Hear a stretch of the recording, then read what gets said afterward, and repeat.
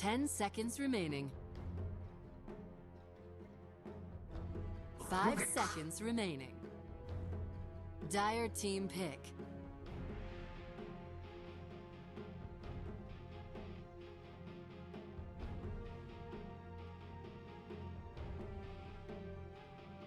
Weaver. Radiant team pick.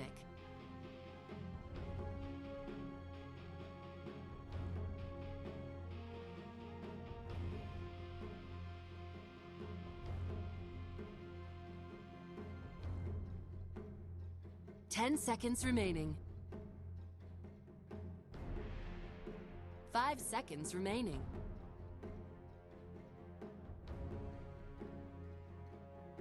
Reserve time. Needs assassin. Dire team ban.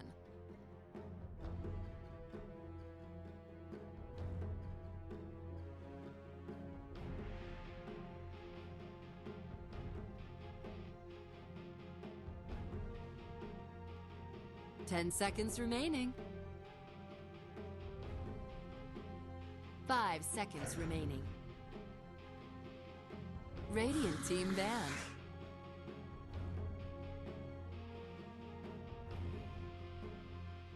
Dire team banned.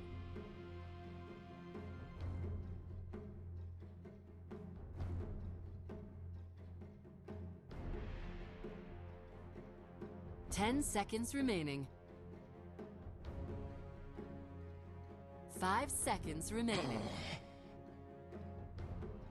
Radiant team ban.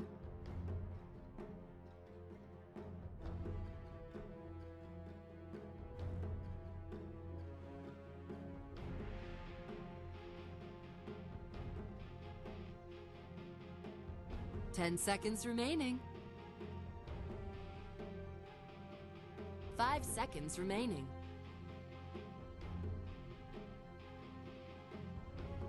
Reserve time.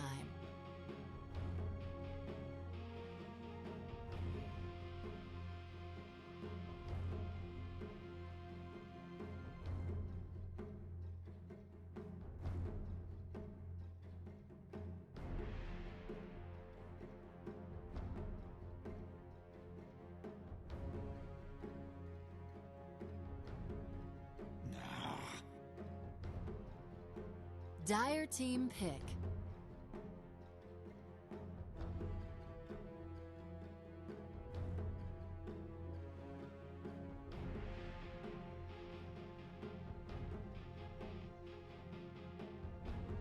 Ten seconds remaining. 5 seconds remaining.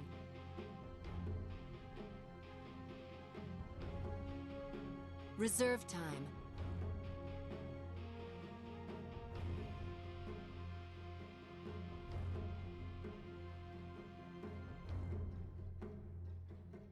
Warlock. Radiant team pick.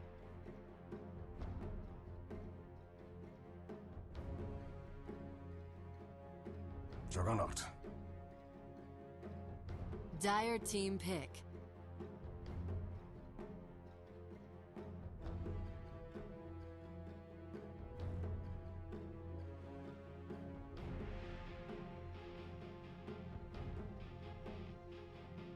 Ten seconds remaining.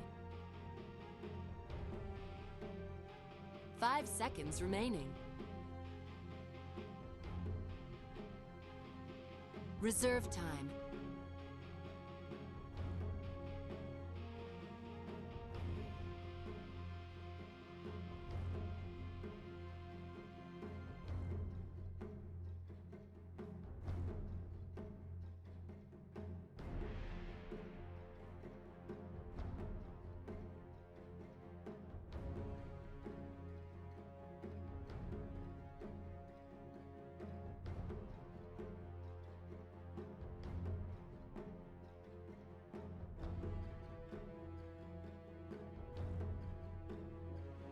Abyssal Underlord.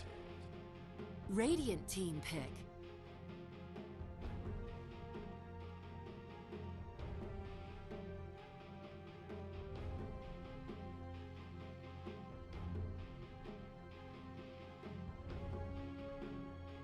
10 seconds remaining. 5 seconds remaining.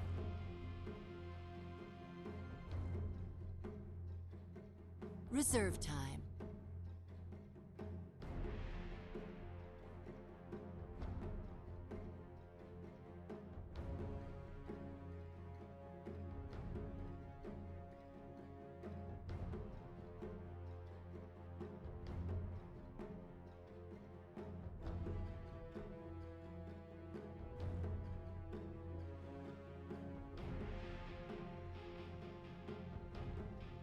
Witch Doctor. Dire team ban.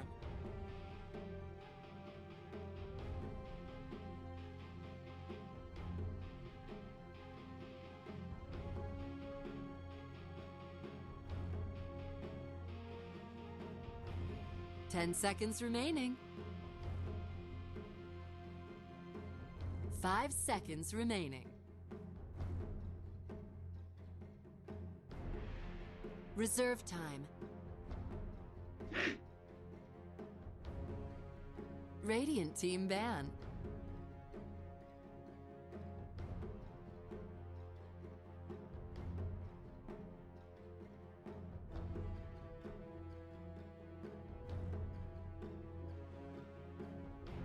Ten seconds remaining. 5 seconds remaining.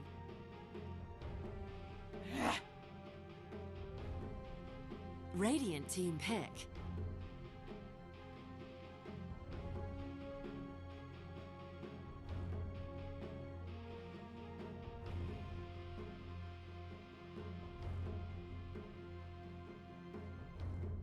Ten seconds remaining.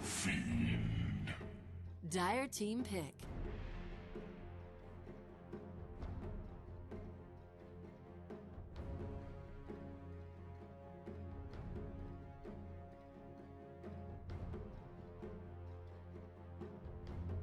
Ten seconds remaining.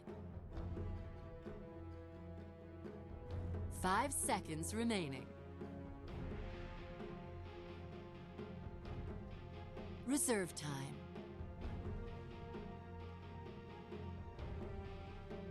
Tinker!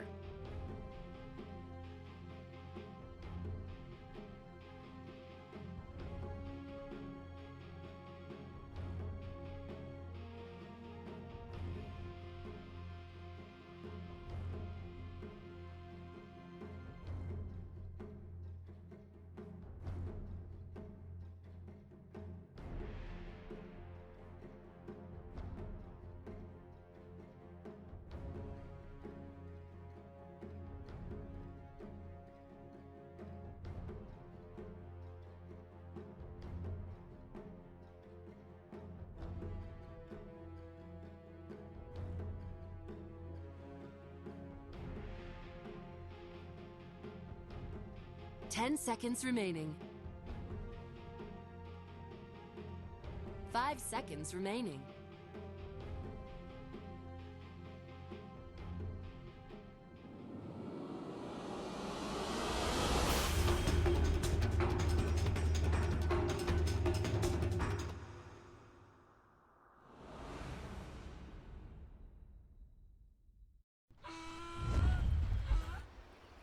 To get that jump on the Tinker and stun him up and kill him. Okay, the Tinker can still work around that. You just have to play very defensively. When you're blinking to side lanes, trying to split push, you just need to make sure that you're not in a stupid position where they can blink at you and then just stun you up. So, we'll see. We'll see what happens. The game has begun. Smoke up on the move, out on the map.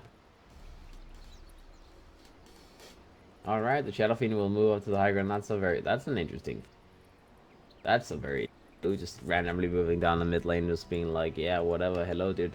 He will pass by, still see that he has an Observer Ward, and he has boots first on that route, because he's going to be playing the position 4, as you have a Warlock position 5.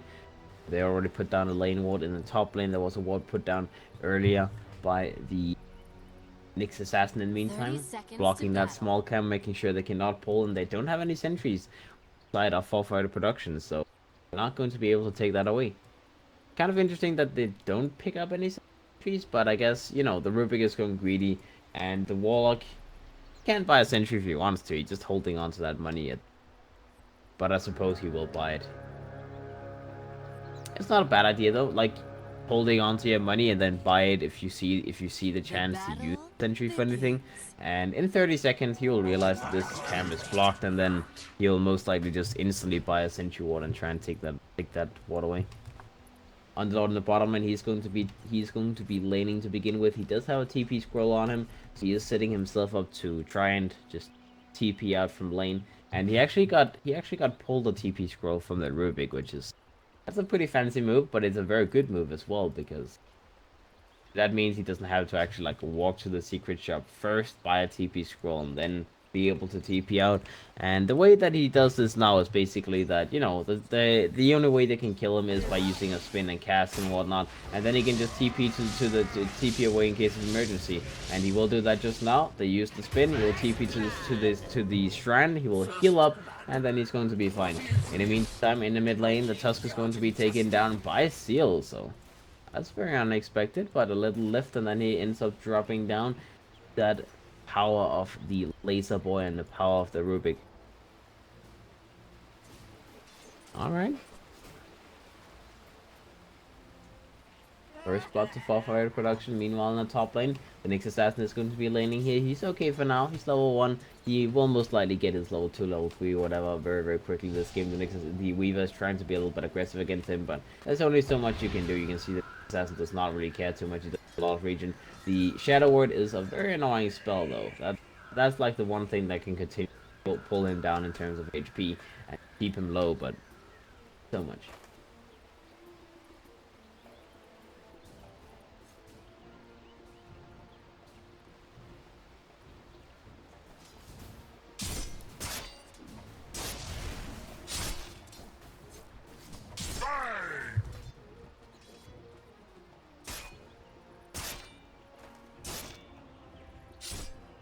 Right. See, Underlord in the bottom lane, level 2 at the moment, halfway through level 2. He just wants to get his boots up and running so he can outrun that Juggernaut, but he already has the boots value, so it's not going to be that easy. Meanwhile, top lane, the next assassin does get taken down, so for fire production, they grab the second kill of this game. The Underlord, he will continue trying to pressure. He does have that Firestorm available, so he can contest this pull and maybe even get a lot of last hits here. That's not something you should let him do, but the Witch Doctor, he's on a rune grab mission, so he's not quite in position to try and do something about this Underlord. He will go in now, the cast comes out. They do have that Malady as well, the cast number 2 will hit him, and the Underlord, he will just quickly go for TP out once again, as he knows that he's going to be in danger otherwise, so he will make sure he does not end up losing his head, lose his life to that Maledict. Well, at least he respects the fact that, you know, they have the damage they need to kill him. So we'll always just go for that TP. And I like that idea from him. It's like, you know, he's making sure that they keep trying to kill him, but every single time he will simply just TP out and not care about it. In the meantime, in the mid lane, we do have the Shadow Fiend dropping down to this gang from Seal on that Rubik, again setting up for a good kill with that double damage from being available. The Tusk tried to save him, but there's only so much he could do. They are playing against a Tinker lane after all, a hero with immense amounts of burst damage in the early game. He does have 2 points in laser as well as 2 points in missiles. Last hit wise, he's a little bit ahead of the Shadow Fiend, only a little bit. But the Shadow Fiend did lose some souls by dying there, so he's not going to be have as good a time as he did otherwise. Juggernaut, Weaver, in terms of safe laning, they're also very even. The offlaners is even in last, and so the only thing that's really separating the two teams is the fact that 458 production is grabbing a lot of kills on the map. Seal, he's a smoke available. He's maybe looking to go for another grab on someone. I imagine that is going to be potentially the mid lane. I don't think there's any kill potential in the bottom lane, so it is probably going to be a wraparound, and then he just goes for another attempt in the mid lane. He's level 2 only at the moment, but that should be more than enough to kill the Shadow Fiend as long as the Tinker has that double burst available, and he does have a bottle available. He will start bottling up. Let's see, we do have the lift wave on the Shadow Fiend. The laser comes out with the missile, and Shadow Fiend will drop yet again. Simple wraparound, and then they get another kill. Alright, in the meantime, RQ in the top lane, the next assassin. Yeah, BU, level 4.5. having a pretty decent laning stage. I mean, there's only so much you can do when the support is roaming on the map.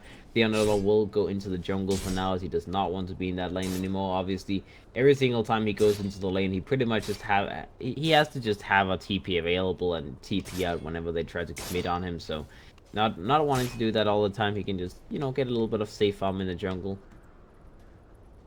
He doesn't have a Quelling Blade, which means farming in the jungle is not going to be that fast, but I guess 2 points in Firestorm does keep him up, and Tusk will go in and try and contest off this farming, and maybe get his level 3 just by leeching a little bit from this Underlord. The Underlord will actually just decide to walk away. He's like, you know, dude, you're not gonna do that. You're not gonna sit here and leech my experience. I'll just walk away.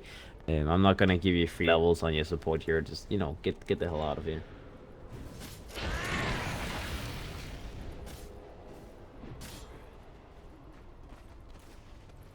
Take that level 3 himself by force.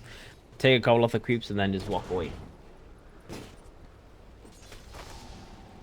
In the top lane, a lot of damage from that next assassin. That level 3 Impale is going to do a lot of work, but now the next assassin might be a little bit in danger. He does have a spike carapace available. Can use it in case of emergency. He gets lifted up in the meantime, though. He will be controlled. Snowball comes out to save him, but he's not going to be saved. He readed it a little bit too much, perhaps, and ends up dropping down either way. Now the Maledict is going to hit Sad Boy on that weave. He's taking a lot of damage, but he's turning around. He wants to do something in return. We'll just heal up with that ring of health, with the tangos healing him back up. That's not going to be any issues. The Shadow Word as well from the Warlock will keep him full and healthy. So no problem there, no problem there. That should help. Garena made a rotation as well now, so now the Underlord does have a little gap where he can just go into the lane and have a good amount of free farm, as the Juggernaut cannot really stop him from farming in this lane. He'll be hit by that Firestorm, and that is going to be level 6 coming online very, very soon on that Underlord. Pretty much the same time as the Nyx Assassin, if not actually later, because the Nyx Assassin has a nice little creep wave here coming towards him. So the Nyx will get his level 6 at 6 minutes, which is very good timing. Underlord, same thing for him. He will actually just go for TP back home. He's like, you know, I don't care about you. I'll just take the farm and then TP out. Every single time. Haste! Alright, 5-0 so far. 4 fire production still keeping themselves very clean in the game, not letting any kills pass by, not letting any deaths slip from their side. They do also have the stronger laning heroes, I would imagine. Oh, yeah, you can say that. I mean, like you've seen in the bottom lane, if the Tusk is not in the bottom lane, the kill potential is just not there because he can just go for those TP plays. They've only been dual laning the Underlord, and the Tusk have been making rotations on the map in the meantime, but he's not really found anything on the map, like, at all. Sure, they have some lasters in the Tusk as well as the Witch Doctor, but they have not really been able to find any kills, whereas Seal on the Rubik, for example, he's been able to get a lot of kills. Now, as I speak about kills, 1 kill happens in the mid lane on the Tinker, as they just run him down with that snowball, and they finally get that kill that they've been looking for. Rubik tried to make a TP rotation to help him, but, you know, there's only so much you can do when they have 3 heroes on top of the Tinker. Not possible to help him. Not possible. Assassin makes a rotation in the meantime. From RQ, he is level 6. He wants to get something done, and, well, he was a little bit too late to the party to help kill the Tinker, but they kill him a second time, perhaps. Oh boy. Sorry for that. Oh. Eating. Radiant's top tower is under Alright, the next not able to get a kill there, as his Vendetta ran out, and, well, he gave up on that attempt. There was no one in position. The Shadow Fiend already used most of his mana, and he was falling back into the jungle, where he does have a couple of camps he can farm. He's almost level 7, so he will have the max raise, and that is going to get a good amount of damage. Trying to finish up this little triple stack camp. That's a good amount of fun going his way. Lasted wise, he is keeping himself with that Tinker.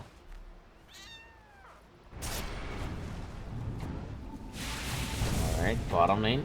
Juggernaut gets lifted up. I mean, he does have a spin and his Omni Slash available. Healing Ward is on cooldown, but, you know, this is just a little bit of harassment from Seal. Not trying to do anything too insane or immense. He will take away one Observer Ward that he guessed was there. In the meantime, the Underlord will try for TP back home, which is using his ultimate to get the hell out of there, and he will be more than fine.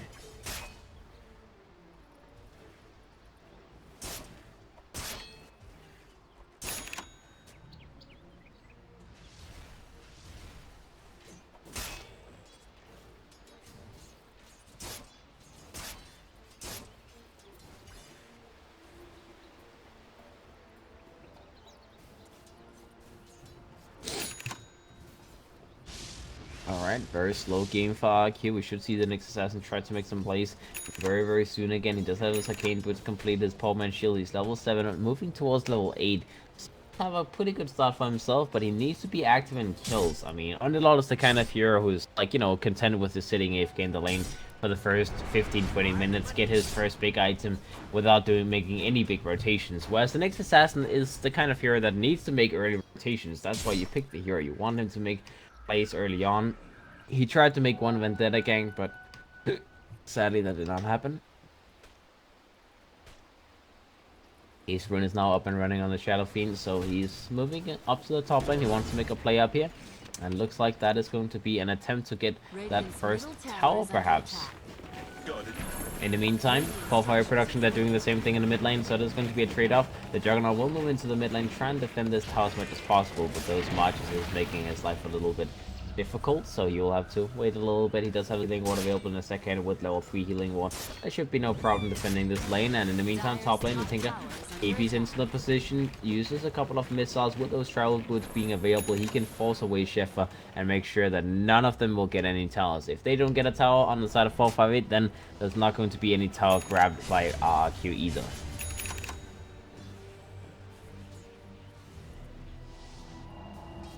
And this is the glory of the Tinker. You know, you have your travel boots completed, then you can make whatever kind of defensive plays you can do around the towers. Make sure that none of the towers will be taken down. The next assassin is Vendetta up, making some moves around, but the Vendetta will expire yet again. They're smoked up behind him. They're trying to make a very big commitment in the top lane as they want a kill, and they want to be able to set up for that tower. This Shadow Fiend is going to be pushing down the tower. Bocarino is trying to heal him up, making sure that he's not going to take too much damage. And let's see, in the meantime, backlines, Sad Boy is, you know, moving a little bit back and forth with that Sakuchi, but he's not going to be able to move out. Now he's going to make an attempt to go out, hits the Kel'Thuzad, goes in with his form as well. We'll do a little bit of work in the meantime. The rest of the team is coming up, smoked up behind him. They do have that Warlock Golem available. The Weaver will be hit by a stun to begin with. The Manatic comes out, the Timeless will be coming out. In the meantime, the Shadow Fiend might be a little bit in trouble as he's taking a lot of damage. He will be slowed up by the Warlock, using that Golem, trying to set up something. The next assassin goes in, Spike Carpus comes out, the Rubik will be taken down first. The laser comes out, the Shadow Word still keeping the Warlock alive. Kel'Thuzad went for the Omni Slash as well on the Underlord, but he's too tanky. He does not die to an Omni Slash level 1 just like that, and in the end it is going to be the Juggernaut dropping down, the Shadow Fiend as well as the next assassin. So all the core heroes on the side of RQ ends up losing their lives, and for Fire Production they only lost the support Rubik. A little bit too YOLO, running into the March, running into the Golem, running into the lasers and the wall damage from the Tinker. So also that was maybe a little bit too much. Also, using level 1 Omni Slash when people is clumped up like that is always a very risky thing, because, I mean, you know, sure, you can kill the Rubik, you can kill the Warlock, but you cannot kill the Underlord with level 1 Omni Slash. He's a little bit too tanky, 1200 HP with stick charges and whatnot. So this guy is not going to drop down that easily. Now on the top end, they go in, they try to set up on this wheel, they stun him repeatedly. Timelapse does come out in the end, though, as the last stun did not come out in time. They'll try to kill him either way. The Manatic is going to do a lot of damage to him, and he will be taken down here. That Sentry Rod making sure they have the vision of him. So even though he did get the time lapse off, he's still going to be killed. Very nice kill there from the side of RQ, and much needed. They just took a very difficult fight, a difficult loss. They need to get something in that way. The Tinker and the Weaver is going to be the two most found heroes in the game at the moment. The Underlord a little bit ahead of the next assassin as well. So all in all, they're doing very nicely on the side of Fire Production. Net worth-wise, they are roughly 1500 gold ahead. The Tinker will pick up his Fling Dagger very soon, only needing 1000 more gold. The Weaver does have the Lincoln Sphere as the first item on his menu. The Underlord was a Helm of the Dominate by the looks. Actually, no, that's a Hand of Midas. He's rushing a Hand of Midas and then going for his Greaves. So very greedy itemization by this Underlord, potentially. That would be very greedy.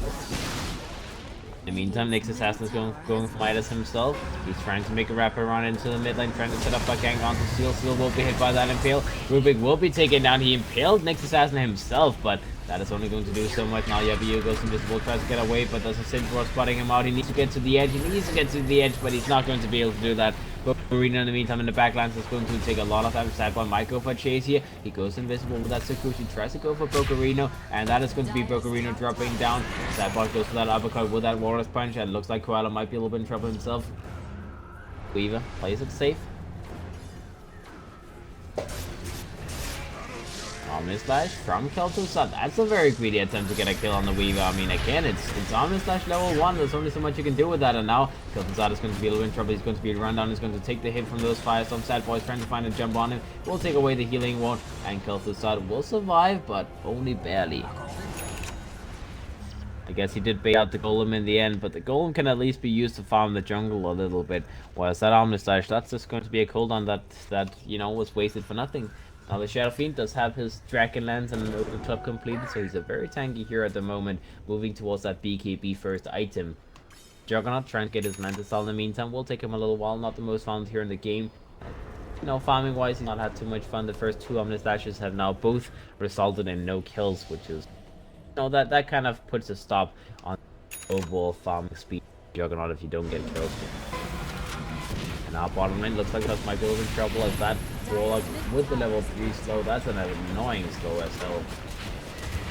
Maxing up heal, not something we see too often, but it is definitely doing a lot of work in bottom lane. That 84% max slow. Radiant's bottom tower is under attack. That is a painful slow, so I don't mind it though. I like having that slow because thing is, you have so many AoE spells from the side of Fnatic production you can abuse by having people stuck in a little area for a long time. You know, for example, Tinga can shoot out multiple missiles. Firestorm from the Underlord can hit people a little bit more. Maybe you can have Pit of Madness applying twice to people as well. So having that upheaval is a very nice teamfight control tool when you have all of these, like, all of these chasing heroes. And you also have the Weaver, of course, with value from that. He does have his Lincoln Sphere completed now, so it's going to be a little bit easier for him to survive. Future, you know, a little bit more tankiness, and obviously surviving through the initial couple of stuns would be very nice for him.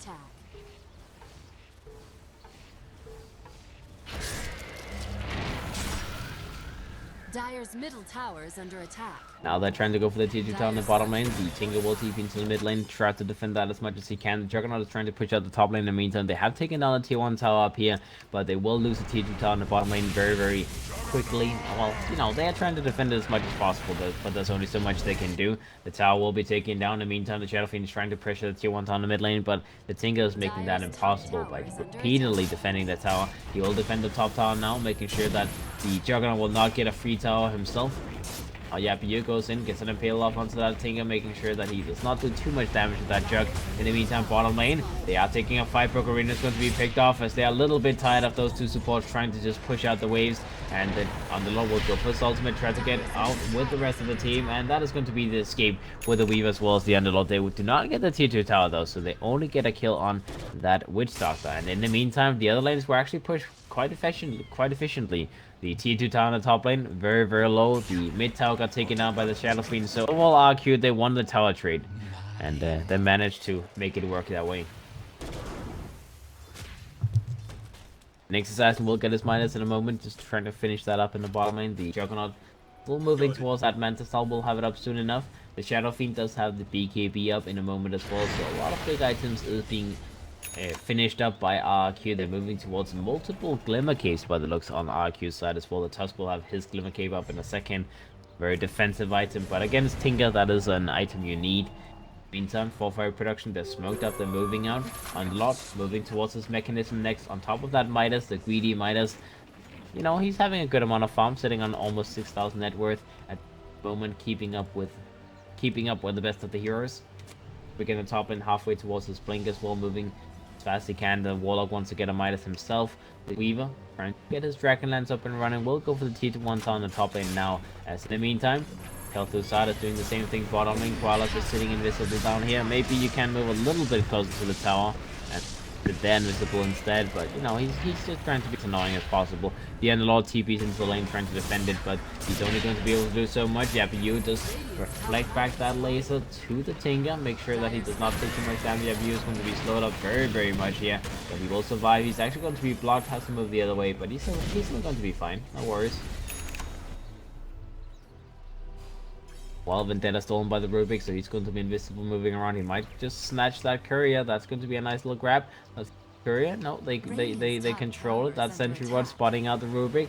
They have vision of him, but oh, he doesn't know what's going on. They see him, they will block him in place. They will have some vision on him. They do still see him hiding in the trees, trying to get himself out of there, but they will give up on the chase. They know that he's probably going to be fine. In the meantime, in the back line, Shadowfiend pops his BKB, goes for his Rec Room. In the meantime, the spin comes out the wall, will be taken down first. Goes for on the side, on the Tinker, and next.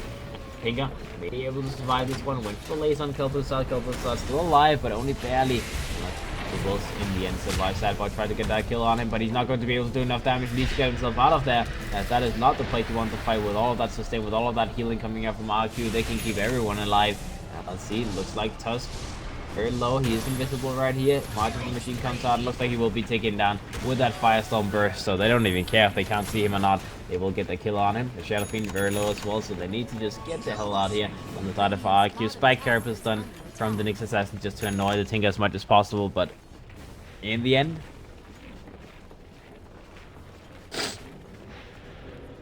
that's a 1-for-1 trade-off. As you know, a little support pick off on the side of RQ, BKB being popped, so not quite the biggest turnaround they had hoped for.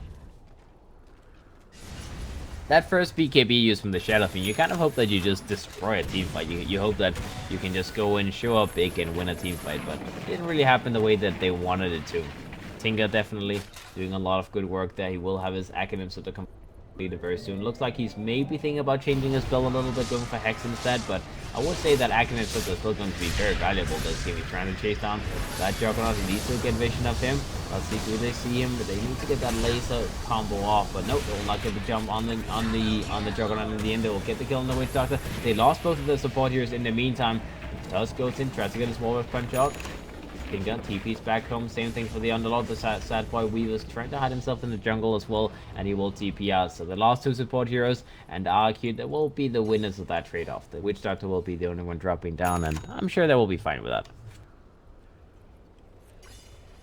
Death and good are linked.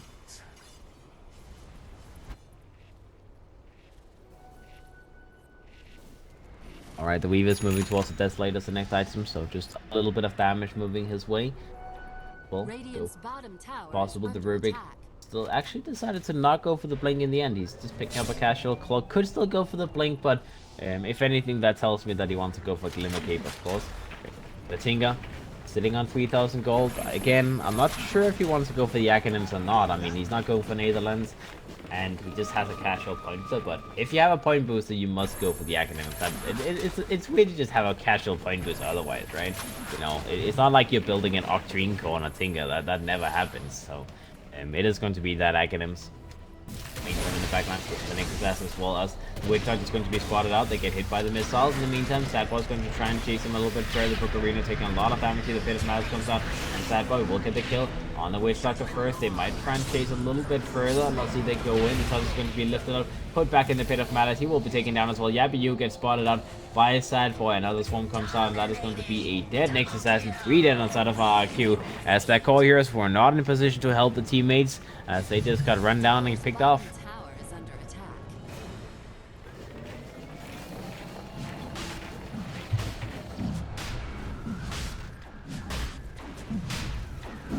That Arcane Rune also did a lot of work with the Weaver having 2 swarms available in that fight rather than just one, so you could continue chasing the next assassin. Now they're gonna go for Roshan, as that is going to be a pretty easy thing to go for.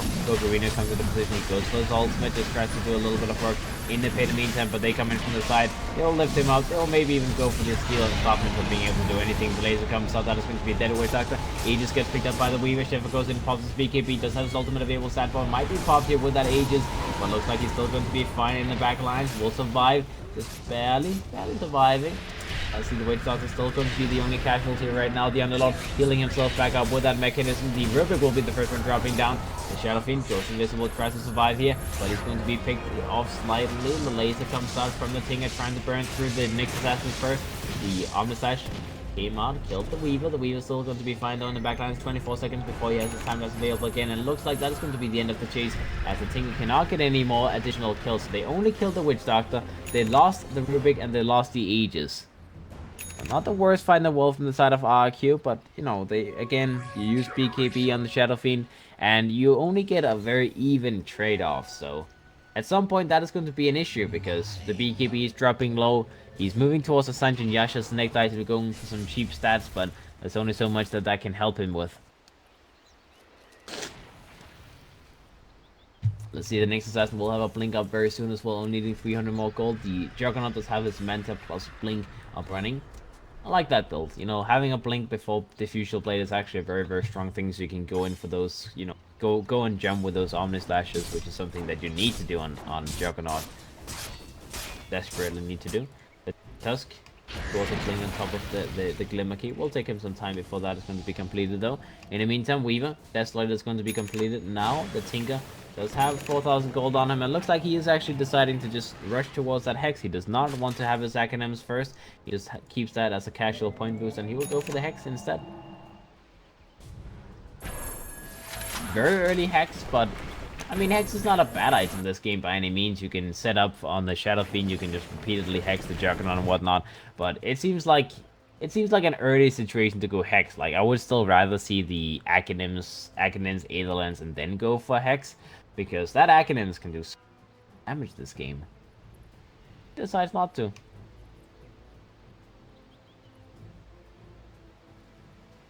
Witch Doctor, lifted up here by Seal, so looks like that is going to be dead. Little Witch Doctor trying to survive here might not be that easy. The rest of the team is coming in. Sad Boy's making rotation on the Weaver as well, and so same thing for the Warlock. He's coming in. The Tinker can TP into position as well, so there's no way that this Witch Doctor should survive. Meantime, top lane, rest of RQ's gathered up, trying to push down this lane. They do have that Sanjin Yasha completed on the Shadow Fiend now, so he's going to be a little bit stronger. There's a blink available from Yabiyu, so he can blink into the Tinker and try to set up for some kills on him finally, as that is something they need to do. The Tinker is an issue, and the one here that can deal with him is going to be the assassin, with that blink being available.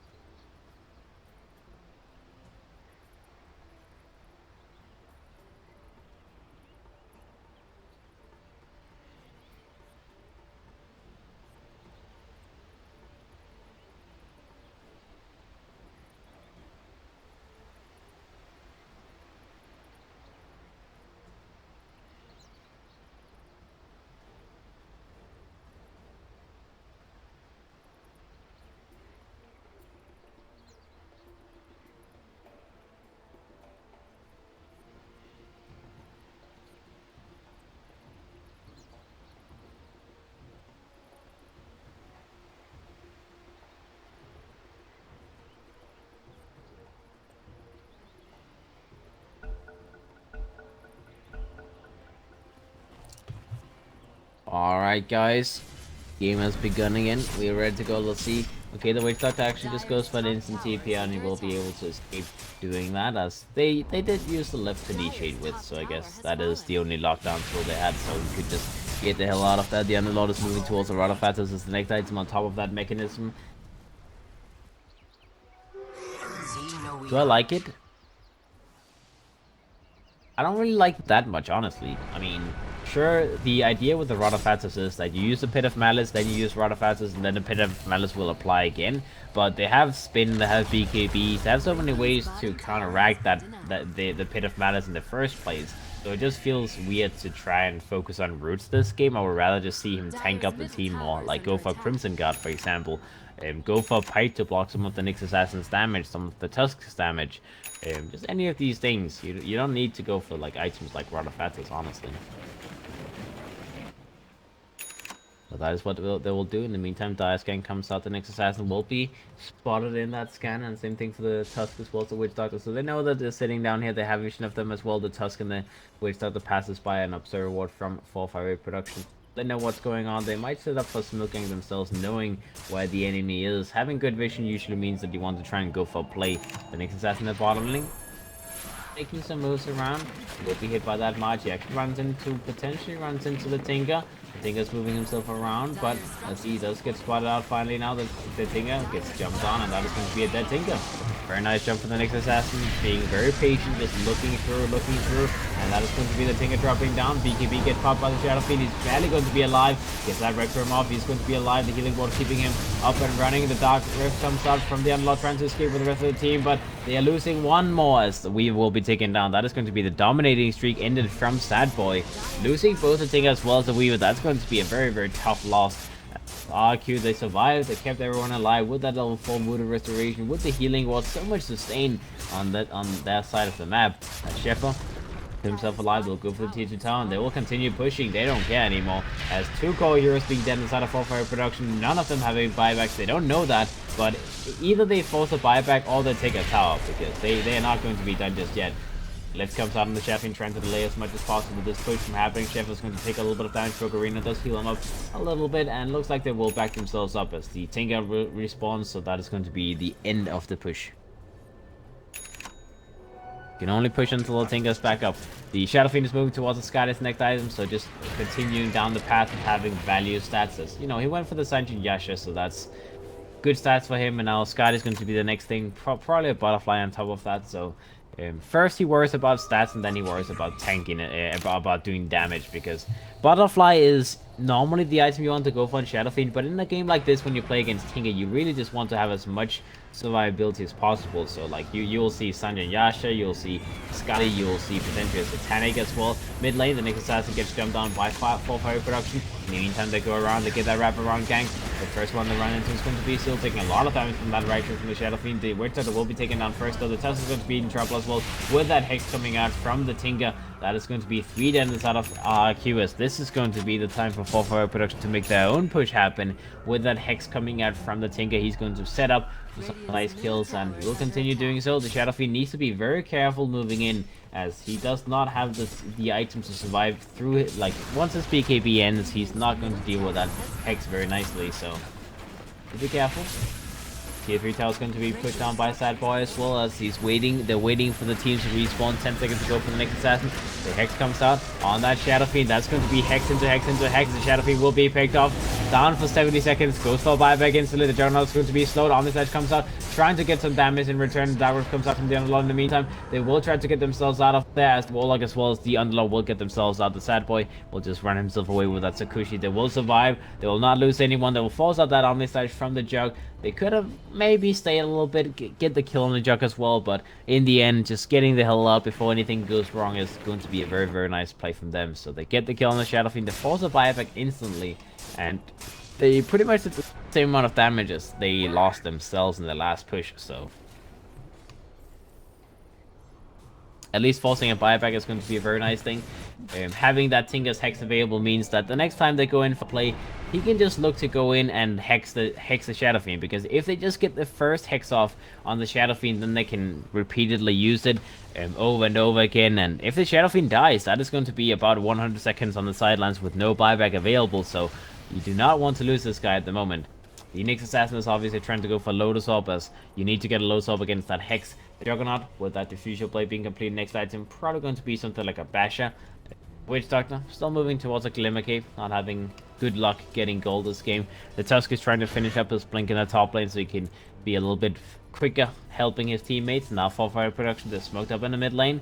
The smoke will break on Sad Boy, but they don't really see who's breaking on. Pokerino will be the first one they spot. Lift comes out. He's going to be lifted up into the Hex Stop, and that is a very dead Witch Doctor.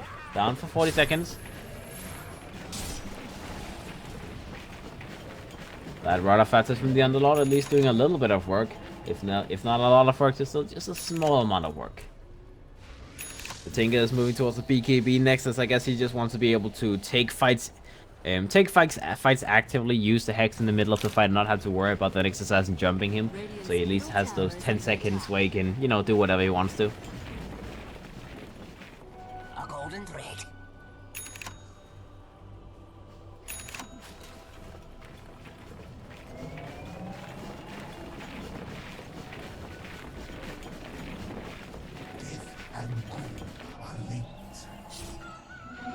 Alrighty.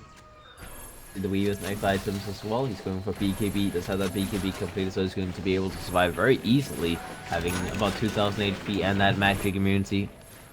Be difficult to get this guy killed. Seal moving slowly towards his blink as well, as there needs a little bit more gold, pretty much the same amount away from it as the Tusk is on the side of RRQ.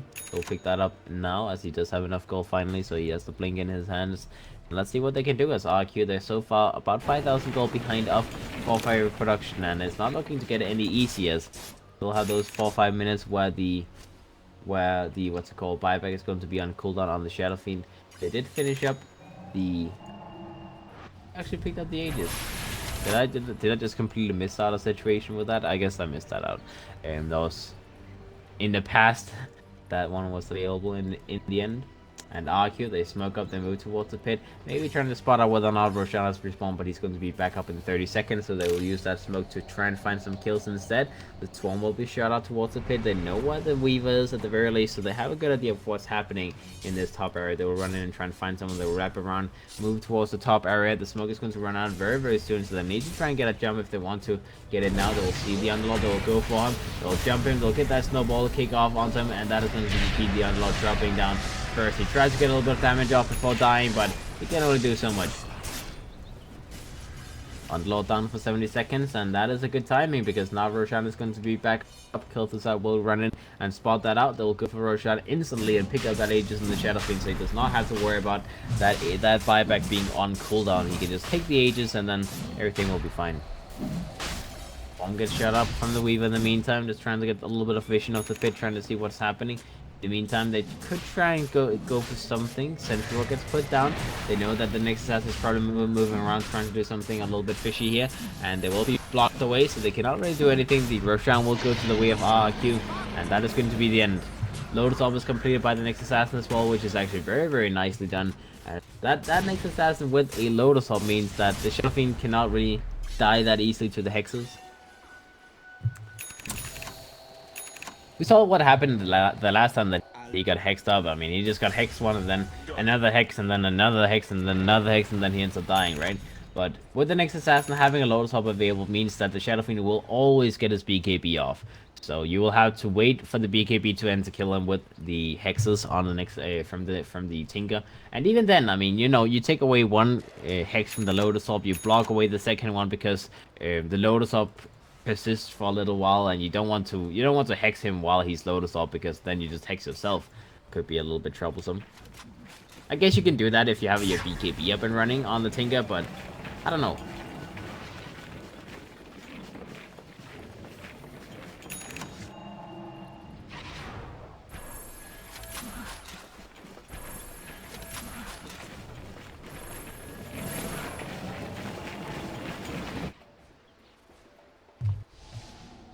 Alright, looks like for fire production they're smoked up. They're moving down to the bottom lane where Weaver's waiting patiently for them to arrive. He's trying to push down this lane, and looks like they want to try and just force back RQ. They know that RQ, they're looking for push themselves with this Aegis being on their side. They want to try and push a lane. They want to try and go high ground now. And, well, the logical thing for fire production is just trying to split push and force them back multiple times until that Aegis expires. So we'll see what happens. RQ. They're moving down the mid lane. They want to take that tier 2 tower at the very least, and let's see if they can do that before they have to defend. As for fire production, they're moving very, very quickly down the bottom lane, and they want to make this push happen as fast as possible. Top lane in the meantime, the next assassin goes up to the Tinker. The Tinker pops his BKB, tries to go to the next assassin in the meantime. With that BKB, he can hex and he can shoot that next assassin without carrying. So that BKB finally pays off. All those lasers, all those hexes would have been bouncing right back into his face if it wasn't for the BKB. So very nicely done, finding a big pick off on that next assassin. And I guess the Nick did not really expect to see a BKB on the Tinker, not something you see too often.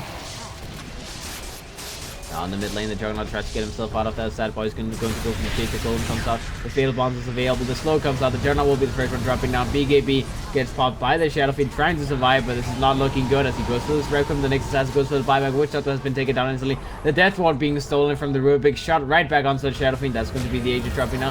The next assassin tries to go in, tries to get something down. The meantime, the Warlock will heal himself up. Will be fine for now. Still surviving. Hex comes out on that Shadow Fiend. Hex will be applied to the Tinker as well, but that's not going to be a problem. The Tinker will survive. He'll keep himself back out of there, almost dropping down. The Tusk tries to get a kill on him, and he's going to drop down himself. The Shadow Fiend dies as well. That is going to be a massacre as RQ, they lose every single person. The next assassin fought back. He's going to be the only one who gets out of there alive, and they lost the Aegis, they lost the Shadow Fiend. That is a team wipe without getting one single kill in return. As for fire production, they're going to be moving down the mid lane.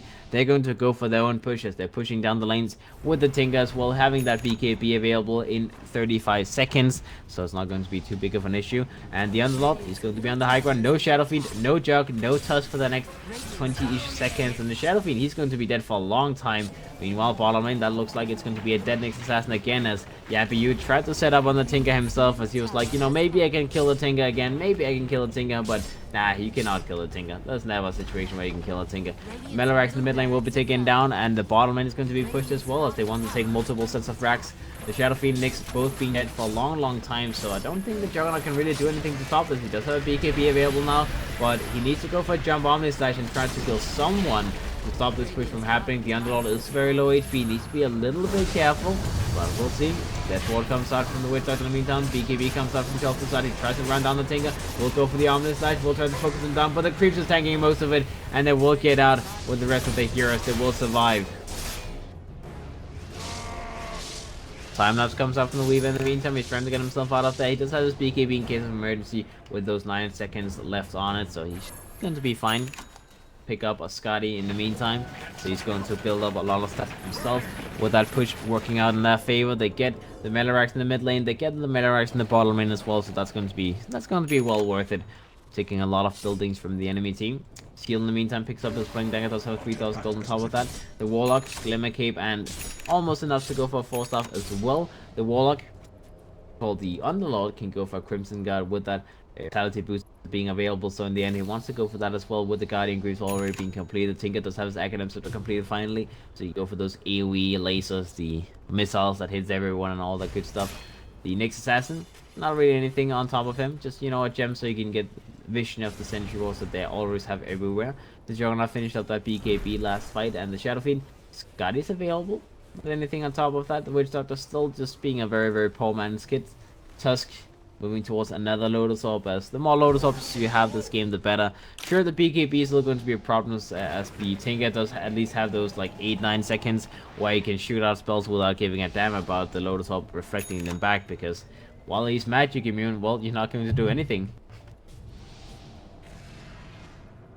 See, they're trying to find a jump in the bottom, and Sad Boy's going to be on the run. He finds Bocarino. Hex comes out on Bocarino. Is going to be the first one to drop down. They go for the lift on the Tusk as well. That's going to be one. That's going to be two. Sad Boy will grab both. Radiant's top tower is under attack. Now they move up the high ground. Rubik does have his heal circle completed now. Moving for more. Just, you know, buying whatever he can with that 3000 gold he had available. The range tracks will be taken down. The range tracks in the mid lane will be the next one to fall as for production. Yeah, they're just grabbing a couple more buildings. Then they will go out. They will go for the shrines. They will go for the tier 2 down the top lane and whatnot. So they're not really able to go for mega creeps with those 2 kills, but they can at least take some more value targets on the map. Or just some more small objectives. Why not?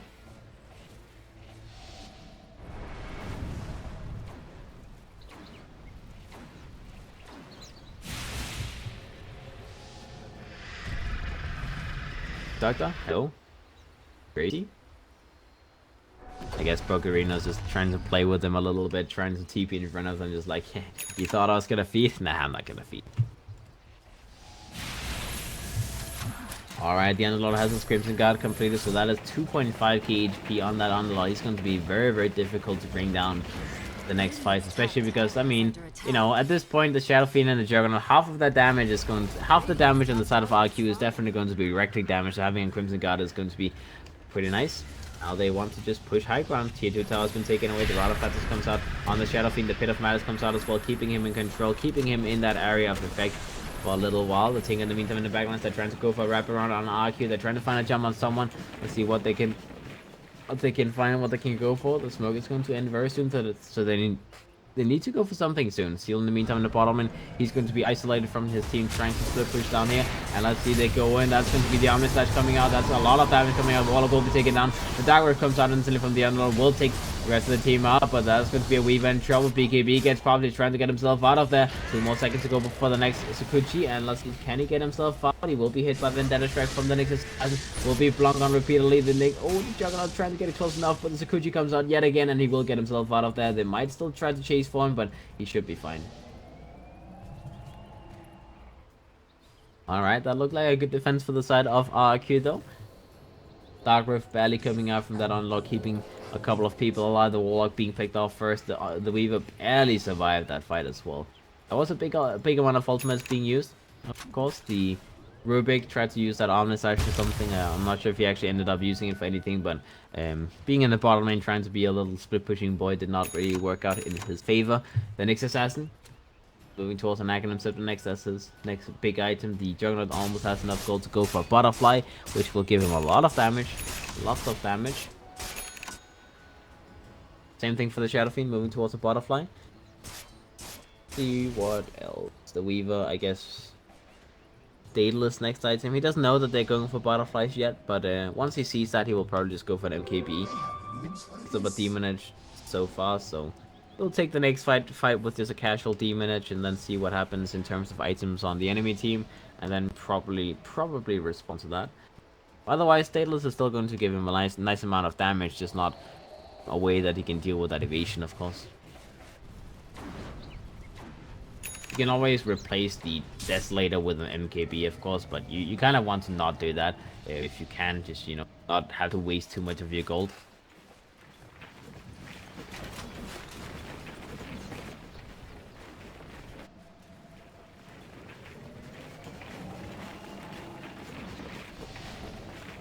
He's going to be level 25 in a second on the Weaver as well, so that means Sakuchi movement speed. And with the Sakuchi movement speed, that means it's going to be almost impossible to get a kill on him. 5-man smoke gang comes out from the side of all fire production. They're moving out, but they are going to be in the middle of that scan, so RQ, they know what's going on. Exactly what's going on. They're moving down the mid lane with full fire production, and in the meantime, RQ, they're trying to just sit on the high ground. They're trying to just keep themselves together. The TP back will happen from Chef in the meantime, and looks like that is going to be the target they want to go for, and he's isolated, he's on his own right now. They go for him, they jump him, the Hex comes out instantly, and that is going to be the Shadow Fiend dropping down, buyback instantly, as the Finger without BKB coming out, he's trying to do as much damage as he can, and will bring down the Witch Doctor as well. He will be killed, Delphosa will be stunned up by the call, and he's going to drop down as well. We'll have to use his buyback instantly, as he's down for 80 seconds, buys back instantly. Next assassin will be the next one to drop down in the snowball, will survive for a little while longer. They try to keep him alive, he won't get the blink away, but the Tusk will have to give up his life for that. Yabiyu will barely survive in the backlines, will be able to live for now. Time that comes out, Yabiyu tries to get the stun off on that Weaver, but that is not going to be happening, as he's just moving himself around like a crazy person. Dark Rift comes out in the meantime, they will just TP themselves back onto their shrine and go for Roshan instead. They have forced out 3 buybacks, gotten a lot of kills on the side of RQ. All of the core heroes buying back, except for the next assassin, obviously the Tusk using his own buyback. They're now going to go for YOLO smoke, as they have to take this fight with lower souls, with no buybacks available. They have to stop this Roshan from happening. And let's see the Weaver is in the pit right now, trying to pick up the Aegis. Will be able to, does he pick it up? He always gets the Aegis. The Aegis are going to be on the ground, but the Shadow Fiend will be picked off instantly. The Witch Doctor will drop down as well. The Juggernaut will be the next one to fall. Next assassin, everyone will drop down. GG gets called, as that double damage thrown on the Weaver, doing too much damage. It's just way too much for them to deal with, and they will all die. As that is going to be the end of the first game, boys. RQ, they will lose it. For fire production, they will take the first game, and we'll see what happens in the second game in this best of 2 series, as RQ Not looking too clean, not looking too fancy in this first one. 14 for 40 in terms of a kill.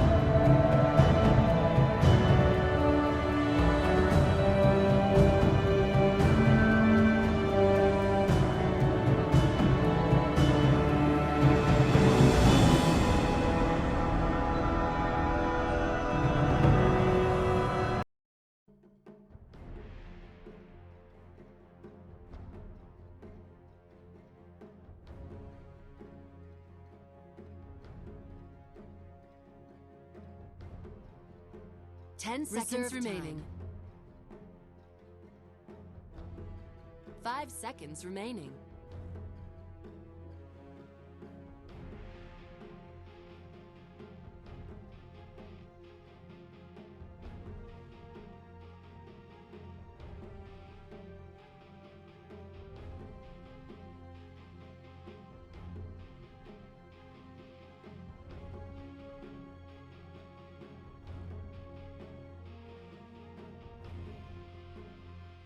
Aw, come on.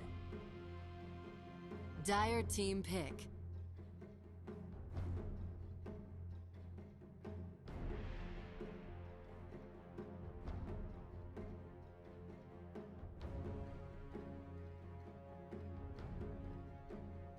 Ten seconds remaining. 5 seconds remaining.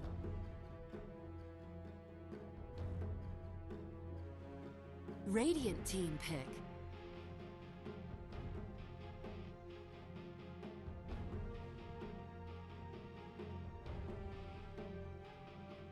Radiant team pick.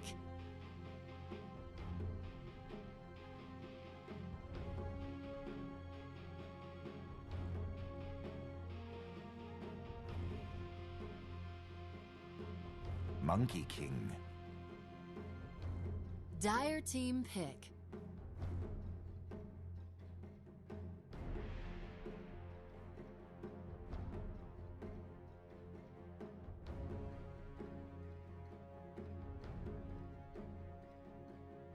Ten seconds remaining.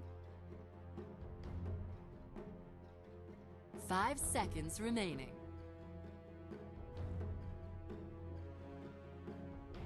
Reserve time.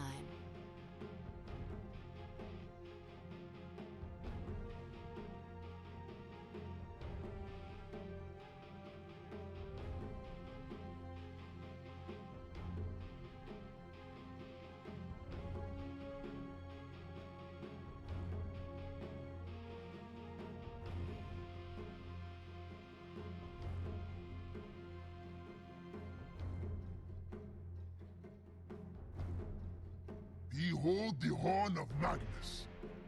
Radiant team ban.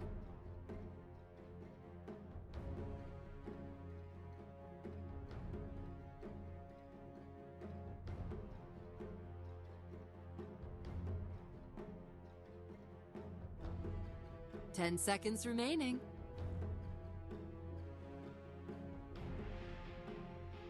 Dire team ban.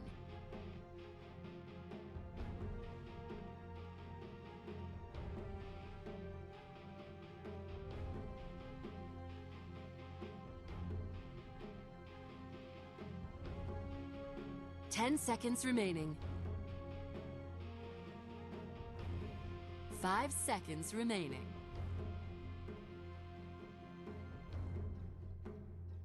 Reserve time.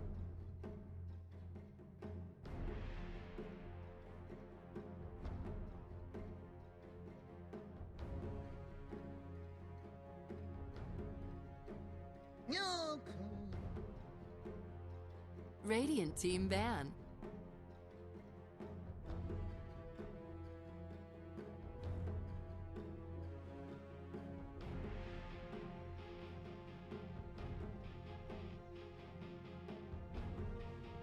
Ten seconds remaining.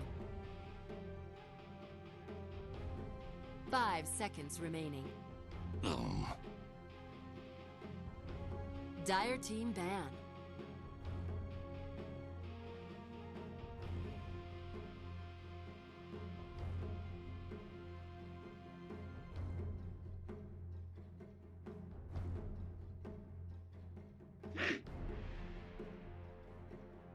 Radiant team pick.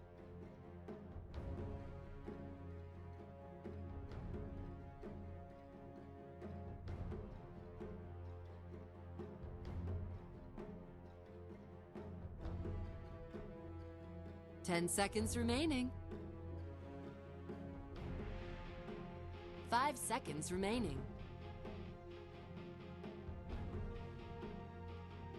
Reserve time. Dire team pick.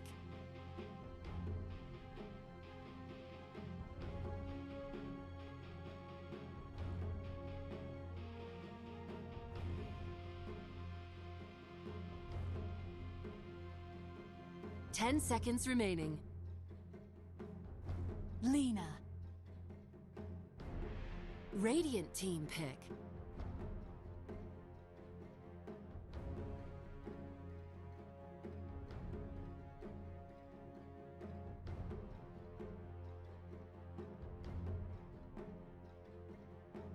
Ten seconds remaining. 5 seconds remaining.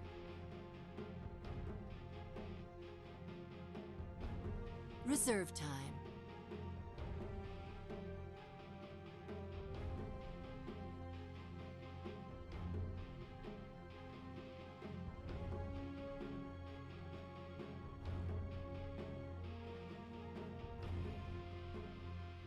Dire team pick.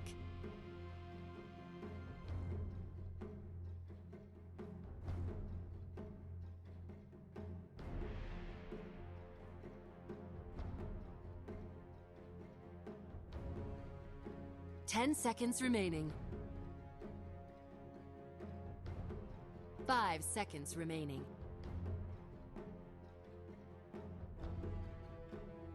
Reserve time. Omni Knight.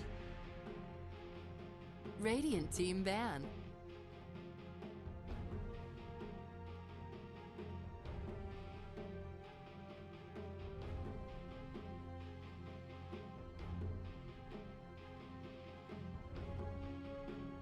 Ten seconds remaining. 5 seconds remaining. Reserve time.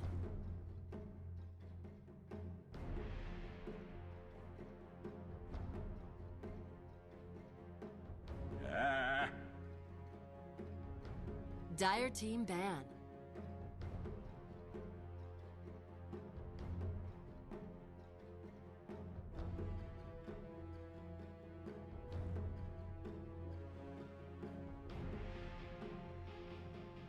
Ten seconds remaining. 5 seconds remaining.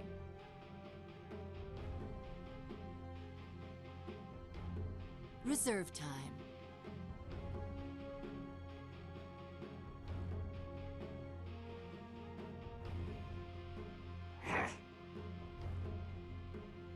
Dire team pick.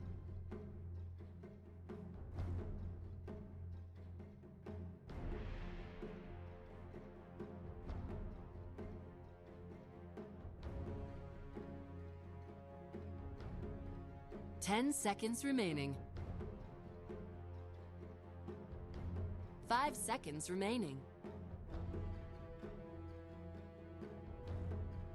Reserve time.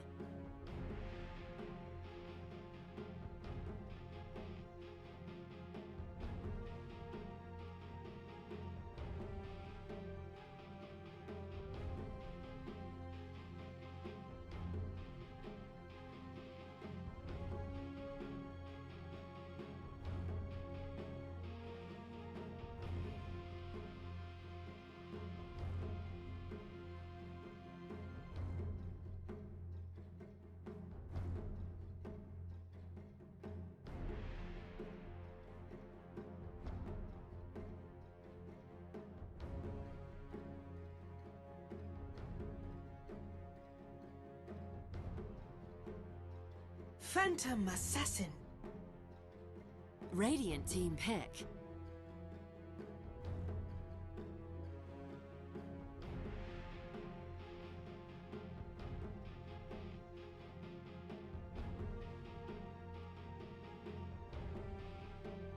Ten seconds remaining. 5 seconds remaining. 5 seconds remaining. Reserve time.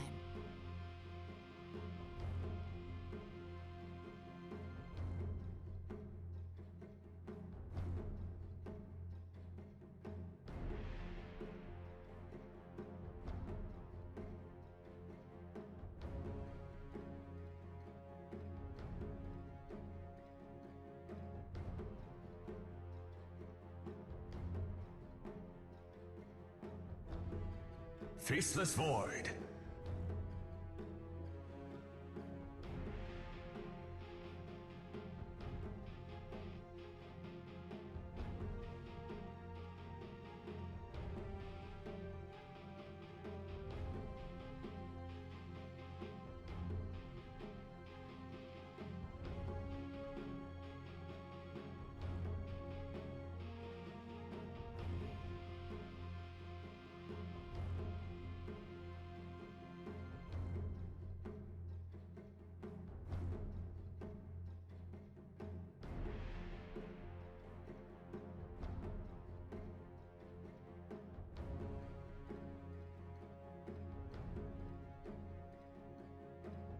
Ten seconds remaining.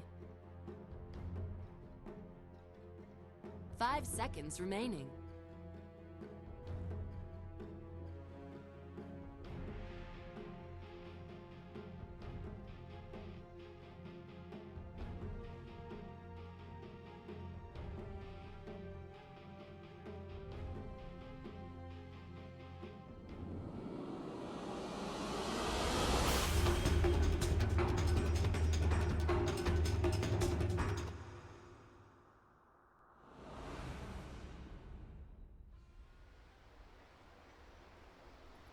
And the Magnus will be a roaming position for support. So we'll see. The Omni will pick up that Poleman shield, and the Magnus will pick up his boots of speed. So he is indeed going to be roaming around and, you know, try to make some skewer plays or whatnot in the mid lane perhaps. Try to follow the Monkey King could also be a logical thing.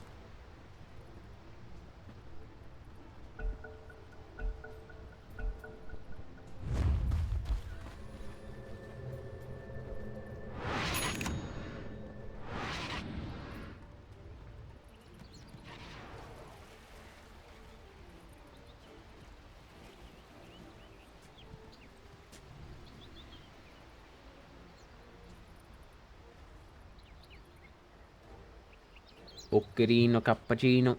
Alright, so the Magnus is going to be hiding himself for now. The Rubik is going to move into position, try to get his own little observer ward down. He's already placed the lane ward. The Warlock is going to stop there. Will place an observer ward himself. He will be spotted out though, so they know that he's doing that. They know what's going on, and they can take away that observer ward if they want to. They don't have any sentries on them though, so they will buy that on the Rubik if anything.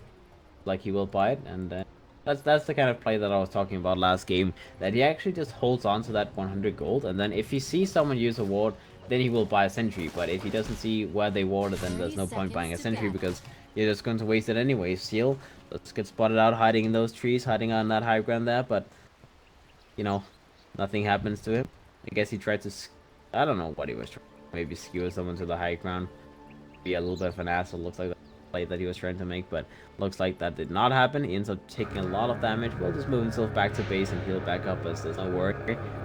Use one of the shrines. There's still plenty of time to work with. He can block the mid lane as well for the Lina, so everything is good.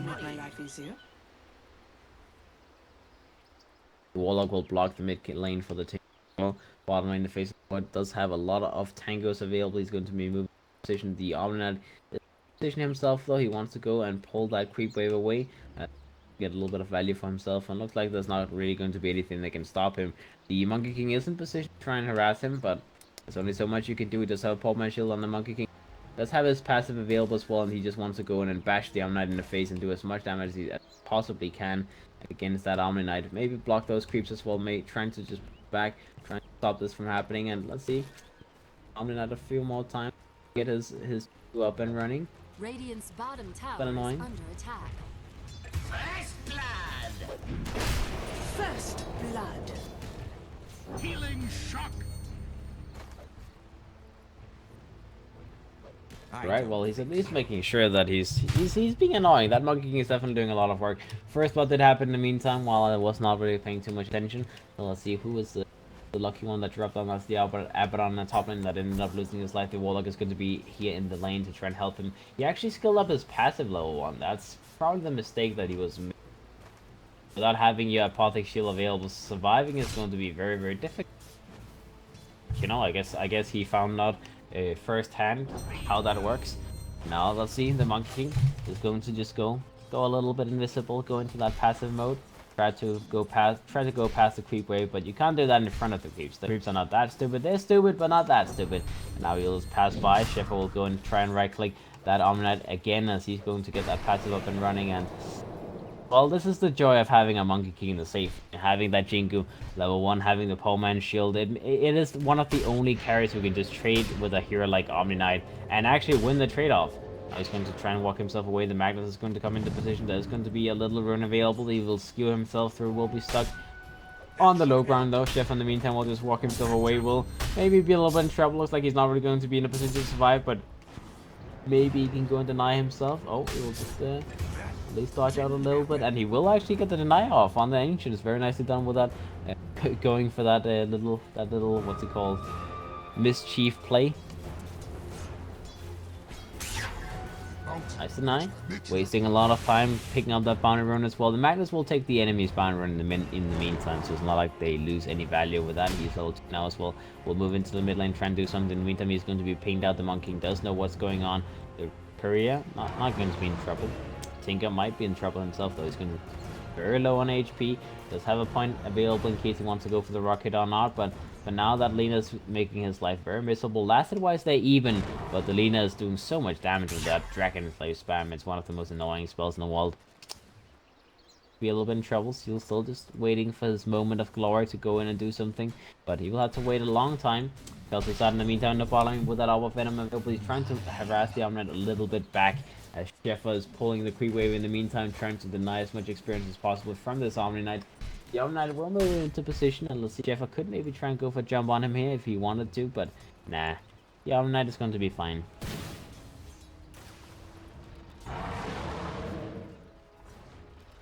Shooting spells at each other like crazy people. They do not like each other. Meanwhile, top lane Abaddon only level 2.5 right now. The Warlock has been leeching a lot of experience. He's going for the Fatal Bonds build this game, and the Abaddon needs to start getting a little bit more in the lane. But I guess he's not really that far behind with the Omnite, and he does have a lot of lasts, 10 lasts on him, while the Omnite only has 6 lasts. Faces what needs to be slightly careful about all of that region coming out. He does have another time walk available, so next purification that comes out is going to be easy to survive against. The Omnite in the meantime trying to pull the creep wave, but that's going to be a little bit too late, so you can't really get that.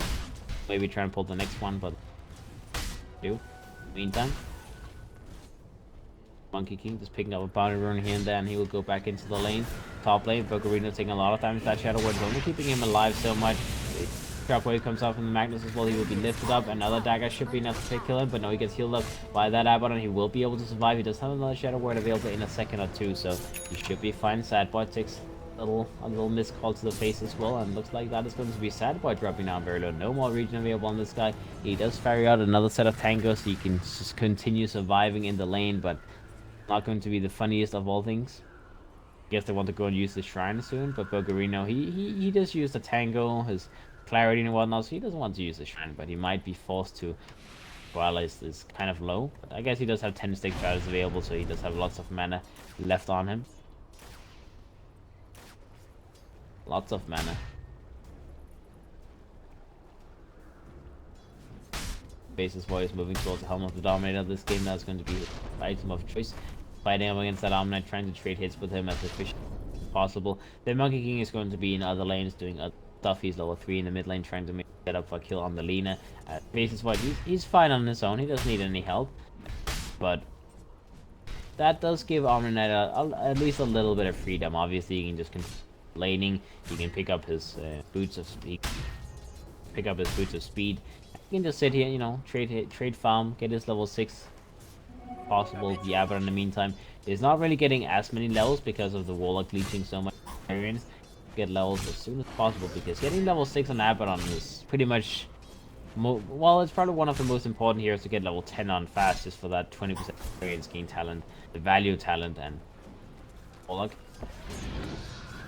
quite getting gone on just yet. Fatal Bombs comes out, as that is going to be a lot of damage done to Sadboy. He's going to have no more region available, and having that little ring of region available, but that can only help him so much. That Shadow Word doing a lot of damage to him, and keeps reflecting damage onto him as well with that Fatal Bond, so he will have to ferry himself a salve or something like that to survive, and he'll have to wait a little bit until he has enough gold to actually buy that. Imagine he will buy a salve now and just, you know, stay in the lane repeatedly, but it's not going that well for him. not a fun lane to be in. The Abaddon doing a lot of damage to him, being a very, very annoying little boy. Bottom lane, Omnite barely getting himself out. TP out of that. Harm's way. Kel'Thuzad gave up on the chase. After the crit was used, he was like, okay, that's not going to be happening. Almost got a kill on him, but almost is not good enough. Still though, the PA is a little bit behind of the Faceless Void. The Faceless Void having free farm, having good levels, having good farm, not really being contested that much. The Tinker and the lane in the mid lane is very even as well, and as offlaners, you know, Omnite, Abaddon both having decent last hits, but the Abaddon is the one forcing moves to be made in the top lane, where the PA is being forced away, and, you know, the Omnite is not really doing anything to the Faceless Void, so that's the trade-off that is happening right now. RQ, therefore, a little bit ahead in the fight. Kel'Thuzad obviously taking some hits in the face, but it only does so much. The PL in the meantime, will run into the Warlock, just trying to go on a warding mission himself, trying to go and, you know, be a little bit annoying, but he ends up taking a dagger to the face, and one too many daggers will mean his death.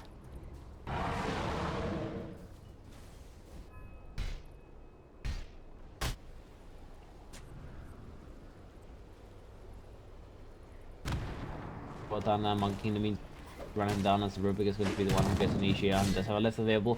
But the boundless strike comes out from the Monkey. In the meantime, he gets that passive up and running. One more hit is all he needs, and then he can get the kill. But oh, the crit from Sad Boy with that Empower coming out. That was a beautiful crit, as Abaddon's not going to be in trouble. He doesn't have his level 6 yet, so that is not going to be a no ultimate, no bueno. He's going to be killed as well, as 458. They get 2 kills in the top lane.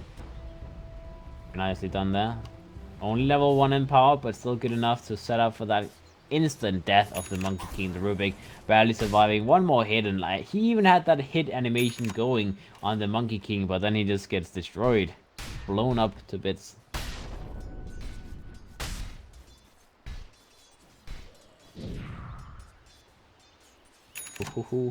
Just you could heal. If just you could heal neutral too, right?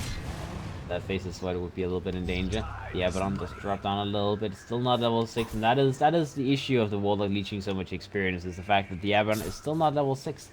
Without level 6, he can very easily be killed, and they probably want to try and kill him repeatedly while they can, you know, if anything, they want to try and punish him as much as possible. He will walk in and try and contest these creeps a little bit, get that level 6 as possibly can, farm as much as he can, and let's see if he can do that. In the meantime, mid lane, Tinga just goes in, shoots a little lace out onto that Lina, pushes him back a little bit, but the Lina so far is level 8, having a good amount of farm, and the Tinga still needs 800 more gold before his trial boost is going to be completed, so not having complete free farm, having a little bit slow off the start.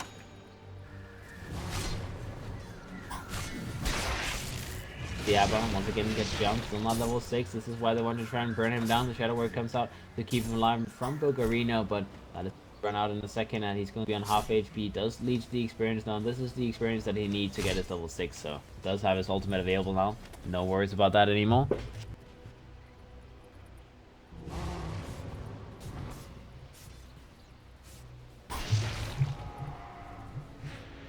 Alright, level 2 Empower from the Magnus, just making sure you can get that Empower value and give it to the PA as much as possible. He'll be the one taking the lane just so he can get some more levels for himself. He does have Arcane Boots completed already, which is decent farm for support Magnus, and well, he's moving towards his playing next, so he's trying to be as greedy as possible. The PA can just jungle, as he doesn't need to be in the lane. With that Empower, he probably jungles a lot faster than he lanes anyways, right? Rubik will leech a little bit of the experience, maybe get his level 6 a bit earlier than otherwise. The PA will continue farming. His Empower will run out very, very soon, so he does not have too much value farming these ancients, but he does have his value that's completed, so it's going to be very, very tanky bottom lane. The Faceless Void ends up dropping down to the lane and making a rotation, using that Laguna Blade to get a pick off, and that is one more death on the side of RQ, as this is game 1 all over again, whereas 458 they're the only ones getting kills in the early game. Seems like this is just how it works. The Omni does have his Arcane Boots completely, moving towards a Midas next, just trying to be as greedy as possible. Same thing for the Abaddon, almost having his Midas done. He only had 300 more gold, so he's going to have it up at a pretty reasonable time. Faceless Void does have his Helm of the Dominator completed as well, trying to survive as much as possible. The Omni is being as annoying as he can, with that spam of the purification, but so much you can do. Repel comes out, they might try to pull on him now, as the Faceless Void goes in, goes for the Chronosphere in front of him, and that is going to be a troubled Omni-Knight. Does have a heal available, can he get the heal off though? That's a question, no he cannot, as Sheffa will bring him down. That is the first kill to the side of RQ. That was 3 heroes making a rotation though to get that kill, so lots of commitment being used. They try to go a little bit closer, they do have the RP available, could maybe transfer in through Koala. He does have that ultimate coming out. They do have the RP available in case of emergency. Let's see, do they go for the RP? Sad Poison trying to bring him down on his own. He does not want to commit anything heavily, and he will not be able to get the kill. 50 seconds cooldown on that ultimate though, so maybe they can go for the tier 1 tower now. As, you know, sure you don't get the kill, but at least you can get a tower. That would be the appropriate trade-off. The Abaddon does have his Midas not completed, so he's moving straight towards that level 10, get that experience talent, and then he's going to get levels like no tomorrow. He's going to be able to get lots of experience this game.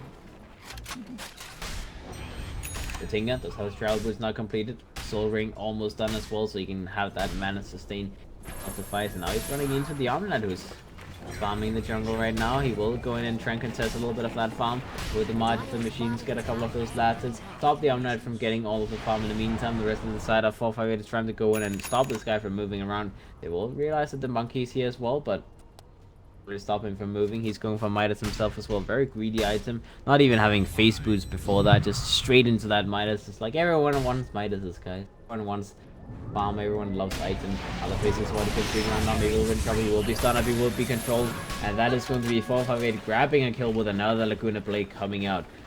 Faceless Void, you know, that's that level 3 slow, actually level 4 slow from the Omni-Knight.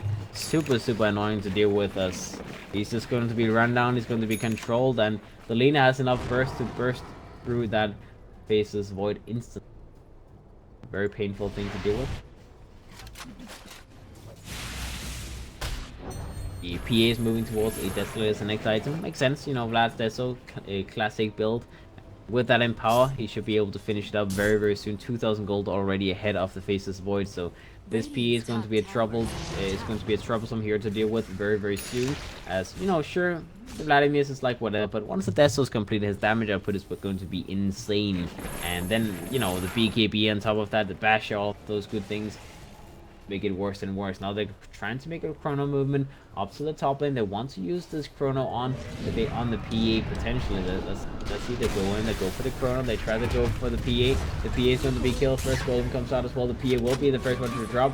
Seal tries to skew himself back. He does have his LP available, but he will be killed before he gets to do anything. That is going to be a nice little pick off. Do that on side of 458 production. Tilted side is trying to chase through for that Rubik as well. He wants to. He's not going to be done just yet. Chronosphere comes out, trying to give him a bit of space though. The Rubik might get out, but no, he runs into the Marsh and he will be killed. Tinga himself though will be killed in the backlines by this Lina. The Lina comes in, tries to fight on a little bit further, but this is the Faceless Void, Abaddon, Warlock. There's a lot of heroes here. Maybe one hero too many. Lina needs to be a little bit careful. He's trying to move himself the other way. The Omni-Knight does have a repel available in case of emergency. Will go for the repel, but if they just get one bash off, the Faceless Void does he go for the YOLO bash? Question. Does not. He's going to play it safe. Monkey King is not going to play it safe though. He wants a Lina, and he will get the Lina. He will be skewed in the face though in the meantime. Still have that RP available, but the rest of the team is still here with the side of RQ, so they cannot get that Monkey King punished. They cannot get the kill on him, and the Lina is going to be a nice pickup for the Monkey King. That's going to be his Midas pretty much completed on the back of this tower, as well as he has 1,000 gold on him. Abaddon with the Midas, start moving towards, I would imagine, like Mechanism, something like that. Mechanism, Guardian Greaves. Maybe he goes for Radiance Rush as well, also very common item on Abaddon, like Radiance, Solar Crest, all of these. See? The Tinga. Halfway towards his blink now. The Faceless Void moving towards that Mantis style next. What else is happening? Wait, Midas is done on the Omni-Knight. Nothing else being shown right now. Magnus, 300 gold to go for his blink. Lina is moving towards that Bloodstone as PA. About 600 gold to go for his Desolator. Dying in the top lane was a little bit unfortunate, but now they can fight while the Chronosphere is on cooldown, but look like they're not really managing to fight anything, as the Tinga's keeping the towers alive, just spamming out the marches, so it's very difficult to use that downtime of the Chronosphere for anything productive. At RQ, they're just playing safe, and then, you know, they're defending the towers. That DD could be a game changer, though. Dire's top tower I mean, is under honestly, attack. you can just go for Roshan now with that DD. But it looks like he wants to just finish up some items first, wants to get that Desolate up and running. So he will take a couple of farmed camps, those up.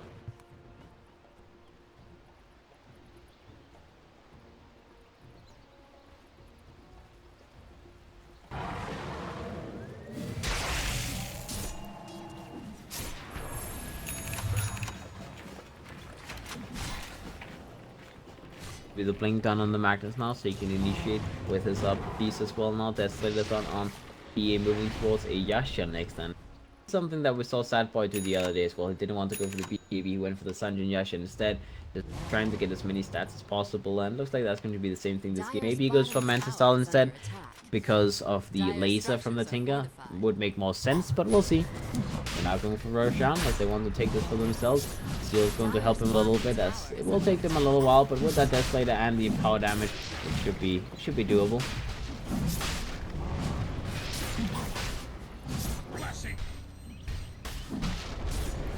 Dire's bottom tower has fallen.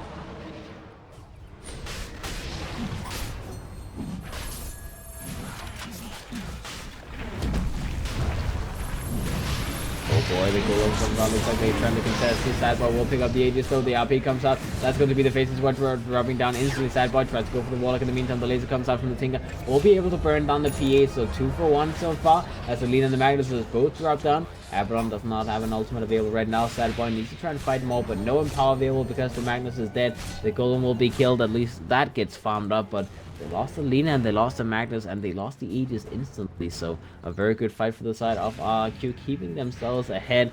And the Abaddon, that's a fight without the Abaddon even having his first big item, as he's still banking up gold. He's going for that Radiance Rush. He's only about 400 gold away from the relic, so that is going to be a nice Radiant timing. In the meantime, the Tinker does have that blink complete, moving towards probably, like, you know, the classic Aetherlands Acronyms build. Maybe he goes for an early Hex as well, like we saw in the last game, but we'll see. Monkey King with that minus being completed, he's moving towards the next item, sitting on 1700 gold, so this is going to be a very impactful Monkey King game, as he's sitting on a lot of net worth. He's moving towards the Shadow Blade next. Survivability, so he can use his ultimate and be a little bit sneaky in the fights. Yeah, I don't mind that. I mean, normally you want Basher on Monkey King, but honestly, this game I would rather say that you just want to do damage with the ultimate. You just want it to be a painful spell. Radiant's bottom tower is under attack. Faceless Watch still trying to move towards that Manta style, having not the best time in the world finishing up items, as it's the Abaddon as well as the Tinker who is the farmed heroes inside of RQ, whereas the rest is kind of falling behind. The Omni Knight have his Guardian Gears completed soon, just picked up a mechanism. Rubik, not anything on him just yet. The Magnus also just banking up some more gold. The Lina just does have that button completed finally now. And the PA, Vladimir's Desolator. We'll see what else they can finish up. See what else.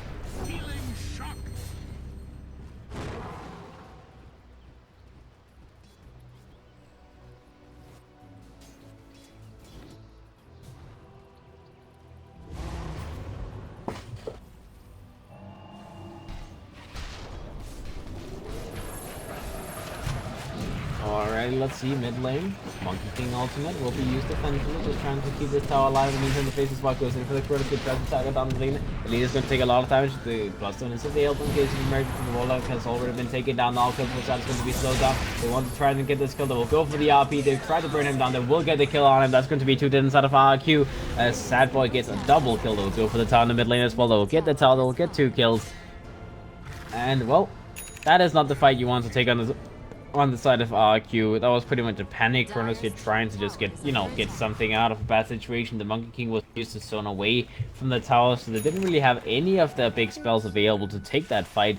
The Tinker was not in position. The Abaddon was in the top lane pushing out, finishing his Radiance, so that was a very, very poor fight for RQ. Despite them probably being ahead in the fights, having a better fighting lineup right now, they just weren't in a position to take that fight, and that's why they lost it. They destroyed.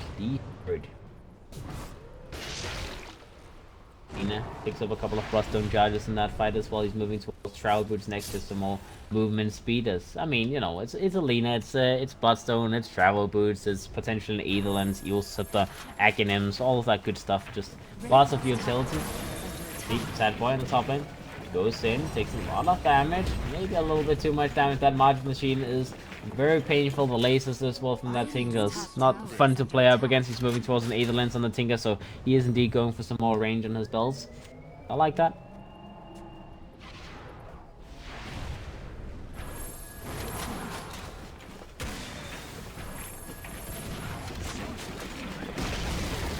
Radiant's top tower has fallen.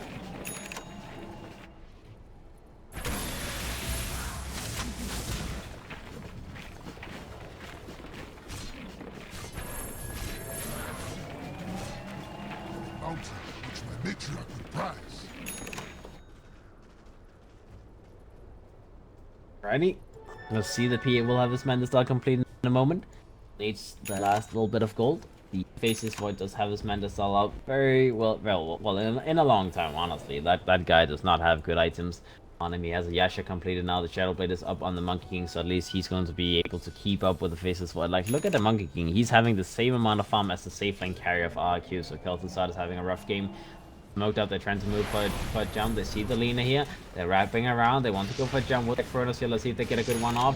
As they go in, they go for the Chronosphere, they set it up, but the Rubik is going to be the only one caught in the Chronosphere. They're trying to kill him first. The Rubik is taking a lot of damage, but it's not going to be enough to kill him in the end. The Monkey King goes for his ultimate in the meantime, stones away from this fight. Sad Boy wants to go for a jump on Kel'Thuzad in the meantime. He will go in, he will try and pop something, and let's see who decides to go for first. Abaddon ultimate will be popped by the Rubik, stealing that away from the Abaddon, so the Abaddon does have that on cooldown for now. They could try and get a jump on him, but looks like that's going to be the end of the fight. RP available Guardian Angel did get used from the Army Knight in the meantime, but didn't really commit that much on the side of 448. Still having RP available means they can fight. What's it called? The Faceless Void obviously using his Chronosphere, the Monkey King using his ultimate. They still have a Golem available, but I would say that 448 production, they can potentially smoke up now and then just go for a fight. Aetherlands on the Magnus, as he loves to get Aetherlands on this guy, on his support Magnus, and I guess the idea behind it is just to have more range on your blink, so you can blink a little bit further and go for those long reaches with his skewers and his RPs. Top lane the Monkey. Wait, does that have a Shadow Blade in case of emergency, so you're fine. Fine.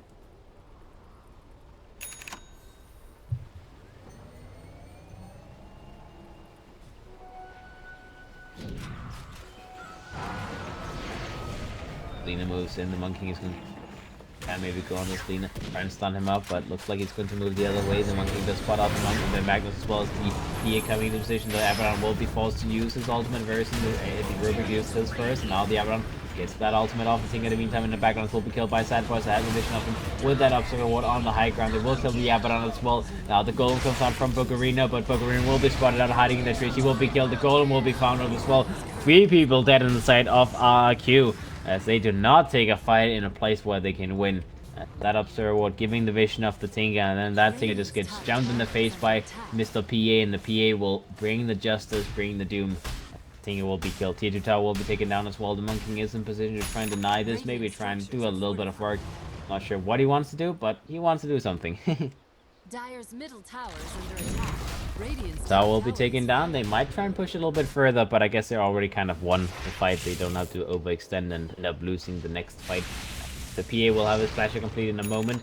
The Armor Knight will have the next item done as well. Guardian Grease probably completed on him, and then I guess you move towards like something like a Lotus Orb. Looks like a heal set on it. Not a bad item either. Rubik, 1000 gold on him, not really having any big items on the menu. The Magnus have 1000 gold as well, maybe moving towards like a Glimmer Cape 4-star build next. The Lina does have the Travel Boots up, moving towards the Shadow Blade next. We'll have that completed very soon, as he's getting very speedy on this guy. Very spoody. Slider. Meantime, RQ, Aetherlands on the Tinker. There was a Hex as well, so pretty much the same thing as we saw last game, just with an Aetherlands rather than having a point booster, which also kind of a weird item. Faceless Void still trying to finish that Mantisal. It feels like a never-ending mission finishing that item, and I mean, Mantisal on Faceless Void is still just a setup item. You need a damage item after that before you start doing anything in the Chronosphere, but take him some time. The Monkey King is moving towards that Skull Bash, and next the Warlock trying to get a Midas for himself. The Abaddon does have his solo quest completed very soon on top of that Radiance, as he's one of the heroes who's having a good amount of farm. He's actually the most farmed hero on his team because of that Radiance and the Midas. He's managing to keep up with even the Lina. But PA, that is another story. That is a hero you cannot continue farming up against us. That much value. The Abaddon will pick up a couple of, get his next ultimate up and running, level 3 ultimate. It's gonna be very nice. Very tanky as well with that medallion being available. The solo quest will help him even further, but he needs a lot of items before he can properly help his teammates. As the solo quest is like a step in the right direction, then you need maybe like an assault class on top of that before you're going to be a truly scary hero.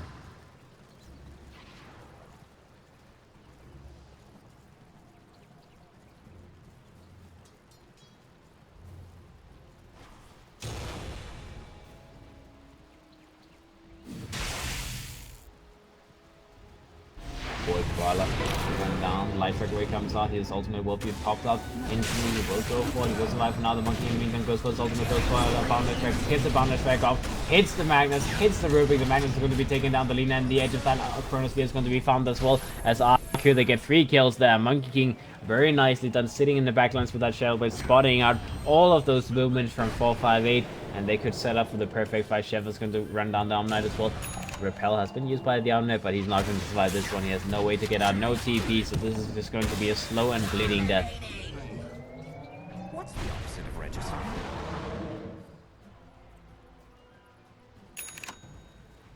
Alright. All dead inside of full fire production. The Bloodstone value kind of lost on the Linus. He's going to be down to 10 charges now, so very, very good fight. RQ, they're going to take away a little bit of that net worth lead from 458 production, and that is finally going to be that Mantisal complete on the Faceless Void. The Basher will be up on Chef, and now the Golem is going to be played with. He goes to the Golem in the mid lane. They're trying to take another fight. Sadboy taking a lot of damage. The Boundless Strike. The PA will be killed. The RP is great from Steel, but it's too little, too late, as the PA will be killed. The Lina will be killed as well. Another set of Bloodstone charges lost. The Rubik and the Magnus will be healed up because of that Bloodstone popping, but either way, that is going to be more deaths on the side of 458 production. They use the RP, so that cooldown is going to be not available to their side for the next fight. They lose the tier 3, the tier 1 town in the mid lane as well, and well, that looks like a horrible fight for the side of 458 production yet again. As I mean, 4-man RP is amazing, but if the PA is not alive, then you don't have the damage to kill them. The Nina was not in a position to get his AoE spells off either, so that was just, one thing going wrong, and then suddenly 10 things goes wrong. Now they will lose the Roshan as well, as that is going to be picked up by RRQ. The Diffusion Blade will be up very soon in the Faceless Void if you want to go for that. The Monkey in the meantime killing the Omni Knight as well in the top lane, as this guy, I was talking about how much farm this guy had, and he's definitely making the plays for this Monkey King. He's sitting on 10,000 net worth at the moment, higher net worth than the Omni Knight on the enemy team. He has his Basher, his Shadowblade, his Midas, and I mean, once he gets maybe a damage item up and running as well, this guy is going to just solo kill people easily with his ultimate. He already proved that he can solo kill the Omni Knight, and solo killing other people like the Lina is not going to be an issue for him either. The Abaddon does have a solo quest completed now as well, 2,000 gold on top of that, so getting to the point of no return where he's going to be scary. Maybe picking up something like an Octarine Core next, just so he has lower cooldowns on all of his spells. Magnus, quite getting anything done there. The Tinker almost have enough gold to complete his Hex as well, so that's going to be another big item that they had to worry about. The Faceless Void slowly moving towards that Diffusion Blade, still needs about 1,500 more gold before that's completed, but once it is completed, he's going to be a scary hero as well. One more thing going wrong. Midas is up on the Warlock, so he's finally able to get some farm for himself. The 4-5 production, Omnight moving towards that Eel Scepter still. The Rubik halfway towards his Blink Dagger. The Magnus not really getting anything just yet, 2,000 gold sitting on him.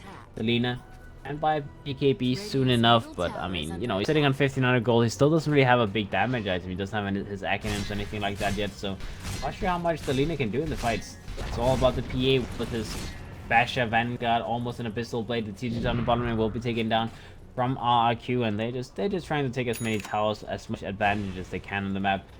they can, as they have that Aegis, of course, in the Faceless Void, so they want to use it for as many towers as they can possibly leech out of a 4-5 production.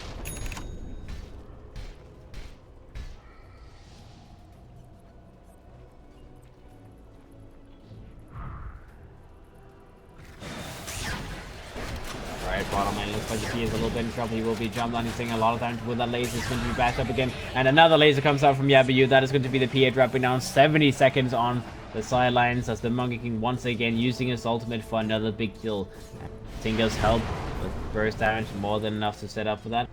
Lina in the meantime trying to find a jump on someone. He will go for the dust. We'll find the dust on the Monkey King, but I mean, that doesn't really do anything. You know, sure, you can see the Monkey King now, but he's in the tree, so you cannot reach him. T2 down the mid lane will be taken down. There's still 50 seconds to go without the PA, so they might even try and go for high ground with that Aegis still being available.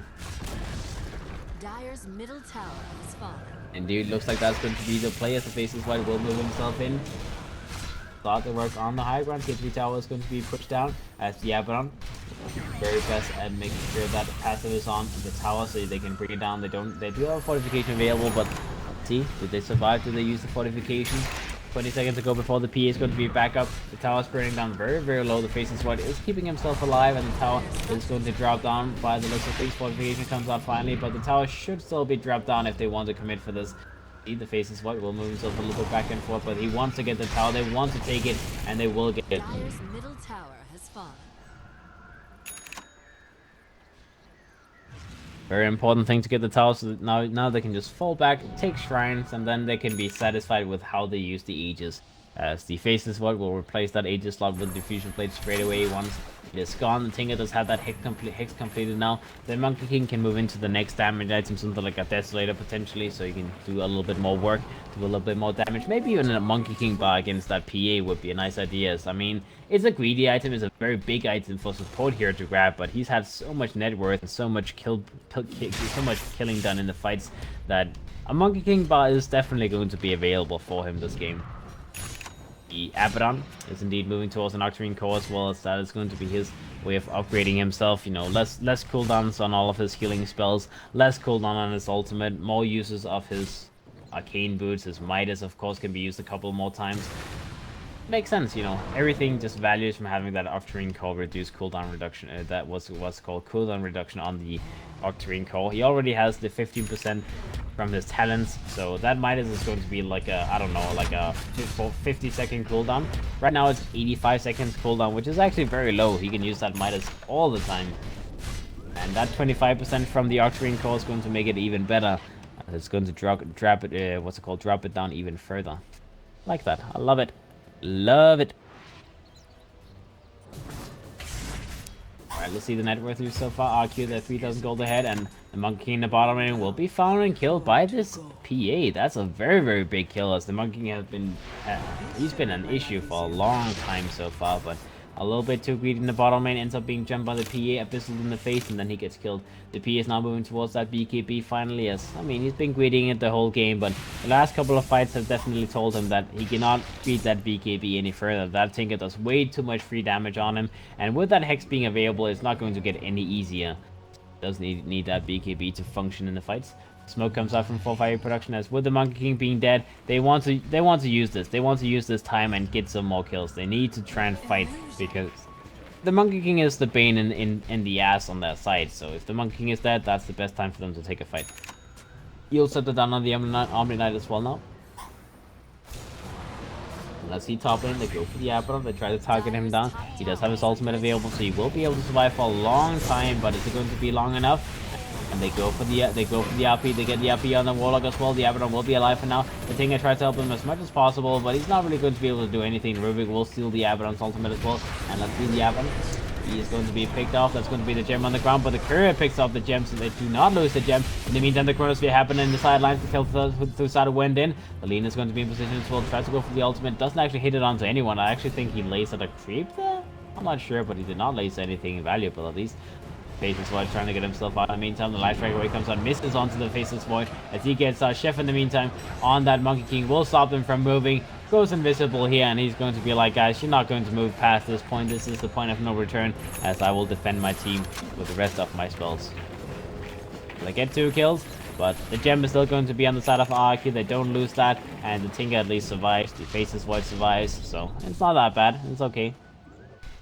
The Monkey picked up a Ghost as well from the last fight, just making sure that he has multiple ways of surviving inside his own ring, his own ultimate, just buying himself some time with that Ghost, obviously giving him those like 3-4 seconds where the PA cannot hit him. Moving towards an Abyssal Blade next, just upgrading his basher a little bit, so more stuns, more control. The Warlock is trying to go for a Ghost as well, and the Faceless Void trying to pick up a Blink Dagger for some initiations. The Tinker does have a Dagon completed now, so more damage from this guy, but you don't really have the mana sustain to deal with all of these spells that you have on the Tinker right now. That's kind of the issue. You should maybe try and replace the Soul Ring with a Bloodstone, just upgrade it, because the thing about having a Dagon and a Hex is that, okay, you go in, you use Rocket, Missile, Dagon, Hex, you refresh your spells, you use it again, but then like after 2 uses, you are going to be down to 0 mana, so that's why people like to go Bloodstone when you have so many costly items. Then you kind of want to go for Bloodstone so you can have that sustain in the middle of the fight.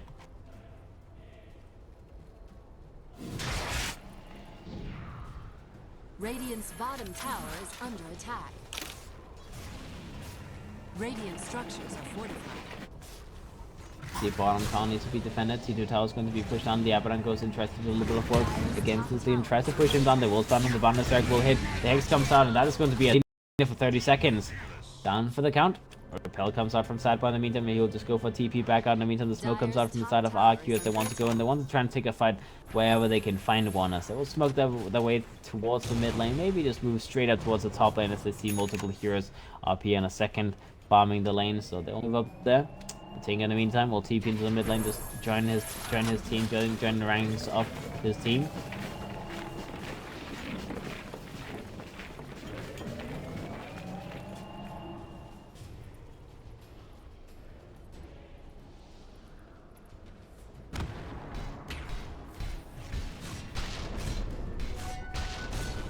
Money to burn. Alright, well, fight doesn't really break out just yet. Magnus is trying to rush towards a refresher orb. Okay, Blink Aeon's refresher orb. That's a very expensive item, but he actually almost has enough gold to complete it, so very, very big item upgrade for him. The Omnight is trying to go for Academ Scepter next, so it's the global range in his ultimate. Rubik has a Blink completed now. The Lina does have the BKB up and running, so they're smoking up themselves. They're trying to run inside, but will go in. Will find Kel'Thuzar, but that is going to be a Chronosphere coming out in the station. In the meantime, the Hex comes out.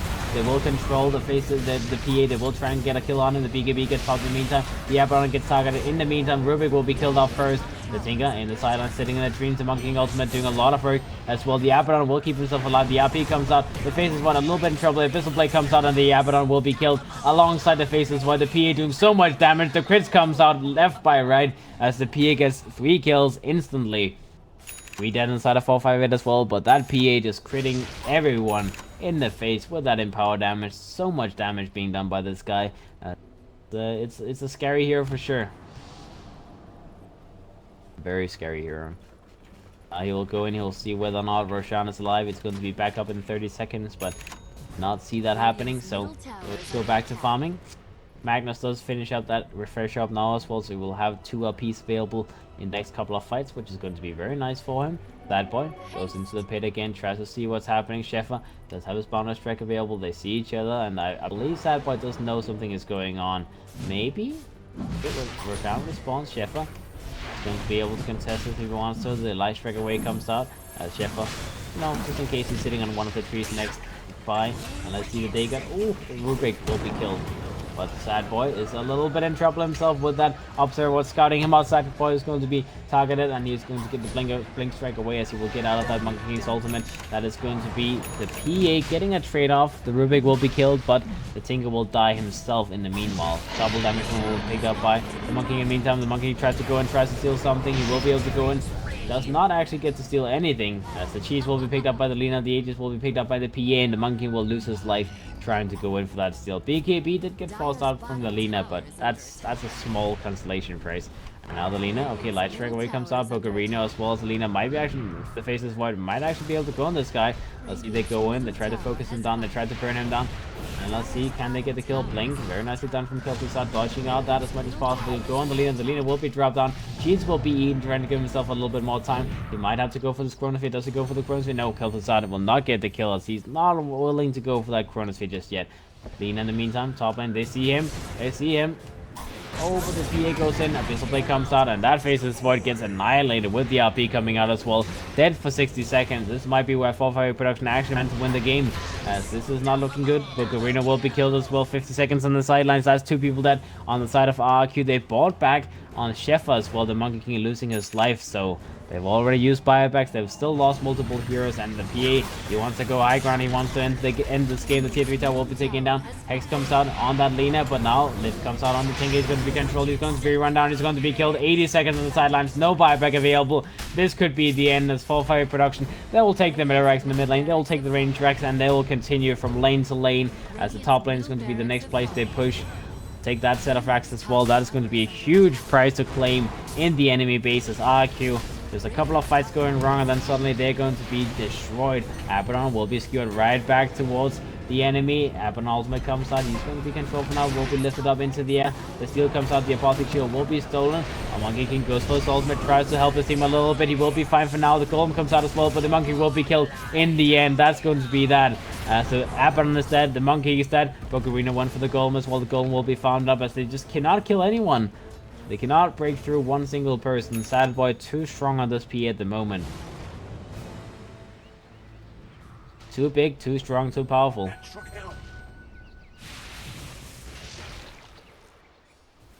65% increased damage and 65% clean. That's why Magnus is broken as all hell is. That level 20 skill point having 15% extra in power damage, that is just insane. Like, you already get so much 50% increased damage, that's insane. But 65%, yeah, you know, why not? Why not make it even worse? Why not make it even worse? Alright, let's see. Well, 2 sets of racks have been taken down. Now they just have to push the teachers down in bottom lane. Take the shrines away, of course. They're taking away the top shrine. They will take away the bottom shrine with the Sad Boy down here. And then they will be looking to end the game in the bottom lane. They still have the Aegis up for maybe like a minute more, so I don't think they can use it for the next high ground push, but they might not have to. I mean, so much net worth suddenly going their way means that they're in a position to just end the game. They just need to get 1 kill. There's no buybacks available on anyone on the side of RQ right now, so yeah, well, I guess the Faceless Void is the only one with buyback available, but if there's only 1 person with buyback, you're in a very difficult situation. Let's see the Arm Knight. Just have his Academ Slipper completed, so that's going to be a nice upgrade for himself. The Rubik just have the Lotus up done very, very soon. The Magnus, with that Refresh Shadow Blade completed as well. The Hex is up on the Lina. On top of that, BKB and Monkey King bar on the PA. That's a very nice item as well. This should make Monkey my King life there. easier.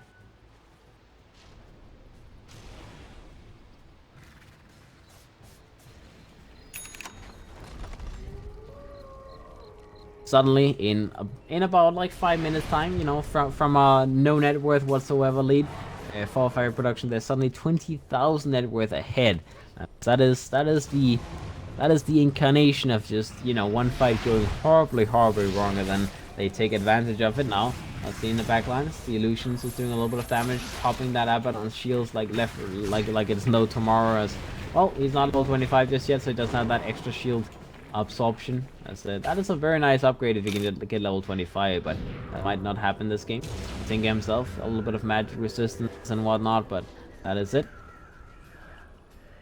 Let's see if they get something done. They're smoked up. Moonshot is up on the PA as well, as he's decided to just go full on YOLO now, so yeah, well.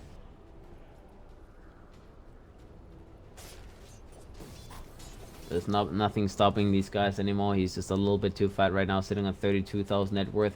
The Lina on the top and just smoked up, shadow bladed up, trying to find some sort of opening, but there's not going to be any opening for them. The Abaddon is the only one showing up in the front lines, and with that Octarine Core, with that ultimate being available, it's unlikely that he will die that easily. Unlikely. It can happen. I mean, if he drops down to like half HP and then just takes a crit in the face from the PA, he might actually just be one-shotted, and then his ultimate will never pop. But, you know, unless that happens, then he should be fine.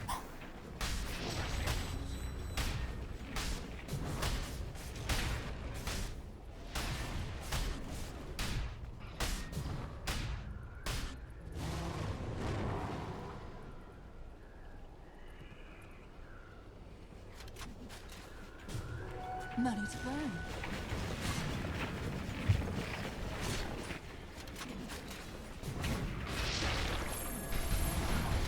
Alright, let's see for fire production. Time to go. Time to divide.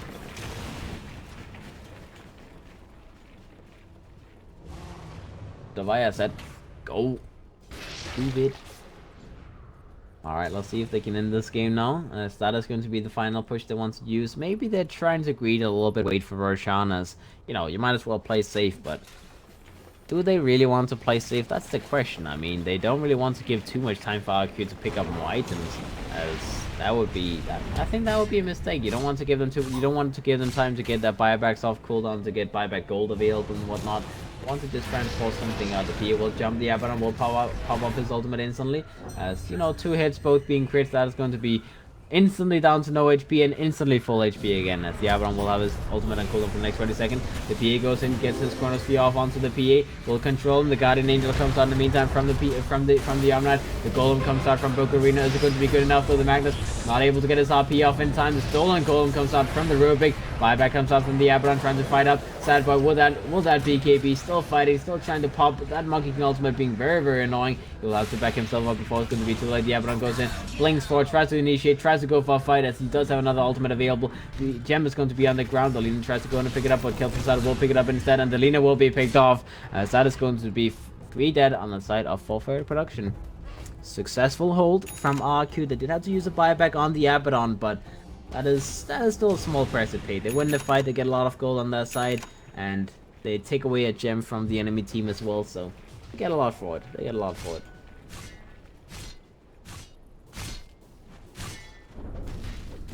Alright, so 2 gems is not going to be up on the side of RQ. The Faceless will get enough time to complete his BKB as well. The Tinga does have that Day Gun 3 completed, so lots of damage coming up from this guy Monkey. He's still moving towards that Abyssal Blade. Will take him a little while longer. Abaddon.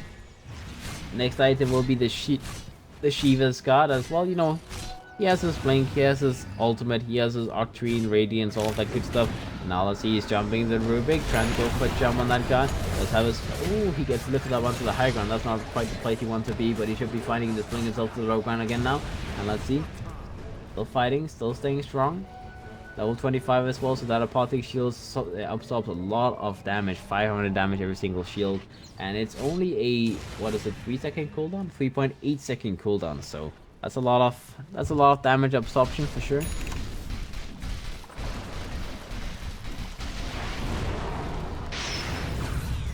Faceless one in the top lane, a little bit in trouble, will be jumped on, will be killed, as that Hex with the ultimate, the Laguna Blade from the lead, is going to be more than enough to get the kill on the Faceless Void, as he's going to be taken down. Might be forced to use a buyback now, as they will fall themselves back, maybe wait for Roshan's respawn, as they don't want to be too greedy. They will take the win they just got, just, you know, take a little quick kill, as the leader will pick up the next item. That's going to be a Shiva's Guard completed on him. Wait for Roshan, 2 minutes ago before that is going to be back up, so the Faceless Void will be back up before that happens.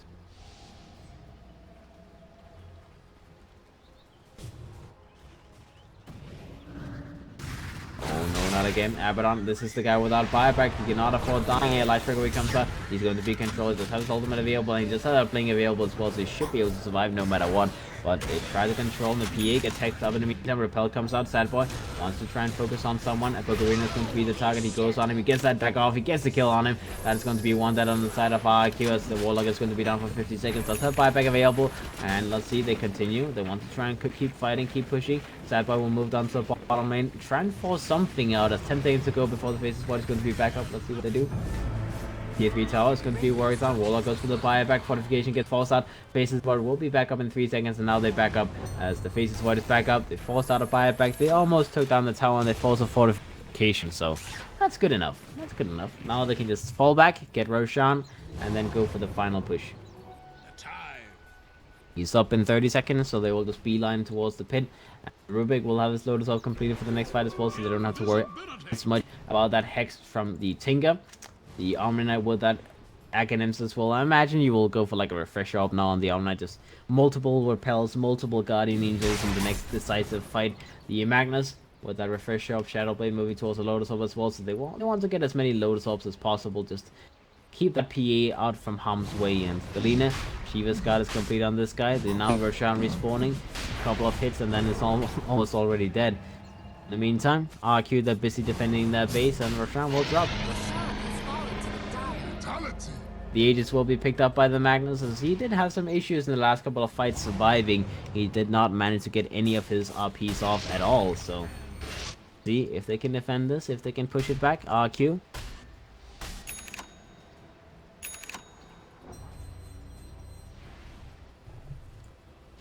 Need another big defense on the side of RQ so they can finally start making their way out of the base, as they've been stuck here for a long time.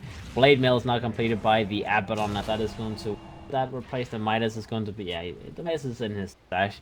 They're having a little break there, but you know, Blade Mill is nice, just reflecting a little bit of damage back onto mainly the PA. It's going to be very nice if you can. I mean, you need to be a little bit lucky, but if the PA jumps you and you pop your Blade Mill, then one of the like 1-2 hits that he uses before he reacts to the Blade Mill is a crit, then the PA could potentially just kill himself. That would be dangerous. Assault Crash is complete by the PA as well, so another big item upgrade. Haste Rune waiting for him to be picked up, so this is officially a 6-slotted PA with Moonshot, so literally nothing he can get anymore. Not having his boots available is maybe a little bit YOLO, but I guess he doesn't really need boots. He just needs to be able to jump people in the face and then kill them. Rather have an Assault Crash than have boots. That's his... That's the way he's going for this game. And the Mantis style does obviously give him a little bit of movement speed, so it's not too bad. He's kind of slow, but you know, he can work with it. See Magnus going to try and go for YOLO jump. That's a lot of marches being available, so maybe one or too many marches for him to go for.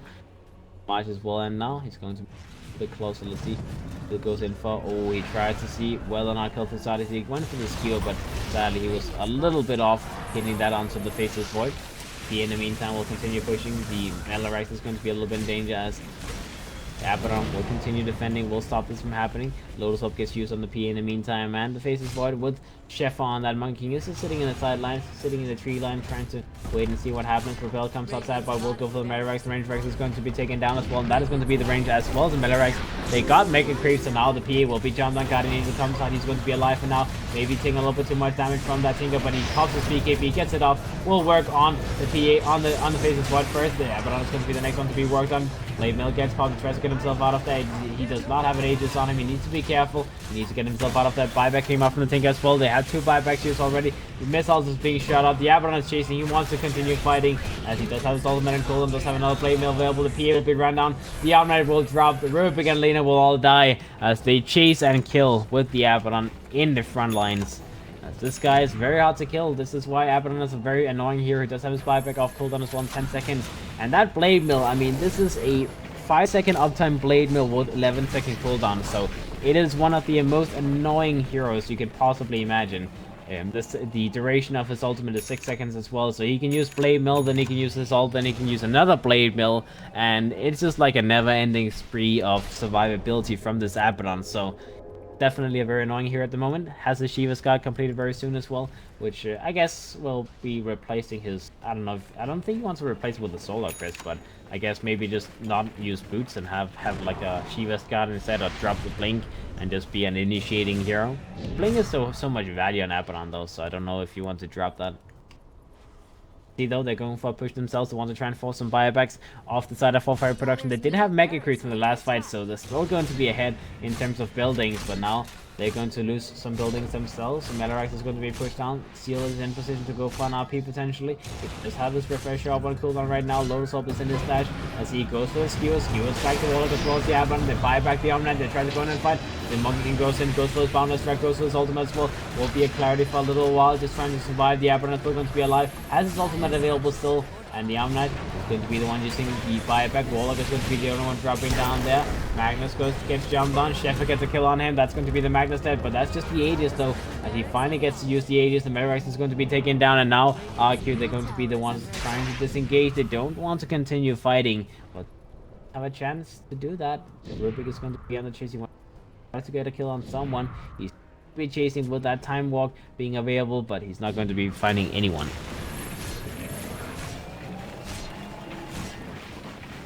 Meanwhile, RQ, they're defending their base. against that onslaught of mega creeps, and again for fire production they're going to try and push down the waves. They're waiting for the refresh up to be available from that Magnus, but for sure you want to try and fight while the buybacks is going to be on cooldown. Let's see buyback statuses right now. There's only buyback on the monkey as well as the Abbot on the side of RQ. The rest of the heroes is not having buybacks available for the next 4 minutes. So let's see. Get to force something out. The Abaddon will be jumped out. The ultimate will be forced out instantly. That's going to be an ultimate. They can get a kill on him very quickly afterwards if they focus on him. Let's see if they get a jump on him. They try to go for a jump. The PA will jump right into the Chronosphere. The Guardian Ninja comes out, keeps him alive, keeps him safe. We'll pop this BKB next. We'll try and focus on that Abaddon. The Abaddon will be killed. Buys back immediately. The Faceless boy will be the next one to be jumped on. He will be jumped. He will be killed by the PS. Well, no buyback available on that guy. The Abaddon does not have his ultimate available. He might be killed. 1 second to go before his ultimate is going to be off cooldown, but he gets killed. 120 seconds without the Abaddon. Sitting in the base, trying to his very best to defend. Dagon's the PA in the face, will be able to kill the PA. The PA buys back immediately as he wants to end the game. 3 people down inside of RQ, not having any buybacks available. GG gets called as the Ticket can just not defend on his own. He'll do his very best, but that is just not happening. Just not happening, boys.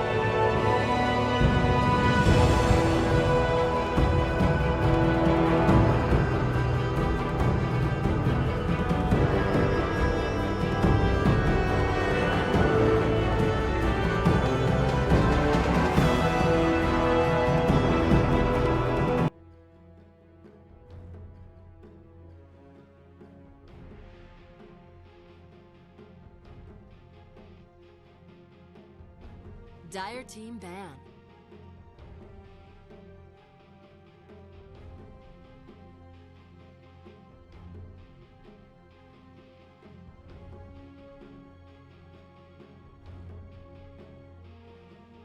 Ten seconds remaining.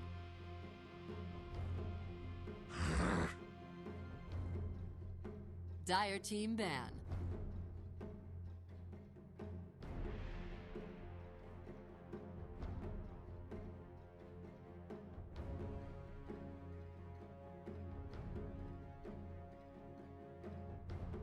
Ten seconds remaining.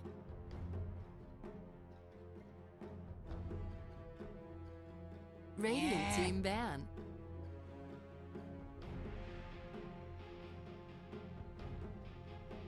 Dire team pick.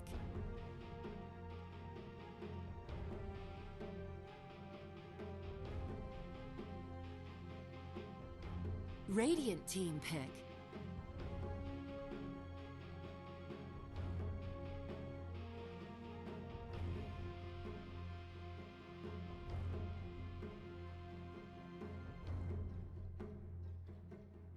Ten seconds remaining. Slaughter. Dire team pick.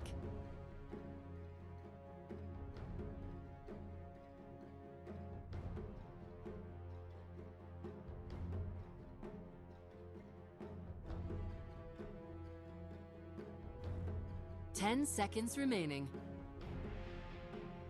Radiant team ban.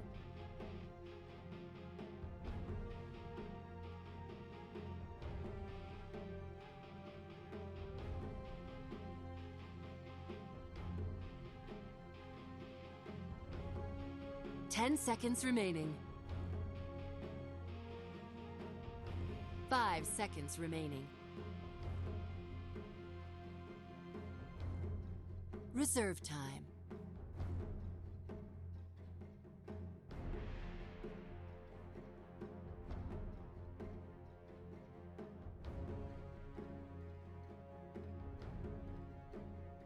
Dire team ban.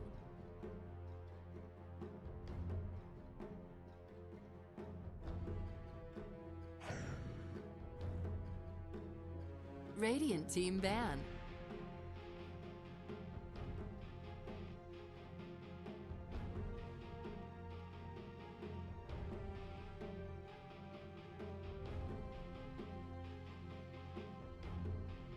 Ten seconds remaining. 5 seconds remaining. Reserve time.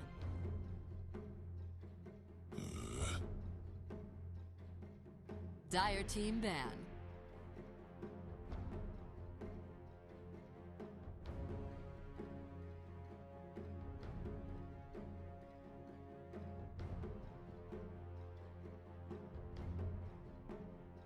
Ten seconds remaining. 5 seconds remaining. Reserve time.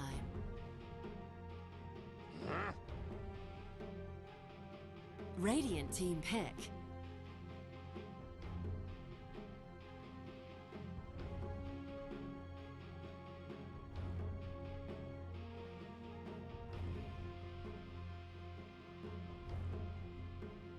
Ten seconds remaining. 5 seconds remaining.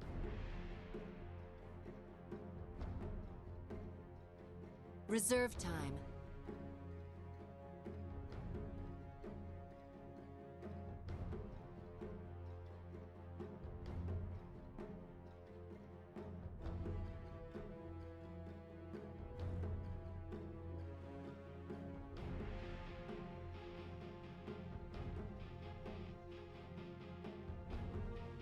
Crystal Maiden. Dire team pick.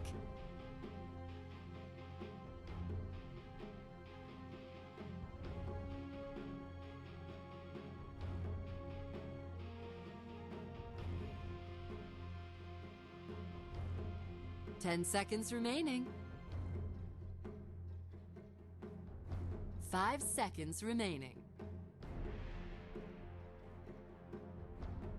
Reserve time.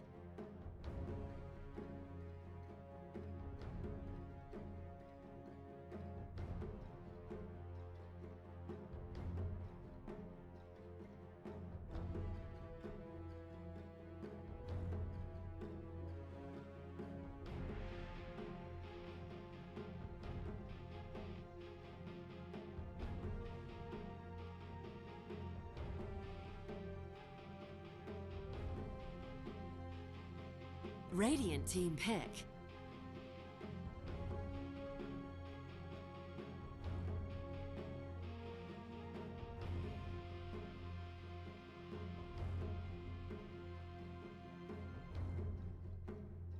Ten seconds remaining. 5 seconds remaining.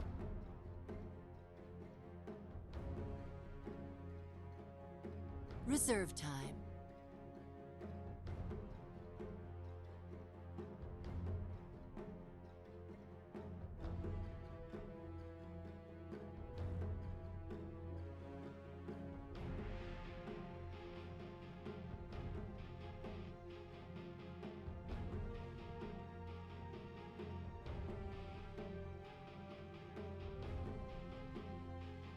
Axe. Dire team pick.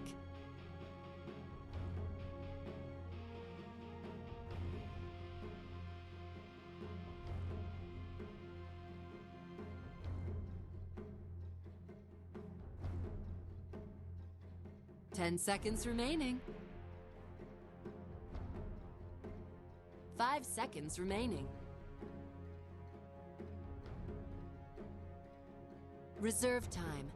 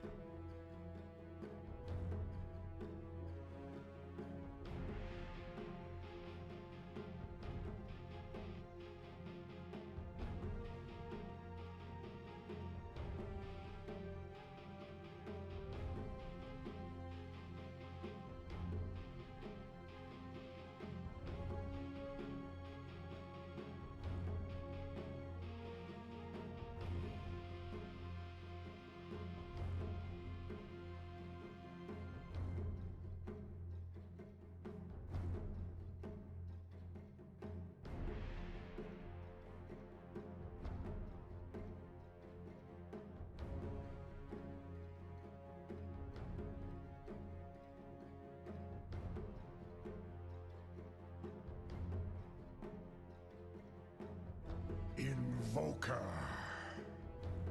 Radiant team ban.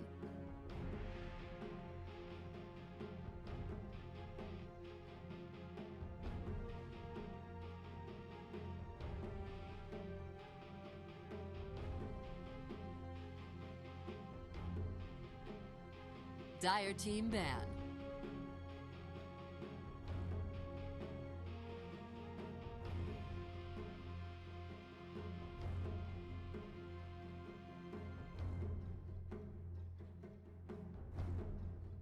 Ten seconds remaining.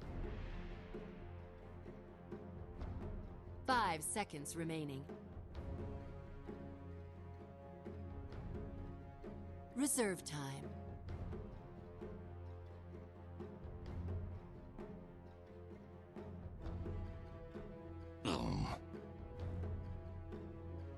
Dire team pick.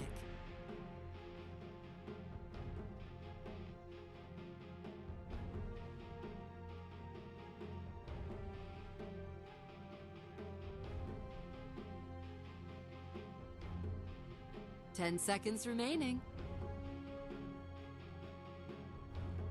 5 seconds remaining. Reserve time.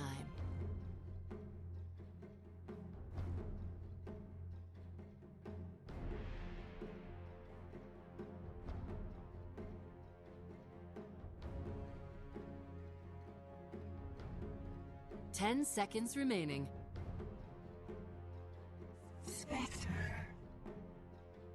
Radiant team pick.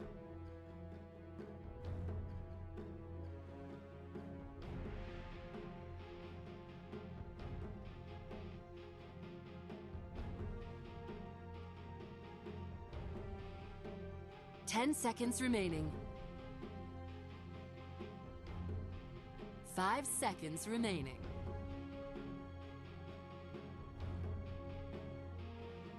Reserve time.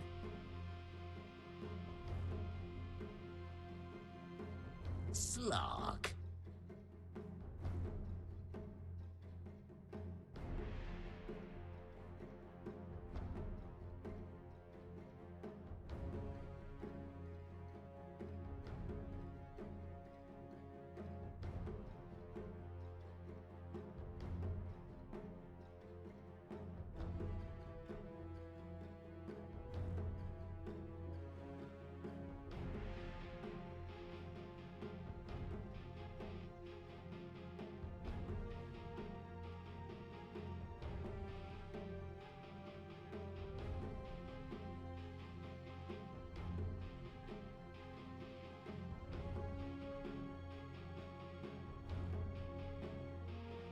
Ten seconds remaining. 5 seconds remaining.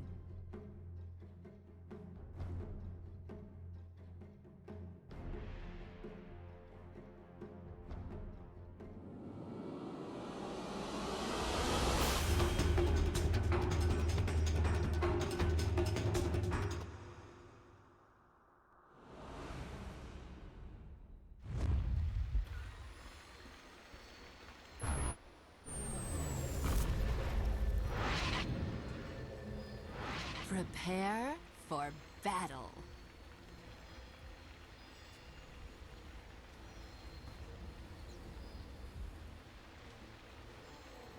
Okay, gonna do some quick intro. Who play who in this game?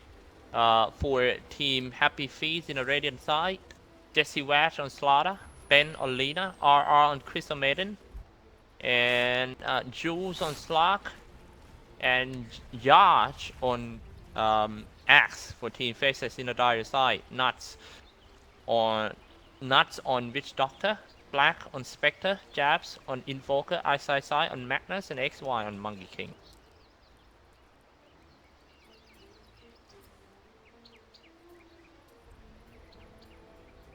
"30 seconds to battle."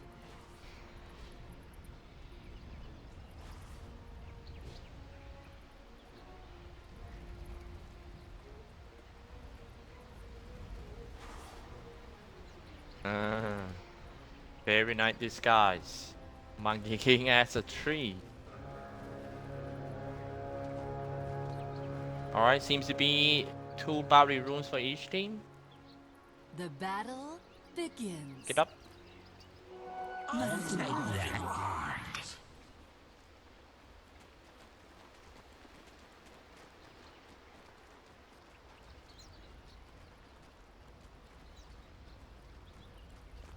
So yep, in the middle lane it's gonna be Ben. Happy Feet. Talking about Happy Feet lineup a little, you know, it's more like the ex-Mineski and some top players in Philippines gathering up and play as a Happy Feet. Middle lane is gonna be Ben. Ben's actually from Malaysia, I think. And bottom lane, Jules playing hard carry with RR as a support. Dual mid lane Witch Doctor and Invoker dealing with the Slaughter and Lina.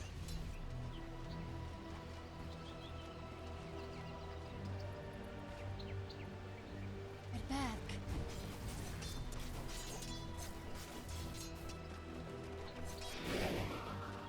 Yarch playing Axe spinning around.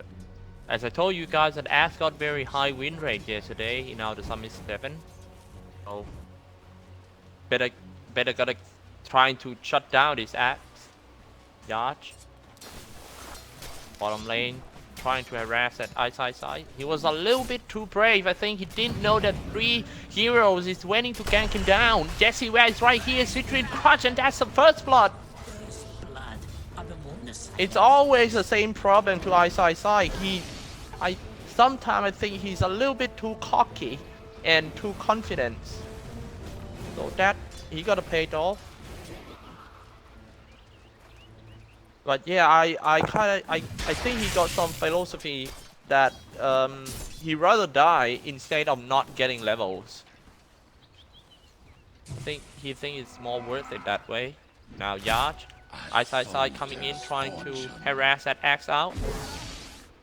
Now he being chased by the Axe instead. Axe moving forward with 290 movement speed while Side trying to walk away with 305. He's fine.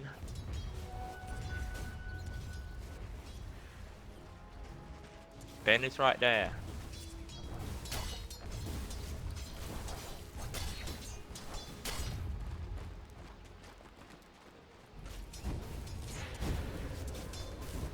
Try has been by Doctor, side. Still level 1 trying to cover up his mid lane. Dabs already level 3.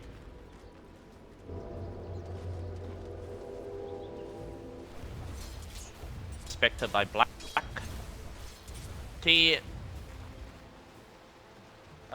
One of the most important thing when you play Spectre is your item orders and also your item choice. In this case, I think that Spectre jump down a Primal Spring by XY, try to scare that Axe away. I mean, in this case, I think Black would go for, if he having hard game or hard lane in early games, he might go for something like Vanguard first. Now let's look at this one. Axe trying to help his teammate by throwing some Spectral Dragger. But there's nothing much he could do about that. That's the weakness of Spectre. In early game, he can't do anything. All he can do is throwing Spectral Dagger to slow for his teammate, but that's all he can. Primal Spring comes out. That XY already level 2. He doesn't have the Bullet Strike yet.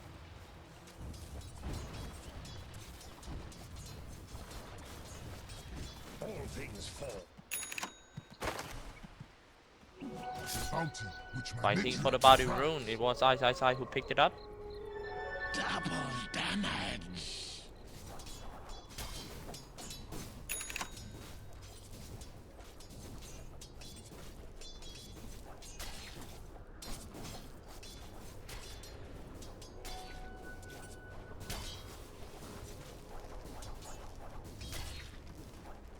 Clark. On his way to a Ring of Aquila on Power Trade.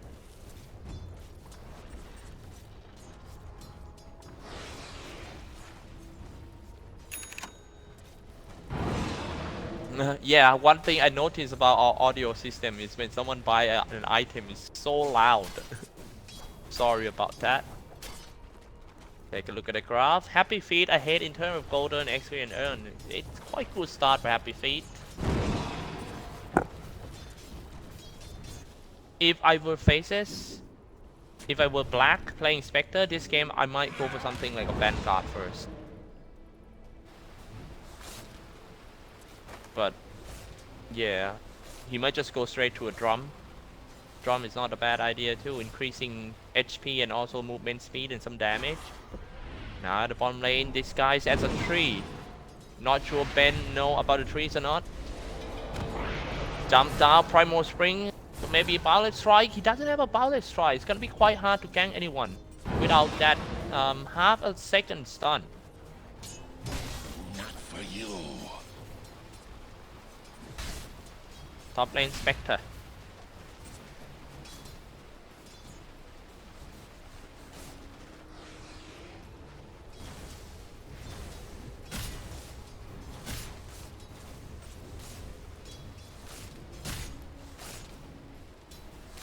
This'll come in handy. Bottom lane Jules got a free farm over there. It seems like Ice knows that Triple Ice know that he cannot just farm in front of that Jules. The Slug. He rather farm in NC. Shockwave. Dab's item I kinda like that. He went for some small item first, you know. Didn't try to rush his hand Midas. He went for a magic wand, and especially that one, infused raindrop, can save a lot of lives. Kinda surprised that Spectre is actually the highest net worth hero, not a Slug.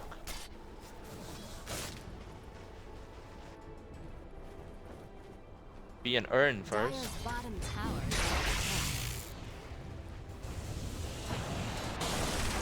The full damage Spectre. Side, 3-3 crush.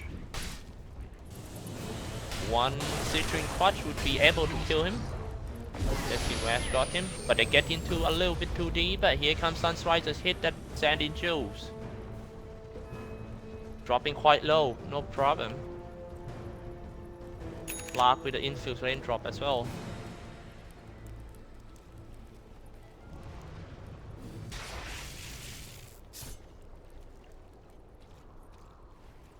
Why? Dark Pact Pulse, he hit that XY, and here comes Faceless Strike, throwing in the paralyzing cast. But RR coming in, dropping quite low for XY, trying to find some tree to jump on. But he died before a Horn for the first time in this game. Sunrise just finished off that Juice. Spectre already horned up, he doesn't have any mana to use another Spectral Dagger, so all he can do is just gonna go in and slash. Some Desolate is gonna hit him extra damage. Oh no, Black down. He kind of traded his life with the support, so, but in the end, it was a 1-5 for Team Faceless. Finish off 3 heroes of Team Have Fun. No, I mean not Have Fun, I mean Happy Feet. Alright, I'm sorry about that. Just what the doctor a soldier's fortune.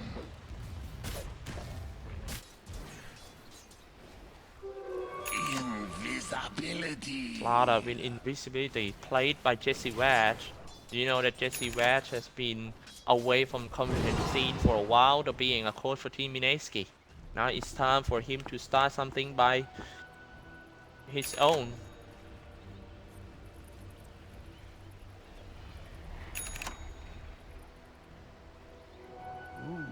Here we go. Jesse Wash, now he found XY calling teammates. They're quite far away. Yarch got no blink dagger. Everyone, let's take the bottom lane strike on side. Take a look on top. Dire's middle tower is under attack.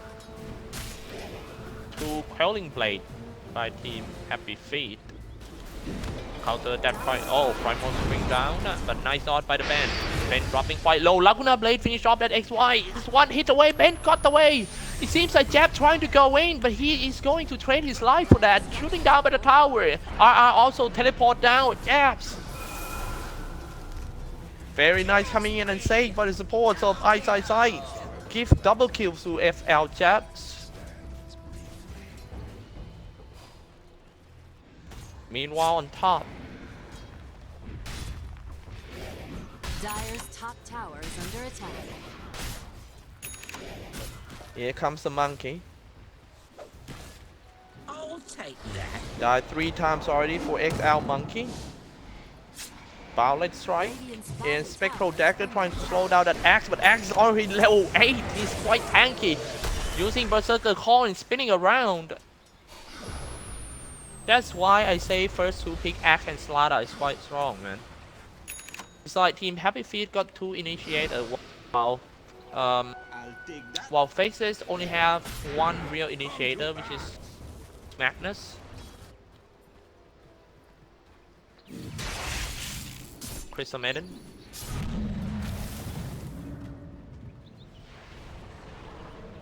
Dire's middle tower is under attack.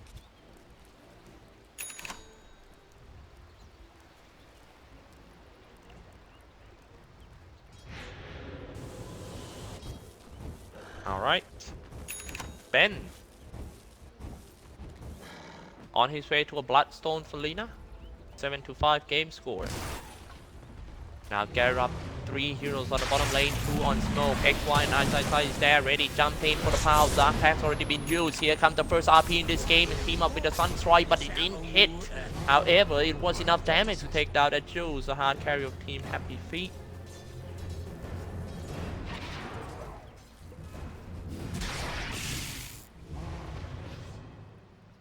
XY, pretty good zoning. Keep jumping on a tree, causing fear around Radiant's Team Happy bottom Feet tower is heroes. under attack.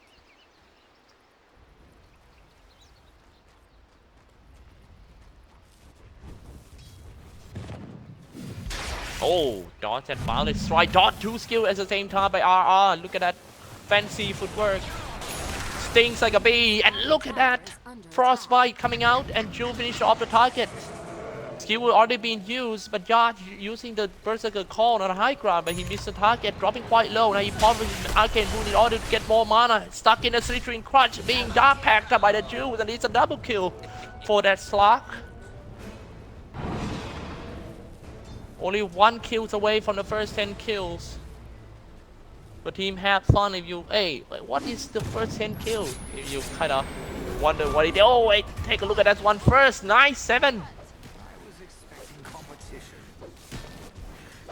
Yeah, you can actually guess who is going to get the first 10 kills in EGB.com. One of the best result guessing website around here. You know, very trustworthy, reliable. Check it out, man. Kinda cool.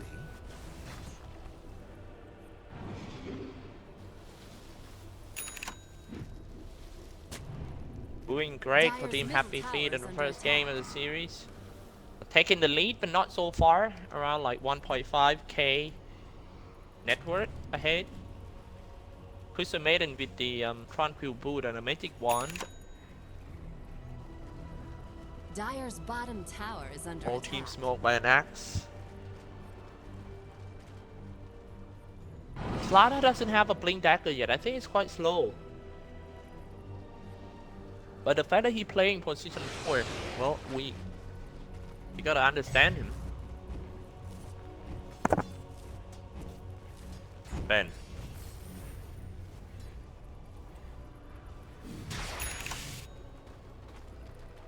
Say hi to all the guys in the chat room. Thank you for tuning in. How was your Friday? You know, thank God it's Friday. What's your plan on the Friday night? If you doesn't have any plan, we should stick to this tournament because the match right after this is going to be Team Fnatic versus Team TNC. Man, it's gonna be awesome for sure.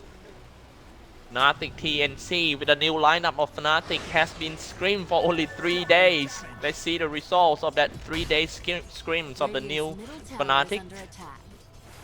Playing against one of the best teams in the region, TNC. Black, the creep wave pushing in the tower.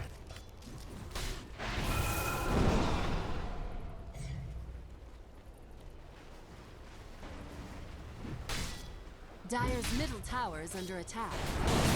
Wow, in the middle. Oh, almost missed that kills. And Jules got a killing spree. Get rid of the killing spree of the Japs as well. Dropping quite low for Jesse Wash. Only around 30 HP. Die because of the Violet Strike. Tower shooting at the Monkey King. Can they get something out of that? Blinking and Berserker calls on 2. Side, dropping quite low, but he's still alive with his Voodoo Restoration.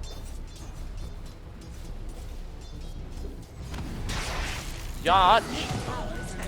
Violet's trying to stop that app from moving forward. Skewer.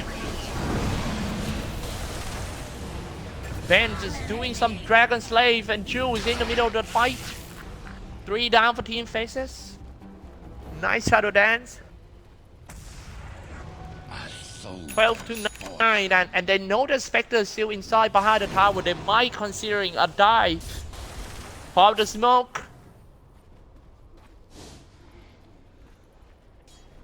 Dire's top Back to the tower middle. is under attack. Getting closer and closer for the Blink Dagger for Jesse Wash. Maybe right after this tower. Jules with the Shell Blade and on his way to an Echo Saber. Pretty good farm. Compare it to Spectre. Spectre just gonna go straight to a Radiance. Well, with this rate of farming, he should get his Radiant around like 20 minutes. And meanwhile, his teammate doing good. Get rid of that Slaughter in the middle lane. Slow down his Blink Dagger for a while. Ash gonna need a Blade Mail to operate. Not that tanky Dire's enough. bottom tower is under attack. Violet Strike comes out. Seems like Slark is very strong in the mid game. Now jumped in a pad, dark pack, everything. Berserker call spinning and get that jabs down. Not looking good. As I told you guys, Axe got 100% win rate in our Summit 7. This might be another game that Axe win. Who knows? Do you know that yesterday a game between Team Mineski versus Mineski versus Team WG. Mineski won the first game of the best of 3 series, but the WG won the second and third game with Axe by Kangaroo. My goodness. 100% win rate in the tournament for Axe. Let's see if he's going to strike again against the best team in Southeast Asia. That is the Dire's graph for bottom now. tower is under attack. That's the items update.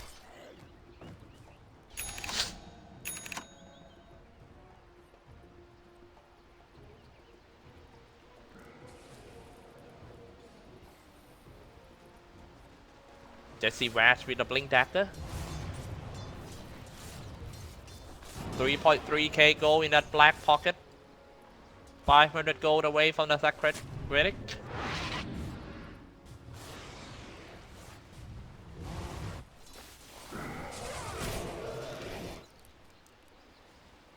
Spectre need to be very careful as well as members of Team Faceless. That's why they gather up around Spectre. Make sure that he get his Radiance first.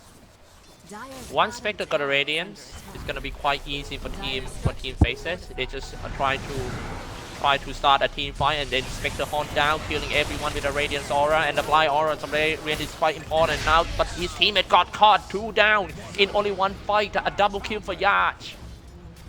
Yacht with a blade mail. Dire's bottom tower is under 3 kills already for the Axe, and a lot of assists, I believe.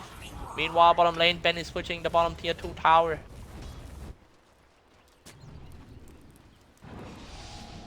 Black King Bar is going to be the next item of Judge. That's Dire's quite bottom tower is situational under attack. items. Want to be safe from all the spells. No damage on that Juice. Slack. Dire's courier has been killed. Dire's bottom tower has fallen. Juice on its way to a... Pretty sure it's gonna be Eye of Skydai. Radiant's middle tower is under attack. Radiant's middle tower has fallen.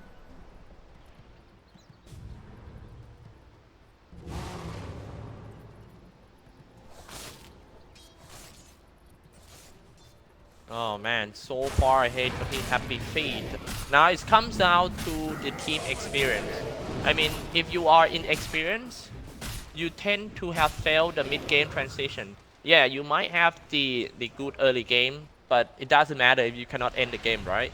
And to end the game after a big lead in early, it requires a lot of experience. But no worries, because if you take a look at the lineup of Team Happy Feet, you know that they are not something new. They are all veteran players.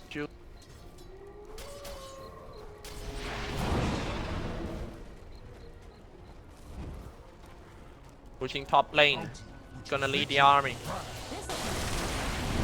Radiant's bottom tower is under attack. Facing some obstacle Dire's wards. top tower is under attack. Oh, they're trying to hunt down that Black, but Radiant's Black still got bottom his tower spectral has fallen. dagger, so it's fine. But they're gonna lose the top tier 2 tower. It will be hard for Axe to farm in his safe lane.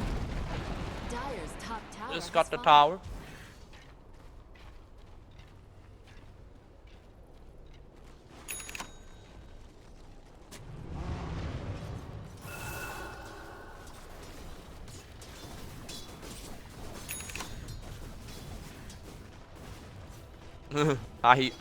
I really love it when he do some disguise. Do you think there would be someone who can remember every single tree in the game? Like, who can spot this is not the actual tree? Man, that guy is going to be a tree teacher. Like, a teacher that teaches kids about trees, I think. And now they got that Aegis. They know that all Team Faceless are at bottom lane, but they just want to trade with some tower. Faceless isn't gonna back. Here becomes some big fight happen. Drop some Date Ward. Shooting a lot on that Crystal Maiden. Jesse watch however get rid of that XY and jumped in Berserker Call on the spot. This guy will go down as well. My side was down by Juice. Meanwhile, top lane, a man fight between Lina versus Spectre. 1-on-1 and Ben got him. Oh, play by Team Happy Feet. what happened to Faceless today? You know, they just lost to Team Evil's. Faceless Void lost to Evil's Faceless Void just now. Dire's middle tower is under attack. And now they are about to lose to Axe. Yeah, too soon to say, you know, because Spectre is a very hard carry. Don't underestimate the power of Spectre in late game, especially just Faceless need is just one big Superman RP, and then Spectre hunt down, and if they win the team fight, they pretty much come back.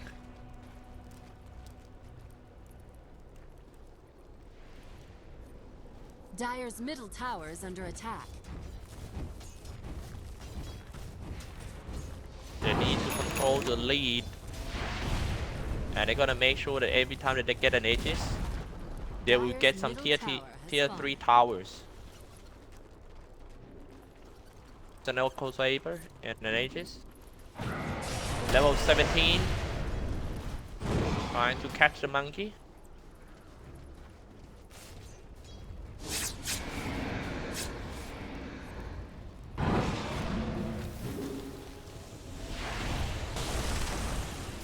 Kill 2, die 6 for the monkey.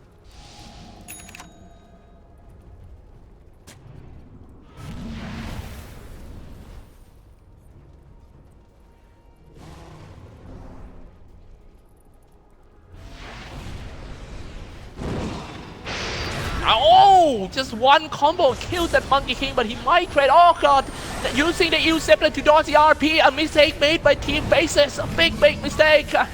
Just spinning around, and it's a double kill for that Jules. That will definitely be a Barax, even though that Madness bought back, but he doesn't have RP already. An airball RP coming out of one of the best RP heroes. I mean RP players in the world. Something, just gonna go back to the tower, finish it off, get a Rax. You don't have to worry that much because that Jules still got an Aegis. Now he jumped on. Trying to use some ultimate. Wukong's command comes up, but it's just not gonna save them from that slug. Walking forward, killing everyone. Here comes the Aegis. I fall. He bought back. Citrine Clutch come now. Next one is going to be Ice. I'm sorry. Not. Laguna Blade to finish off that Japs. Happy Feast about to take the game one in only around 24 minutes. Seems like they picked the wrong hard carry this one. Spectre is too slow. And it's a GG call that Team Happy Feet took game 1 in the Summit C first match today. We're gonna take a break for a few minutes, gonna shoot you guys with some ads, and then we will be back in game 2.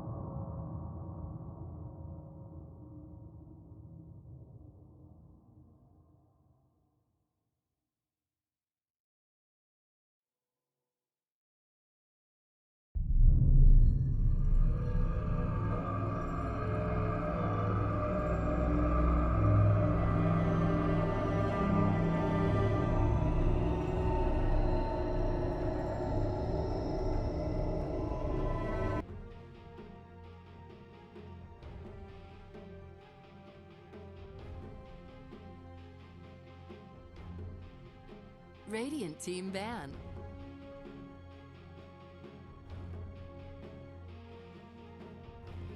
Dire team ban.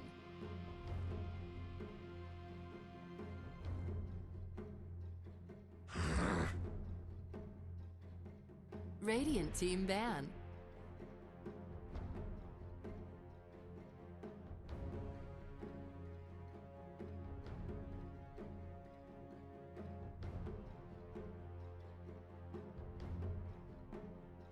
Ten seconds remaining. 5 seconds remaining. Reserve time.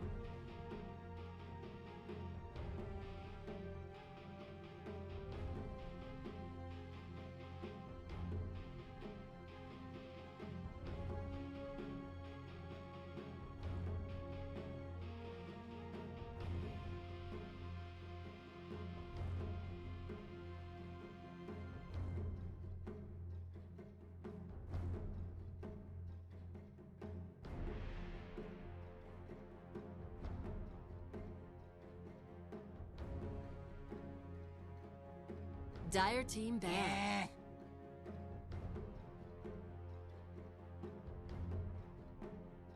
Radiant team pick.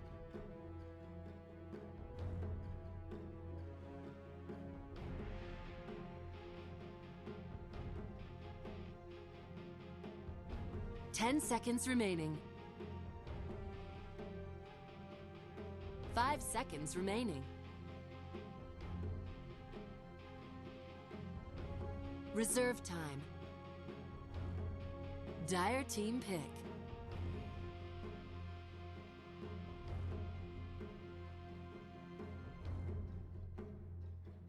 Radiant team pick.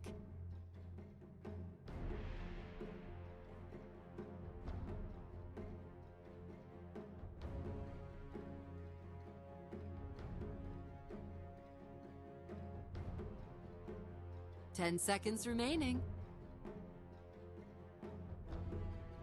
5 seconds remaining.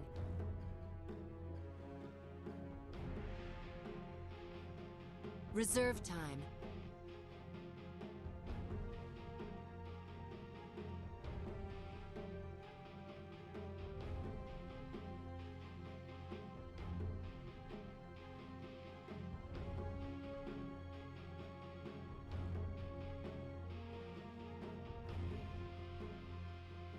Dire team ban.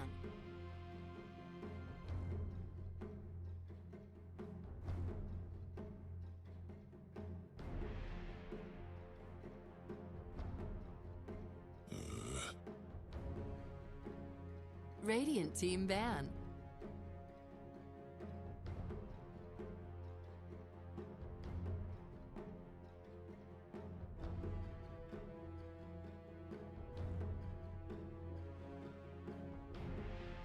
Ten seconds remaining. 5 seconds remaining. Reserve time.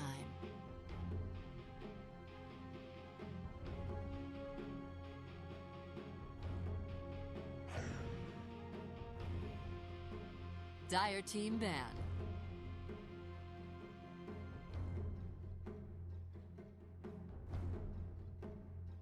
Radiant team ban.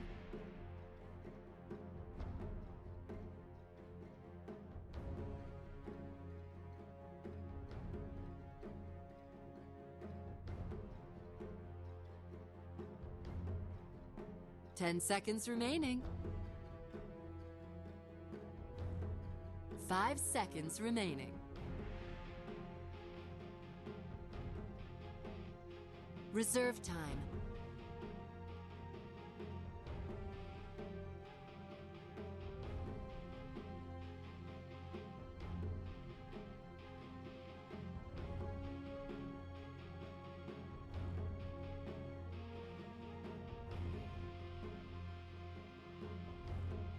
Dire team pick.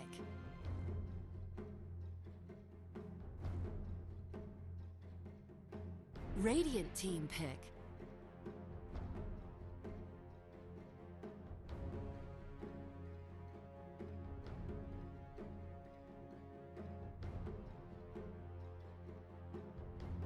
10 seconds remaining. 5 seconds remaining.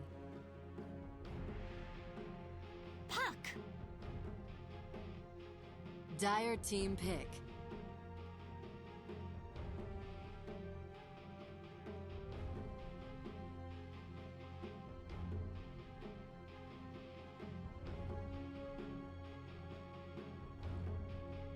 Ten seconds remaining. 5 seconds remaining. Reserve time.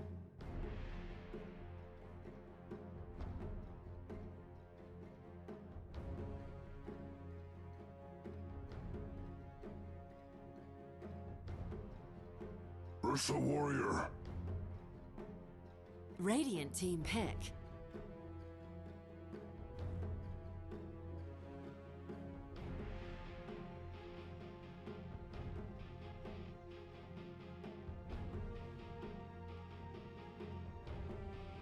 Ten seconds remaining.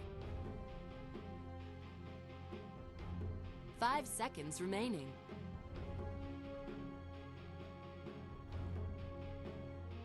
Reserve time.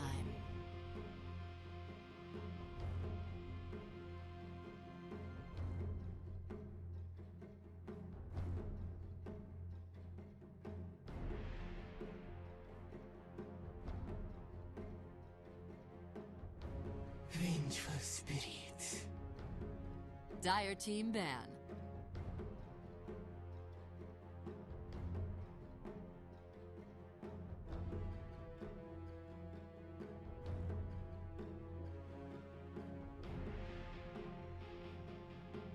Ten seconds remaining.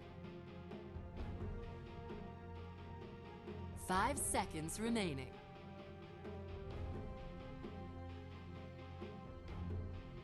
Reserve time.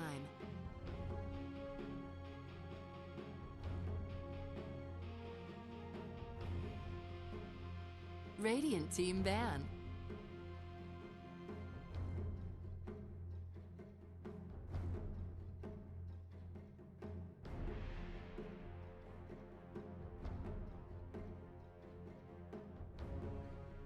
Ten seconds remaining.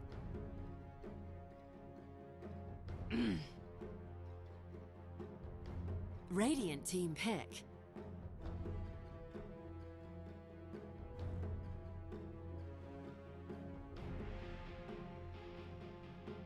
Terror Blade. Dire team pick.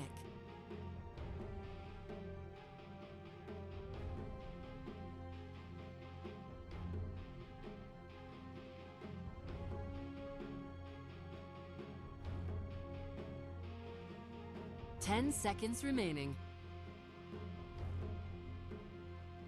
5 seconds remaining. Reserve time.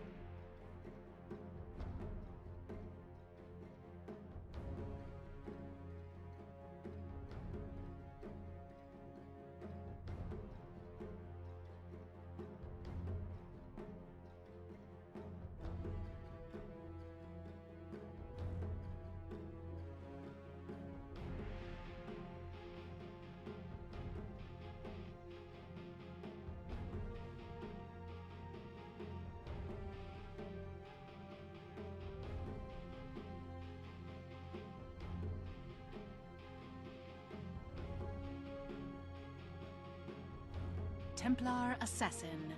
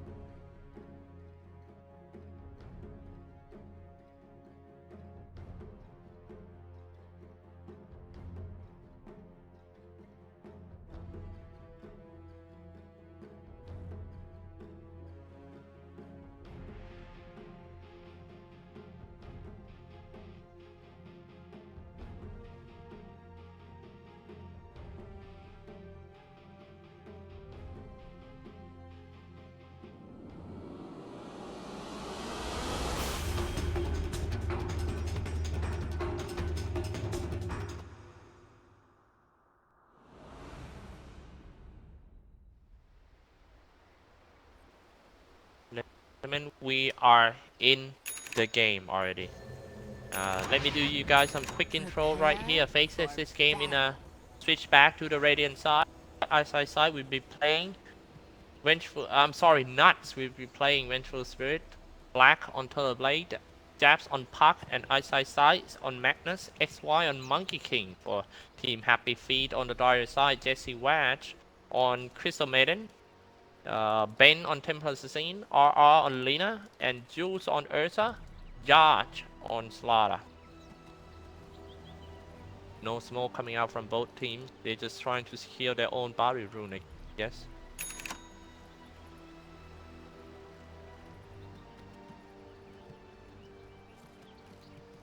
Magnus.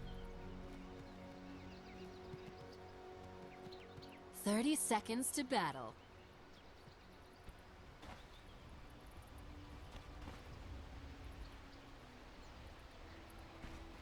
None of them buy boots. Jabs. How good is his Puck? Playing against Lina by Ben her once again. No, actually it's gonna be Lina as the support. The battle begins. Price. A soldier's fortune. Wow, top lane they're trying to chase down on a Jesse Ware. That dude definitely a first blood. Very fast. And Black got it. And that's a lot of gold given to the Black. Almost 300 gold. Faceless running Terrorblade in off lane with supporters not so far away outside side. They're trying to shut down that Ursa warrior. Templar Assassin will deal jabs.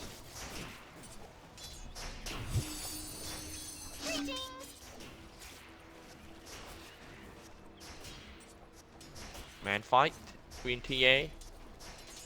Oh, quite aggressive by the Puck. TA doesn't have his refraction up yet.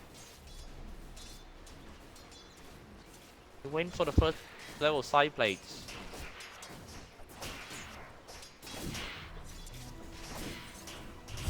Side blades. Now finally a refraction. Bottom lane it's Yarch and RR dual lane with side. Here comes Light Striker Raze is gonna hit, but RR doesn't have any skills to follow up after that.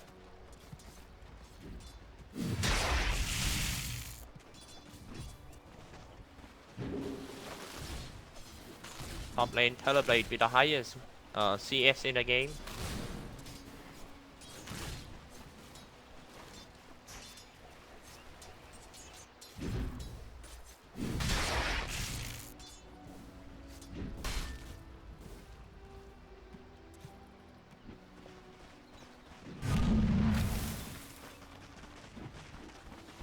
Nice CS and 49 for the Terrorblade at the moment. That's why I'm trying to jump around. Still level 1. Oh, who's gonna get the first regeneration rune?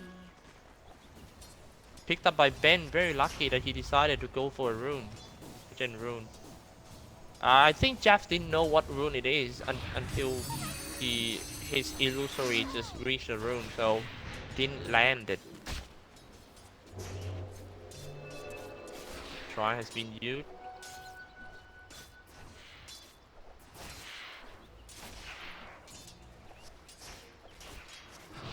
Your own. Jules. A chalk. Need to be careful for the Vengeful Spirit. One hit, maybe Primal Spring comes out. It's still a tri-lane anyway for Team Faceless, so don't overextend for Team Happy Feet.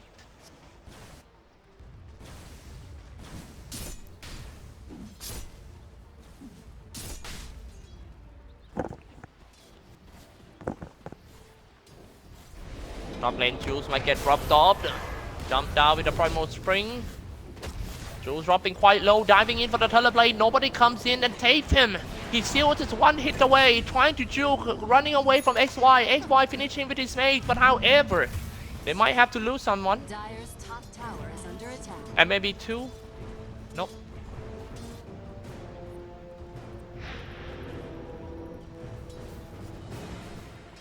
Blade farming quite good. Rotate himself to the bottom lane, dealing with a charge. Quite hard for TB.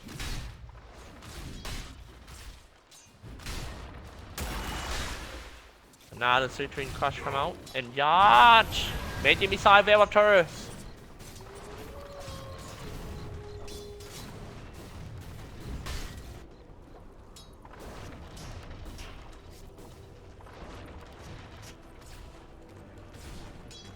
Bounty.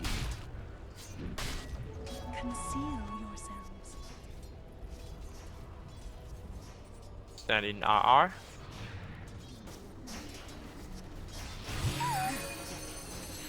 Jaff taking some damage. A gift from the goddess.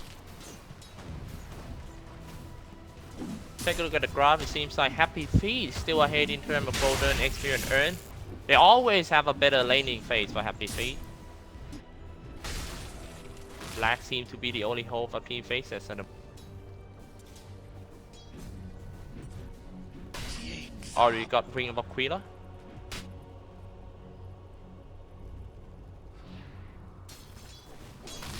Might just go for maybe an Arcane Boot and the Eel Scepter Divinity for easy setup.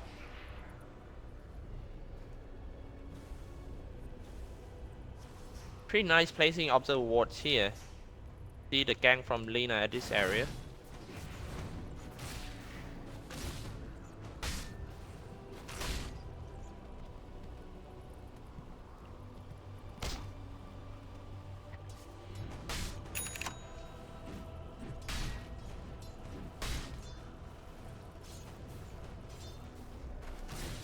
Why? Oops, take a look at top. This might be the first attempt to take down that Eyesight side. But Chrysomaden missed his Dire's top Chrysonova. tower is under attack. Eyesight side skewer himself away behind the tower. Being found by creeps. Maiden. Bounty which my matriarch would prize. Dire's middle tower is under attack.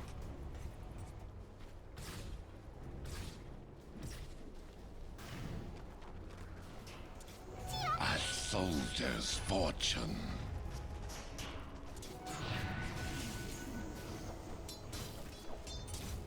That is a network. Network leading by the Teleblade. Now he just got the free farm. At the bottom. Ring of Aquila and a brown boot. And going straight to a Dragonlance. Get a Manta up.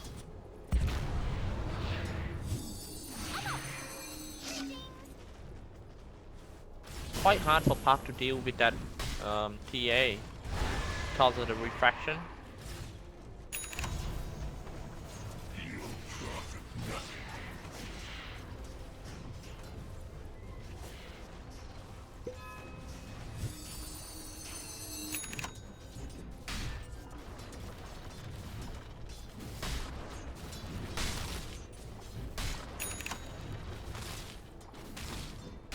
Only 3 kills. Unlike the first game, this game is kind of like passive in the first 10 minutes. Might have to. Oh, that side blades! Almost killed that jabs, and he's going to dive in but bend her. He got a regen for the jabs. XY waiting. The first smoke in the game to the bottom lane and trying to catch that Teleblade. That Teleblade still level 5 doesn't have Thunder yet. They might need to start with a Frostbite. They have to switch position. Now they saw, is that a real Teleblade? That started off with a Chrysonova and a Frostbite like Strike Array. Easy kill by Yarch. Nice catch. Gold and Faceless support might need to reply something.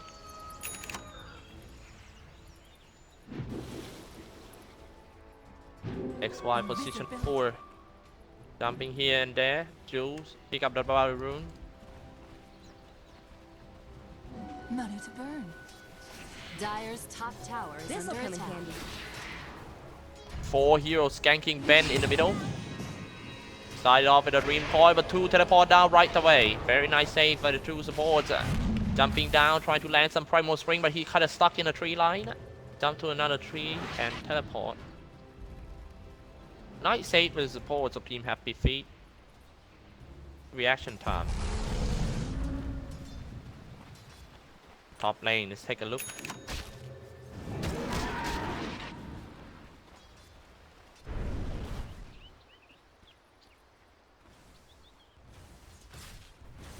Yacht.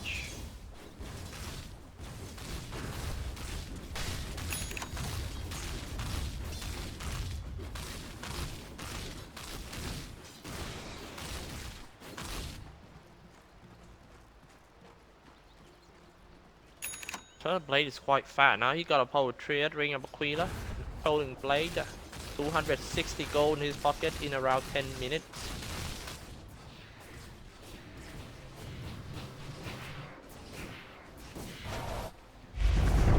Dire's bottom tower is under attack. For the towers. Dire's structure. Here comes the Cynic Trap.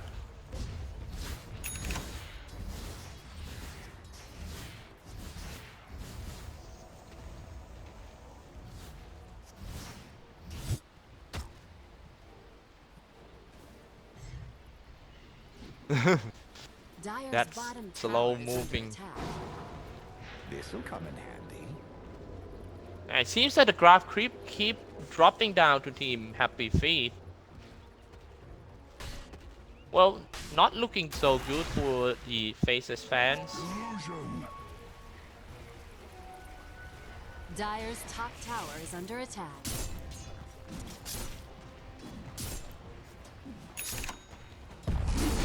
Urza, Earth Shock. XY trying to run away. One hit easily kill on XY. He's trying to jump on a tree. Was a little too late. Die on the ground. From the goddess. You know, the city that I was born in Thailand is actually named Lopburi. And one thing I remember about my childhood is in Lopburi we got a lot of monkeys, man. I mean the real monkeys are living in the town with us. So every day that sorry, later it seems like there will be another fight at the bottom lane. Ice side coming in. Here we go, the Primal Spring. I become 3v3. Happy Feet rotate to the bottom, getting ready for the fight. Are they gonna go in? Seems like Teleblade is just gonna skip the Dragonlance and going straight for the Mentor style. In order, the reason that he has to rush the Mentor style because he gotta play with that corrosive haze. Whenever he got corrosive haze in a team fight, he can just easily use the Mentor style to repel it. I'm sorry, to dispel. That is quite good.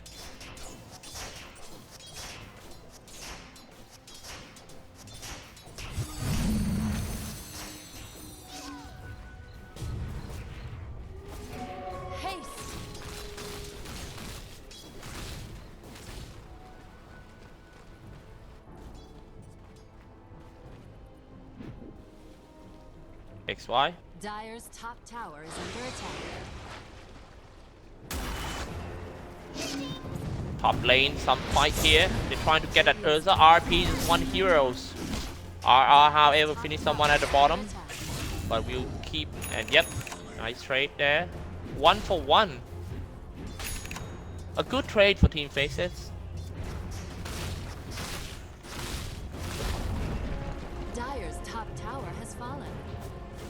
Radiant's middle tower is under attack. Flawless strike. Radiant's middle tower is Tower denied. Going in for XY. Frostbite comes out. XY being stabbed by that Ben. 3 to 5.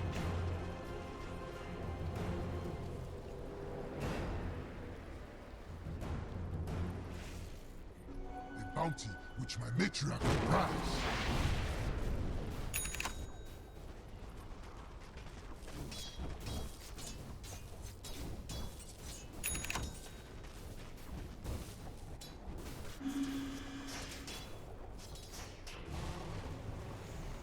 Blessings. Dyer's middle tower is under attack. That's a graph still on Happy Feet side. Now I think it's reaching the point that Team Face. Oh, defense! I was about to say Faceless needs to grouping up, but look at that strike first by Team Happy Feet, but they lost the main damage dealers already. It's too fast, and Black got one more. Now it's time for Team Faceless to diving in. Tower still shooting the monkey. That was a nice fight by Team Faceless, and the fact that they are grouping up together, they can just go for one more. 5-5 game score, but it seems like Happy Feet is about to lose another tower. Not sure how they're gonna defend that one. I don't want to go in too near. X wide on a tree, get some vision.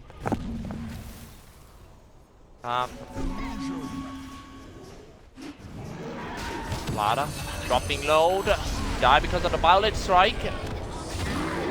Zeus take down that jab first, and now they are hunting for the monkey. XY, the where's the tree? He's trying to jump on a tree, but he will Dragon Slay from long range, killing spree for RR. Not bad for a position 5 Lina. Actually position 4 Lina. Arcane Boot and the Wind Lay to increase his movement speed. Is gonna go for the next item, the Eel Scepter of Divinity. More like a race to 10 kills.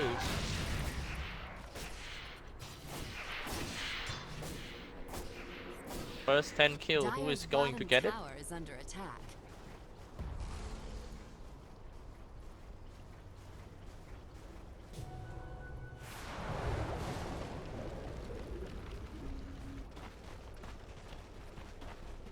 Ursa Warrior, that's quite fat. He got a face boot and the Vladimir. Normally, Ursa Warrior these days always going for something like a Hammer Dominator instead of a Vladimir. I'm kind of glad to see this guy stick to the old Vladimir because I think it's more useful. Giving his teammates some vampiric aura, Vladimir aura.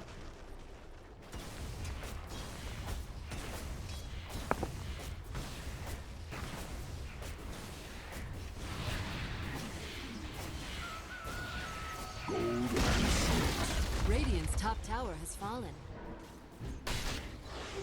Invisibility. Dyer's bottom tower is under attack. This'll come in handy. Dyer's bottom tower has fallen. Black. Got a mental style. Informing you guys right here that after this match, it's going to be Team Fnatic newest lineup. Debut match versus Team TNC. So stay tuned, don't go anywhere. I know it's a Friday night and you guys want to go out and hang, but you can't miss the debut of this team. They have spent months to forming that team, and look at that, XY nicely doing crush by Judge, coming out and crush on 2. Ice goes down real quick, and next one is going to be XY, I'm sorry. Nuts. Desolators already for 10 plus the scene. Ring of Aquila and Ages of Immortal with 1.3k gold in his pocket. That is super fat TA. Meanwhile, they're trying to catch the jabs. He's around here, Laguna Blade, and died because of the Crystal Nova. Doesn't look good at all for Team Faces. And the first 10 kills go to Team Happy Feet. 2 games. A very bad early game for Team Faces. Now this is not looking good at all because Faces seem to put everything on one man, which is Black Blade, and that is kind of too much workload for him. Daps cannot do much at all here. He doesn't have his Wheel of Discord yet. He's just gonna go straight to Eel of Scepter. The fact that he's going for Eel of Scepter, he's gonna lack of the damage from the Wheel of Discord. Aghanim Scepter for Ursa Warrior. That's kind of weird because normally Ursa always go for a Skull Basher first and then Aghanim. Radiant's bottom tower is under attack. Radiant's bottom tower has fallen.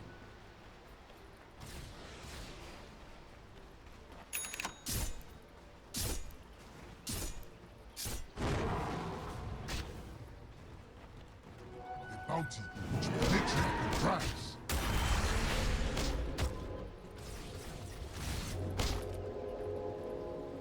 Choose. Radiant's bottom tower is under attack. Dire's top Top tower lane is choose. under attack. They got a defensive tower. It doesn't matter that they killed a lot and kind of so far ahead, but they keep losing tower like that. It'd be bad. I mean, it would be much easier for Team Faceless to farm because they got more more area to play.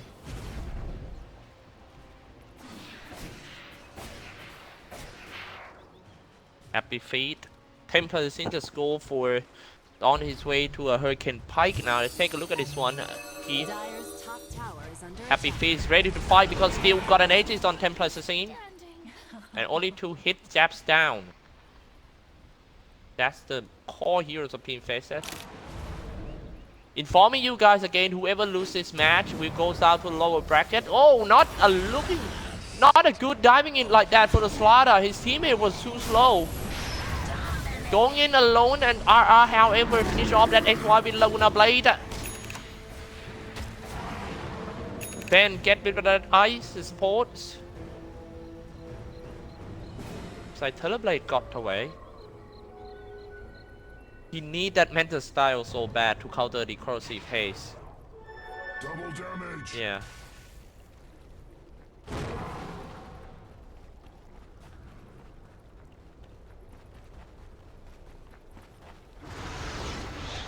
New Scepter.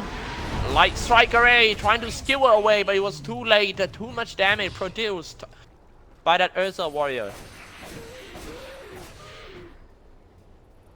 Orchid of Malevolence and Templar Assassin just gonna go for a Bloodthorn to deal with that Puck. Silence the Puck, that's it.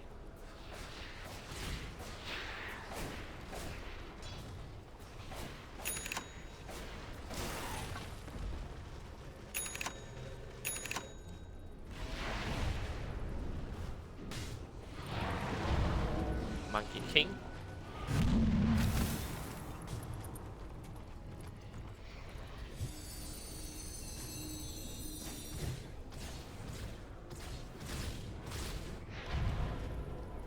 Yarge with a hand of Midas.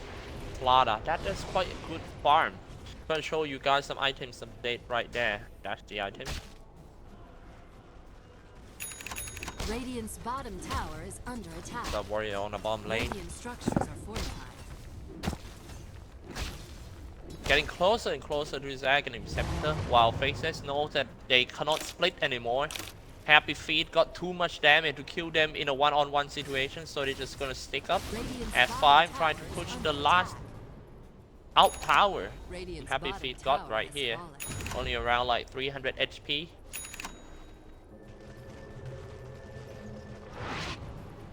Juice to the mid lane. Dire's middle tower is under attack. Dire's structures are fortified. Going in first by that Juice, who doesn't have an Aegis. But here comes Wukong to man, causing some chaos in Happy Feet's lineup. Stuck in a green point. Oh, RP on Skewer back. It's gonna be that Ursa Warrior and also a Lina. However, Lina ill set on himself, buying some time. That's a disaster for Team Faceless. It was great skills landed by Team Faceless, but just not enough damage to take any one of Team Happy Feet down. That is that. Regeneration. A lot of gold chains. A pretty big swing in favor of Team Happy Feet. Man, Faceless need to do something about.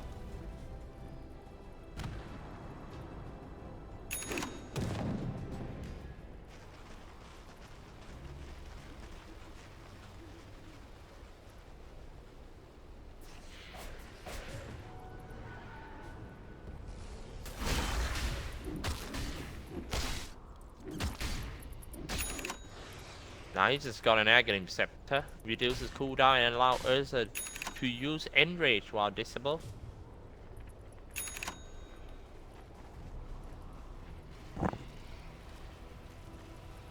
Cooldown down to around like 24 seconds.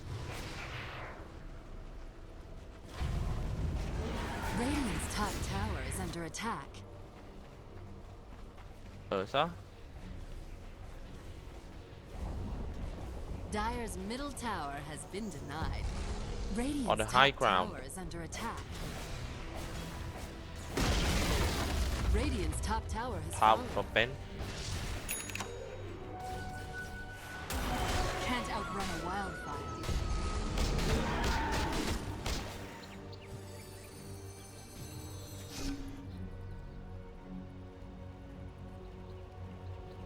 You Scepter Divinity and Etherlens.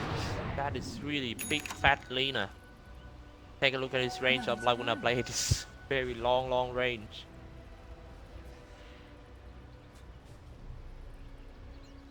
Has 0.25 delay before the damage is applied after the spell is cast.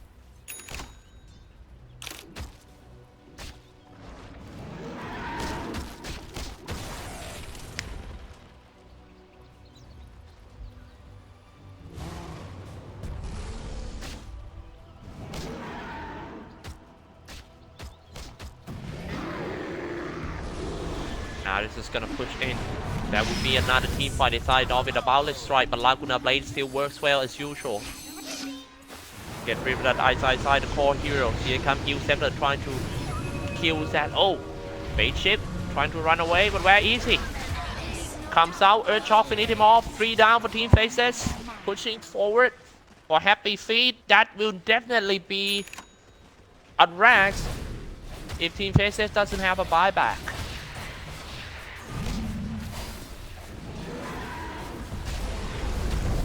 Diving in for the other side warrior. Happy Feet, led by Jesse Wedge, is about to take the first rack in this game and only 1 step away to win the whole series. Happy Feet is not going to overextend over there. They got what they need actually. Get rid of the shrine to shut down the map control of Team Faces. Be a pretty good idea. A soldier's fortune. Ben is getting closer and closer to his Bloodthorn. Is this reclaimed already? This'll come in handy. The bounty which my matriarch First item Aghanim instead of the Skull Basher is quite interesting.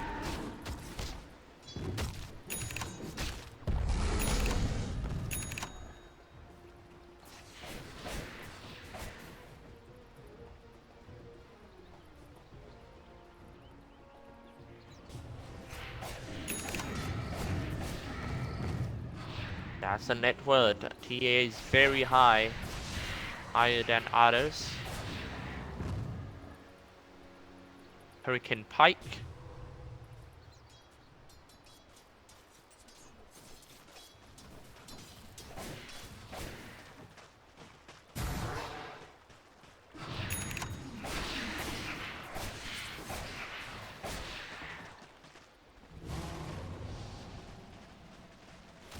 Here we go. Going to the high ground by Team Faces, that's quite risky. They're just gonna do some risky move once again. If they lose this team fight, it will definitely be a Barracks. First one who goes out side. Laguna Blade had already been applied on that side. He's running away with a half HP. Eel Scepter trying to set him up. Light Strike Array for the Black King. That's kind of surprise, but no surprise actually. He was stunned by a Scout Basher RP trying to save the hard carry. Black still got a Thunder to use, so here we go. Black moving forward. He doesn't. Oh man, he got kite so hard. Didn't even have a chance to use his ultimate, and that's it. That is a GG call coming out from side. 99 has been called by Team Faceless. Lost to Team Happy Feet 2-0 in only around 28 minutes. Seems like they have killed us so hard right after the Infinite League against Team Evos. Alright, seems like Faceless will be going down to our lower bracket. Congratulations for Team Happy Feet to proceed.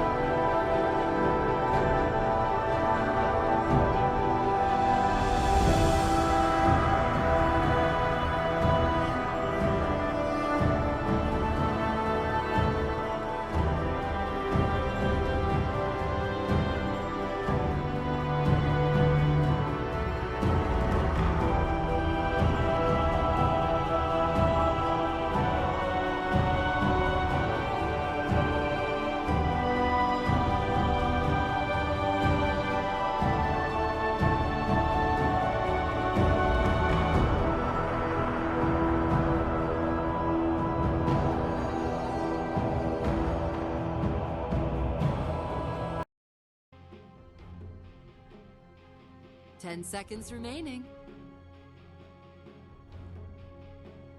5 seconds remaining.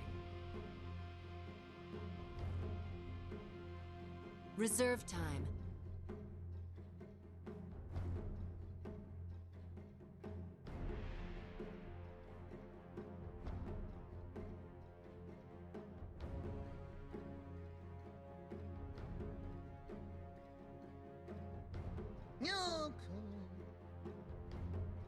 Dire team ban.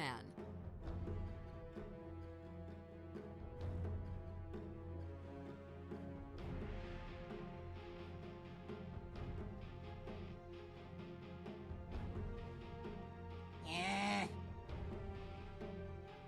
Radiant team pick.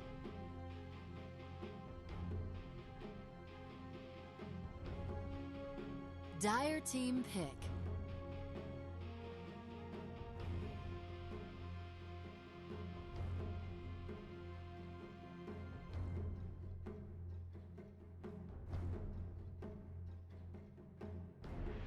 Ten seconds remaining. 5 seconds remaining. Ogre Magi! Dire team pick.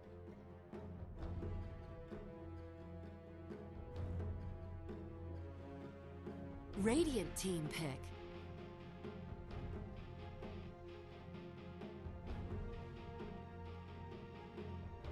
Dire team ban.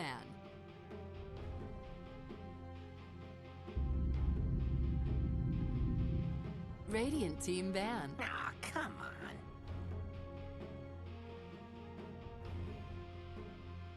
Dire team ban.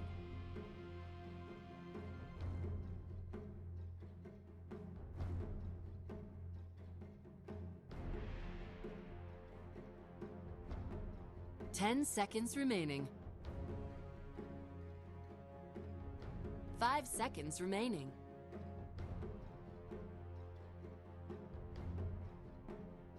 Radiant team ban.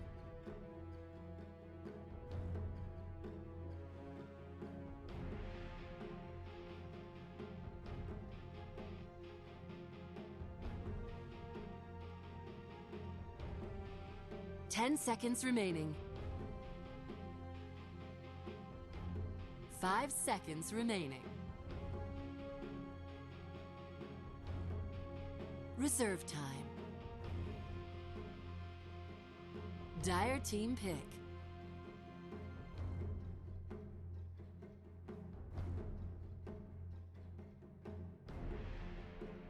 Bat Rider! Radiant team pick.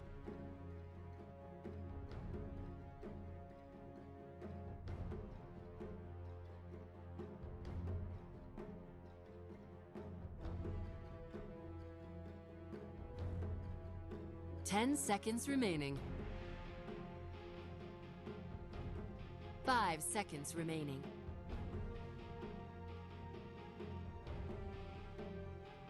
Reserve time.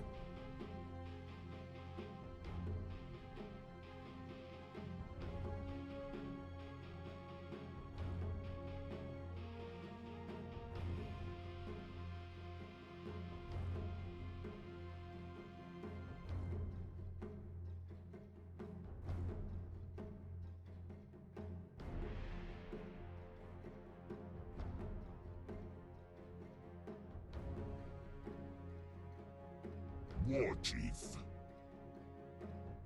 Dire team pick.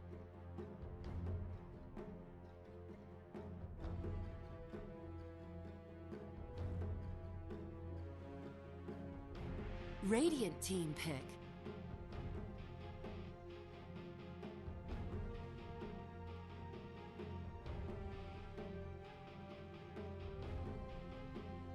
Dire team ban.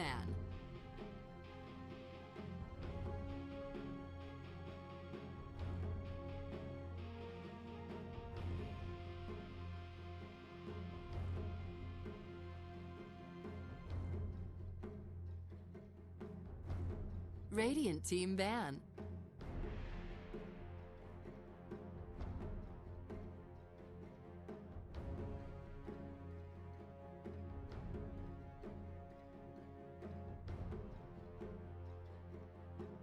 10 seconds remaining. 5 seconds remaining.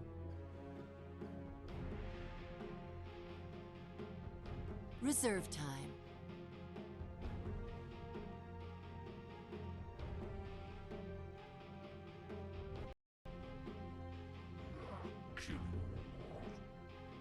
Radiant team pick. Keeper of the light. Dire team pick.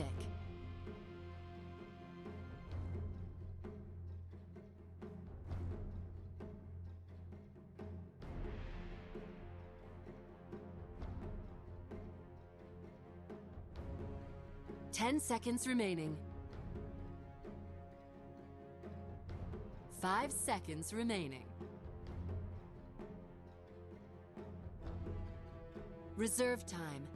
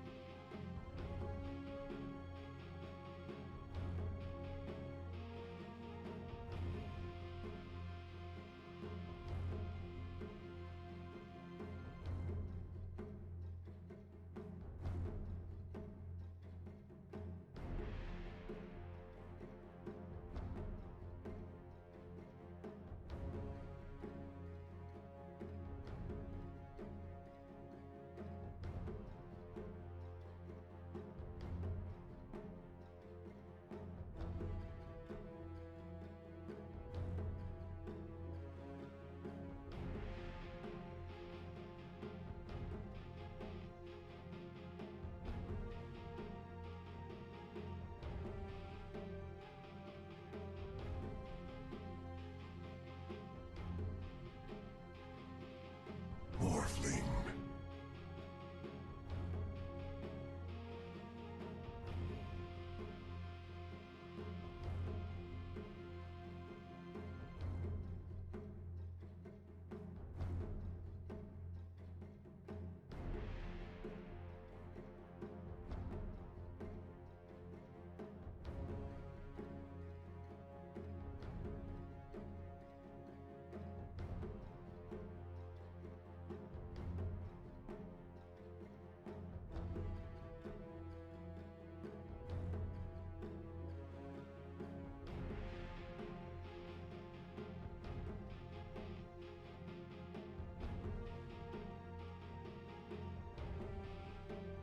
Ten seconds remaining. 5 seconds remaining.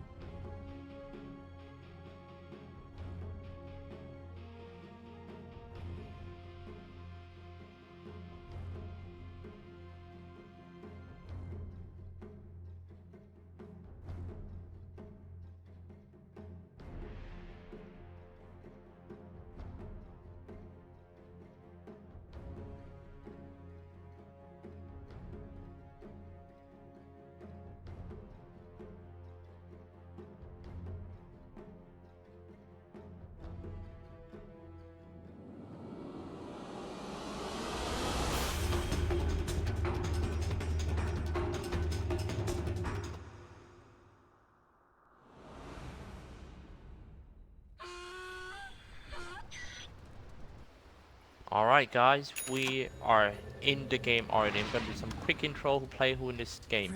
For Team Fnatic in the Radiant side, Q on Phantom CC, Miracle on Juggernaut, DJ Keeper the Light, Febby on Witch Doctor, and Ohio on Centaur Runner. For Team TNC in the Dire side, Cuckoo on Lena, Riol on Chrysomaiden, Tims on Ogre Magi, Raven on Morphling, and Sam H. Batrider. Batrider being forced back. Pinged a lot. It seems like TNC knows that Team Fnatic already played some Observer Wars, they just don't know where it is. Here actually. They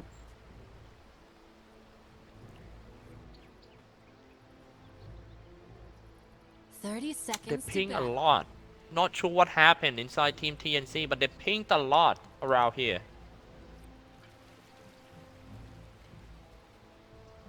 They want to go in. Keep it alight on the high ground. Now it seems like, oh man, they started the game very aggressive for both teams. Now shooting keep it alight horses. Raven diving in, 10 seconds to the boundary rune. Seems like TNC trying to go for a 3 boundary rune right there. Ohio come in to force them out. Half HP is already for Rior. Walking down to the river. This should be Parath easier. It's Bat Rider, pick it up at the bottom lane. Meanwhile, Q pick it up right here too. This is weird. Boundary rune pick it up. Normally teams tend to go for it there in their own territory here.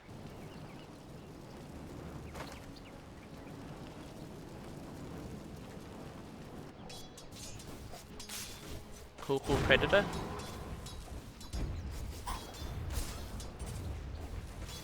It's gonna be quite hard for Kuku dealing with that Kyo though. Kyo just gonna spam his Sifling Dagger. Real coming back in now, it becomes 3v2. DJ teleport away. So they change the target from DJ to Ohio. That was close to first blood. Since Dota 2 7.0 patch hit the servers, first bloods actually become a thing. I mean, you guys remember before 7.0 patch, first blood you only get around like 60 gold. You can't even buy a burger with your first blood, man. But these days, if you get a first blood, you get pretty much like 300 gold, and that's a big thing for the start. You can easily get boots right away if you can kill someone.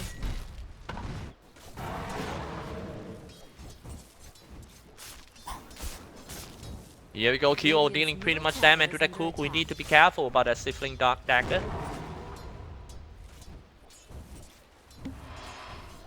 The authentic. The originated. Phantom Assassin. This guy, Kyo, actually brought so many indie heroes to the scene. For example, Phantom Assassin.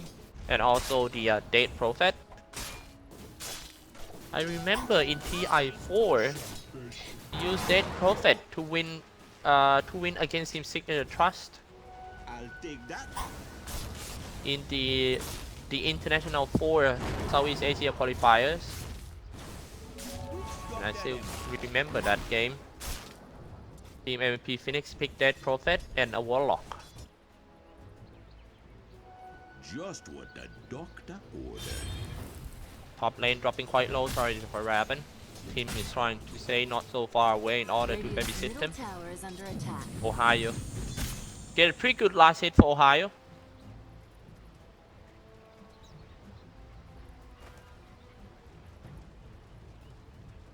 We are moving back.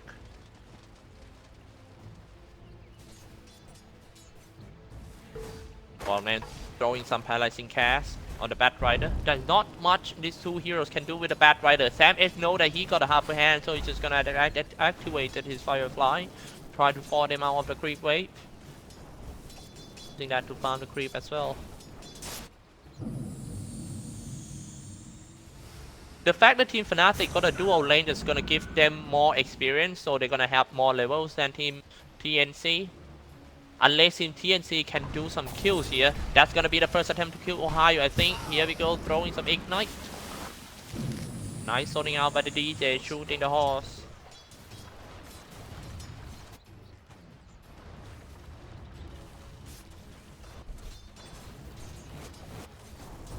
The reason why... Oh wait, look at that one first, paralyzing cast. The reason why they love to pick... People love to pick the Keeper the Light is because hero is so easy to farm with it's like we all do, you know. Mana Lee can be another disable spells.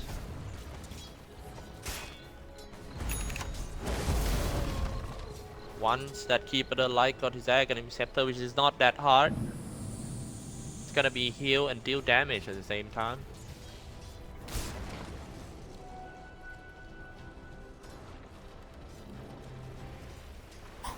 Duo in the middle lane spamming his Sifling Dagger. He doesn't have any visions on the high ground for Kilo, so it's gonna be quite hard for him.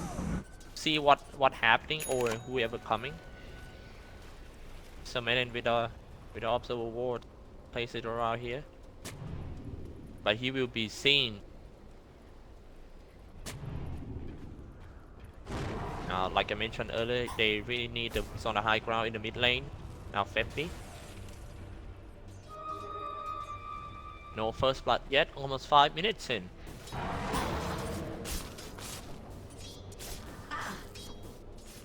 Coming from the back. It seems like we all didn't know that the supports of Team Fnatic is also there. They left Febby. It's 3v1. Teleport back to the tower. Febby part of the Fairy Fire getting into the tree line. Now he's gonna be fine, but Ignite effect is still on. Just one more Fire Blast, but Febby blinks away to the Febby. Voodoo Restoration keeps him alive.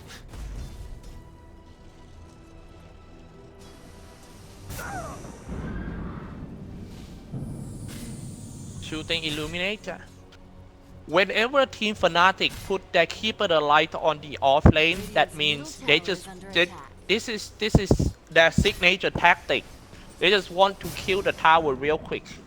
They don't even care that the Illuminate will hit the creeps and distract Ohio last hit. They just want to push the creep wave to the tower, so that it's gonna be quite hard for TNC to gank, because as long as the creep wave push a tower, it's gonna be quite hard for Team TNC to come from the side wave, because once he come, the creep wave of Team Fnatic will hit them.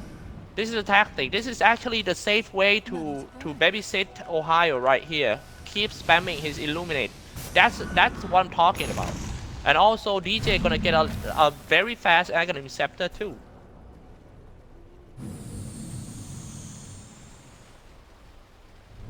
Leading on the network is actually Cuckoo.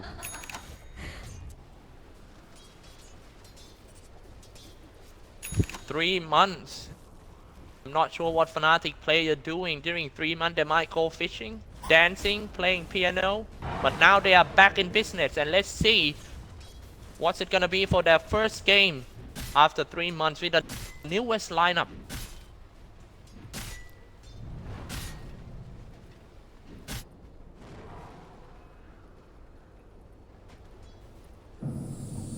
Almost 7 minutes, no first blood yet. Both teams play with very high. They don't get complacent at all for both teams. Now here we go. Fire Blast comes out. Seems like Ogre was hit by the Illuminate, dropping quite low, but they need to be careful about the damage of the waveform too. Crystal Nova already been used shooting Illuminate. Man, this lane is so hard. Seems like they're not being forced to go back. He's now having problem dealing with the Bat Rider one-on-one in the lane.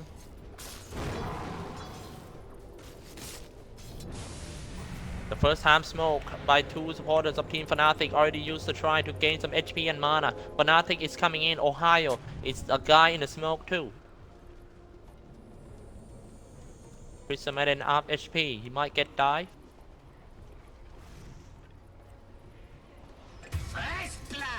Oh man, I'm sorry I missed the first part over there because I'm looking at the fight around here. That was a nice gank by Teams by Teams in the middle lane.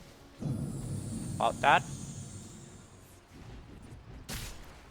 Try not to right here.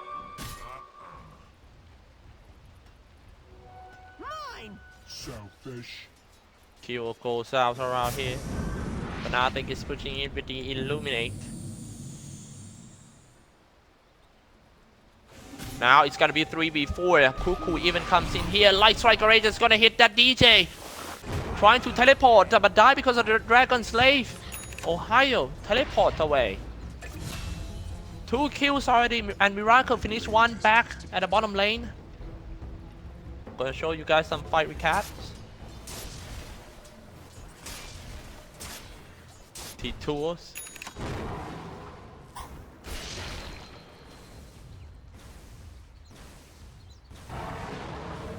Dire's bottom tower is under attack. Miracle with the face boot already. Take a look at the graph. Graph shows that Team TNC is still ahead in terms of golden experience earned. Here comes the paralyzing cast. Sam Edge already up the Voodoo Restoration. Firefly aiming for the support. Instead, Febby taking a lot of sticky napalm, and he's dead.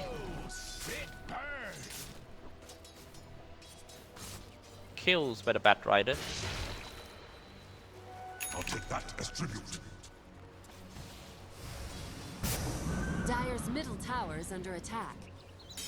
Radiant's bottom tower is under attack.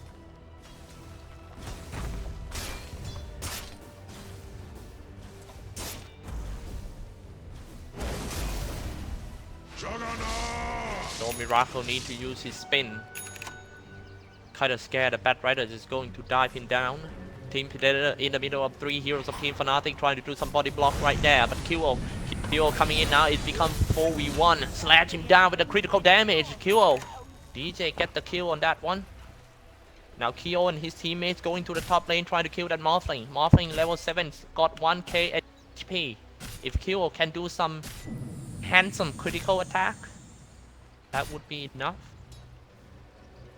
They all get it up trying to push on top.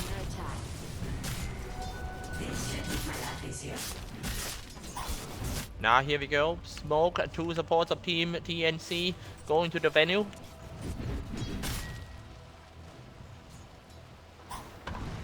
Going. And Stampede just to get away. Kyo seems to be the latest one. But he jumped in. Paralyzing Cast stopped the whole TNC crew from moving forward. Meanwhile, at the bottom lane, a fight between that. Oh man, he spin around with only around 15 HP. Omni Slash and got away.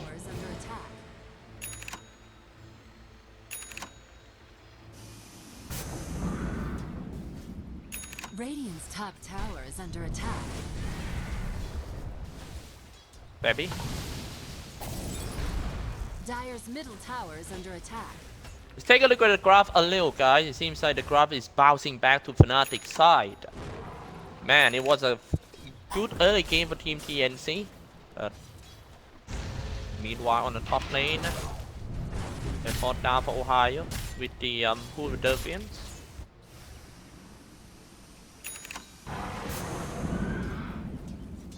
They're pushing middle.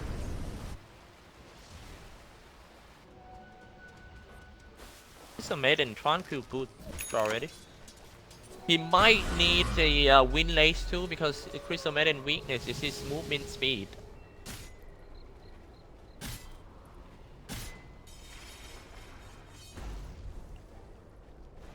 Game is still in a laning phase and not. Oh, 2 attacks! Critical damage in a row, and they might go for more. Man, it's this Phantom Assassin is such a luck dependent heroes, man.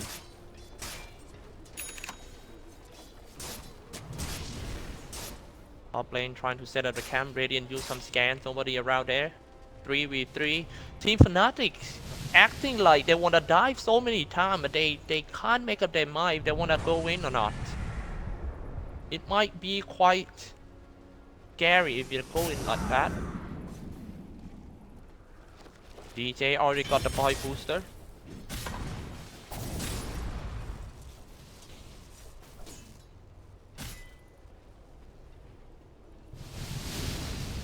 Top lane.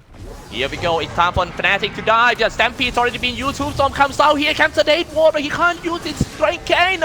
Even Strength Gain is not enough to save himself. Spinning around. Miracle trying to get away from the danger, but he might get forced by soon. He's stuck in there. Pop the Magic Wand is not gonna help Laguna Blade to finish him out. Somebody's around here. Bat Rider burning everyone in his Firefly. Spamming Sticky Album. Kyo frame break. Bounce at Kyo. He jumped away with around like 35 HP. Kyo died in the end. Rio trying to do some body block, shooting some horse around here, throwing some flashbang. Oh my god, Voodoo Restoration just gonna keep that Febby alive for a while. Then he goes down 3, but Team Fnatic seems to be a big one fight by Team TNC this one. Raven in the middle lane with a Yasha on his way to a Yasha first. Instead of going for a Lincoln Sphere, this guy gonna go for Yasha and Mental Style first. You know, this kind of item builds and item order is it's really old school in Dota 1 times, where Morphling rushing a Mental Style in order to fight better in team fight. And now that's Ohio finished that team's off near the shrine of the Radiant.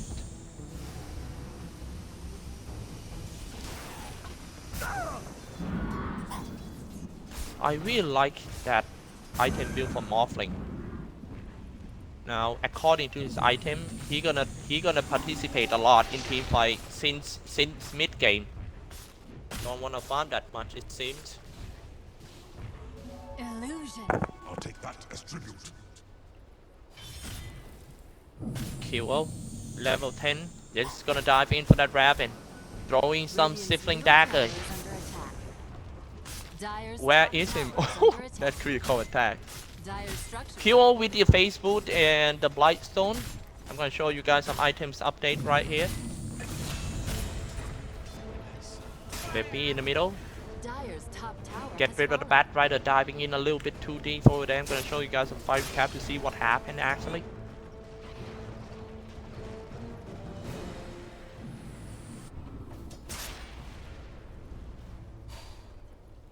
Fnatic need to push the tower more in order to put the pressures on Team TNC. If you keep giving that Morphling a space to farm and play,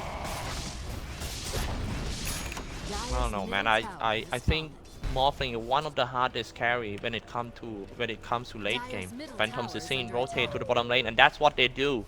That's what Fnatic good at. They are one of the fastest team that I mean they're one of the team that destroy tier 1 tower very fast. Laguna Blade already been used on that Feppy. Feppy trying to stay alive with Voodoo Restoration and pop the Magic One. A Flaming Lasso try to drag that Juggernaut out of that Lina to save his teammate, but no. Lina goes out real quick. Next one gonna be Feppy. It's more like a trade around here. Stampede already been used just in order to save that kill or to get away. Very nice stop the TP by the Fire Blast. Gonna be Miracle Days around here. Miracle. Double kill for Sam Edge. 7 to 8. Moment. Morphling actually changed his mind and go for a Lincoln Sphere first. That is also a good idea for Morphling, so he can be safe from all the Sifling Dagger and the Paralyzing Cask. Diving in on the bottom lane, keep the light stuck in there. DJ goes down. Killing sprees already for Sam and he's just gonna go for more. He's still on Firefly, spamming stick in Album to slow everyone of Team Fnatic down. It's so easy for Morphling to wipe everyone down around here. Waveform already been used, get rid of the Fetby. However, QO slash that killing spree down. But QO also down too with a Laguna Blade. Another good dive by Team TNC, 8 to 11 game score. It was TNC who got the first 10 kills in this match. You wonder what I'm talking about? Feel free to check out at egb.com. You know what the first 10 kill is. Radiant's bottom tower 800 gold earned for the TNC. Now Morphling getting closer and closer to his Lincoln Sphere. I want to ask you guys what you think about Morphling. Because obviously TNC only got Morphling in this game as their carry, while Team Fnatic got Phantom Assassin and Juggernaut. What do you think about Morphling versus PA and Juggernaut? Can he hold the damage for that too? But if you Fnatic got 2 critical damage here, which is PA and Juggernaut, I think it can easily crit that Morphling off. But however, Sam is jumping in and catching that Witch Doctor. How did he know that? Google Map, of course. Radiant's bottom tower is under attack. Well, the fact that they living in Malaysia, they might have to use Waze. 8 to 12 game score. It seems like Fnatic want to strike back by taking down the top tier 2 tower, but TNC won't let that happen easily. Teleport down all of them. 3-4 heroes of Team TNC started off with creating some illusions by the Morphling, trying to push the creep waves away. Bat Rider on the bottom lane.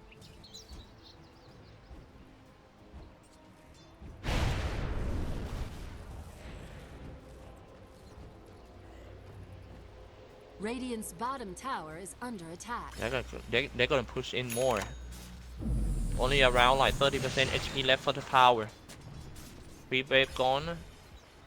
And Fnatic playing so tactically this one is always like it's like they always know what are they going to do next. Middle tower is under We gotta attack. give the credit to the team Radiant caller at this structures are point. fortified. Seems to be Ohio, if I'm not wrong. The shot callers, but the whole team's MOBA team TNC looking to strike Team Fnatic from behind, leading the fight by Tims. No, actually jumped in and Flaming Lasso back, and here we go, Laguna Blade, Ohio probably pipe, and he's still alive. He's already out. But it seems like the support a little bit mispositioned. Pepe cannot find a place to drop some Date Ward and Paralyzing Cast. Predator, Cuckoo got a double kill. The Lina, a mid lane Lina, Miracle trying to jump away. Can he? He can. This'll come in handy. Fnatic lost 1 core heroes and 1 support. Witch Doctor died without using that much spell. I'm gonna show you what Witch Doctor used. He dropped a Date Ward first, and then Paralyzing Cast, Who turned up the heat? Restoration.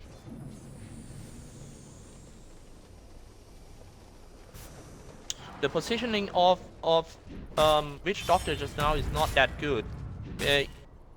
He used that Date Ward just to sit before he goes down, instead of opening with a good Paralyzing Cast that can stun 2 or 3 heroes.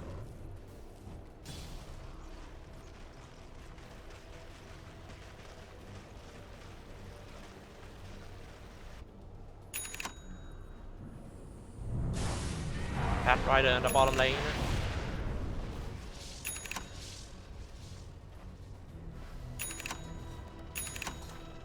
The favorite memes for Miracle is that that people say that he's the same Miracle with the OG mid laner. Man, but the thing is, Miracle actually got into the scene much earlier than Miracle 9K.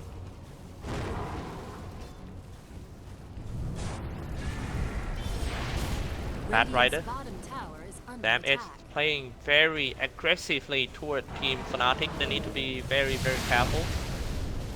Cuckoo on Lina. Radiant's bottom tower has fallen. Boost of Travel and Bloodstone with 14 charges. He's moving around with 489 movement speed for Cuckoo. On his way to Civil Edge. And also the Eel Scepter Divinity. Radiant's bottom tower is under attack. Now Bad Rider. Radiant's bottom tower is under attack.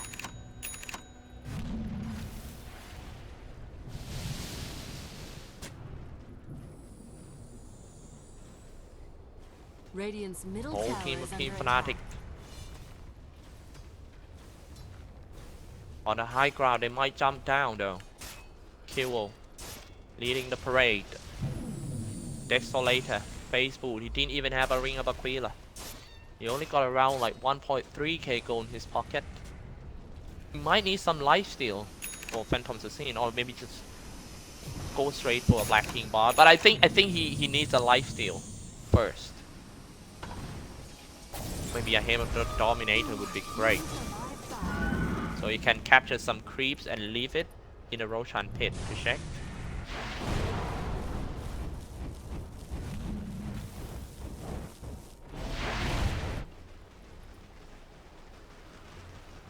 Money to burn. Radiant's top tower is under attack. Here we go, they're gonna push on top. Bottom lane. As I always mention about this in Dota 2, in the modern Dota 2, the creep wave control is very important. As long as the creep wave pushing toward to your opponent, your game will be much easier. Doesn't matter. For example, if your creep wave is pushing to your opponent in area lanes, and then you lost a big team fight, you still cannot. You still not going to lose the barracks. Yeah. Meanwhile, if you are playing a game and you are not pushing creeps at all, it doesn't matter how many kills you got, you still cannot take down the towers, and it's gonna make you quite hard to play. So in Dota 2 DCA, you gotta make sure that you got 1 creep wave pushers in the team, and always don't waste your time. Keep pushing the lanes. I remember back then in 6.9 or something, saying, wait, take a look at that one first, jumped in, Laguna Blade, try to finish off the Phantom Assassin, no more the core damage of Team Fnatic. Dropping some Date Ward, but Bad Rider got away with around 200 HP waveform since already. 4 heroes of Team Fnatic try to crawl back to the high ground, right strike array on 3. What a play by Cuckoo! Mega kills already. Man, did you see the light strike array on 3 heroes over here? There's no choice left for Fnatic but to retreat. They're gonna give away that Aegis, it seems. But they're gonna come back.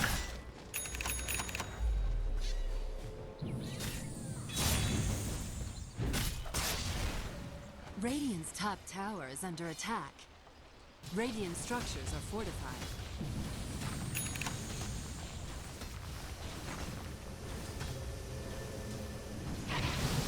And again, I want to repeat my questions about the Morphling versus Juggernaut and Phantom Assassin in late game. Do you think one Morphling can deal with that 2 hard carry? Because it's so obvious, like I told you, that TNC only got Morphling for their late game in this game. I don't think, well, Lina is good too, you know, he got some damage, he can turn into a physical damage too, but at the end of the day, she's a failure. Radiant's top tower has fallen. Most of the damage coming out from Laguna Blade and auto stop. Let's take a look at top.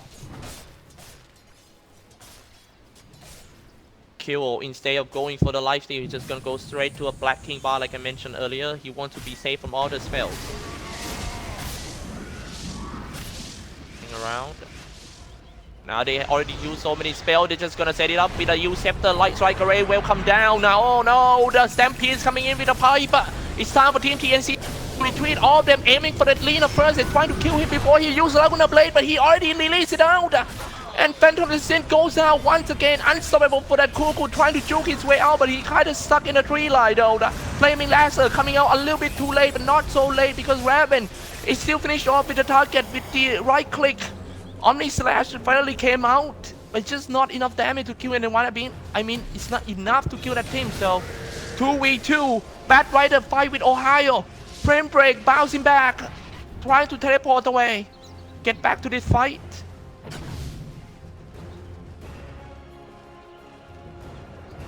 Such an action-packed mid-game for this match.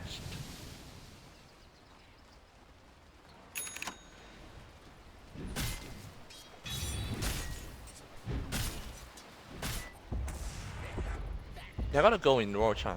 Gotta get that one. Yeah, I was about to say that every time this is actually my 5th or 6th times already that I have cast the debut match of some big teams. For example, when I first cast like 3 or 4 years ago, I get a chance to cast a Navi debut match along with Shiver, and then Fnatic new lineup. So many weird matches. Even team LGD, I'm sorry, newbie boss, that they have the first esports, female esports player. I'm also the one who cast that. And this one, this is actually my 3rd time casting Fnatic debut matches. Now Laguna Blaze already comes out. Flaming Lasso drag back. That first one goes out. Ohio killing spree was broken by Raven. Waveform back to the first position. 2 down for Team Fnatic. This is gonna maybe push on the bottom lane and trying to take down the bottom tier 3 tower first. However, Fnatic still have Keeper the Light with an Aghanim Scepter, so he can just kill the creep wave.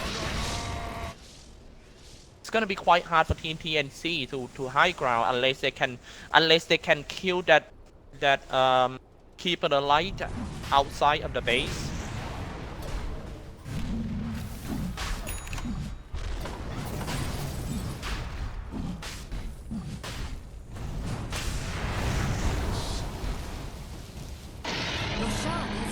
And that's the Aegis of Team Raven.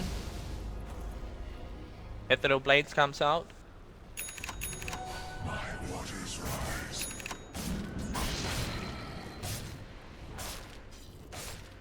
Daniel Kill really want to go for his Black King bar. As I told you guys, the Team TNC lineup actually relies a lot on magical spells. Light Strike Array, Frostbite, Crystal Nova, and also Freezing Field can be done with one Black King bar. That's why Kyo is so rushing to get his Black King bar at the moment. On the way.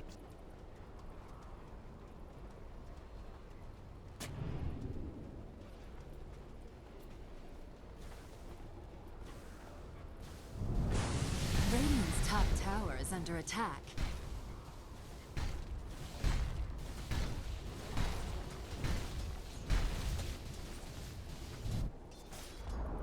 Alright, let me Radiant's check top tower something. has fallen. Dire's bottom tower is under attack. Radiant's middle tower is under attack. Radiant's middle tower has fallen. I'll take that. Top tower already been Dire's destroyed bottom by tower Team is TNC. They still got an Aegis with them.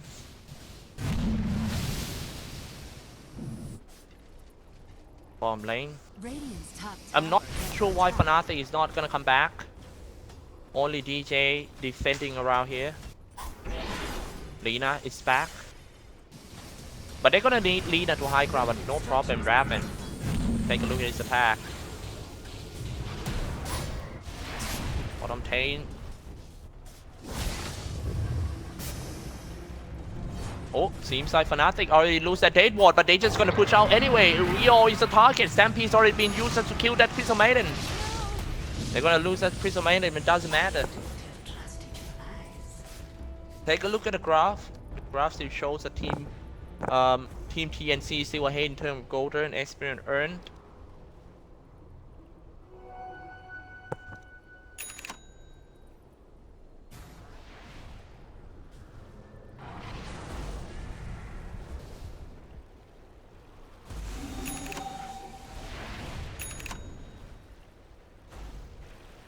Morphling. Bottom lane on his way to a Mentor style. While team Fnatic. This should make my life easier. It's gonna go on top. Black King bar, a shiny new Black King bar from Kyo. What about Juggernaut? Juggernaut didn't go for it. He went for a Mentor style and on his way to a Scout Battle Abyssal Blade. Keep in mind that TNC only got a Morphling for the hard carry. If Morphling goes down, no matter what reason.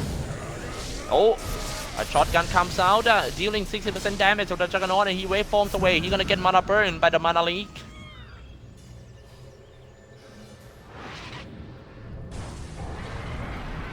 Now here we go, Stampede. Trying to run away. Oh, Flaming Lasso before he goes out. And that's the core hero, Laguna Blade to finish him off.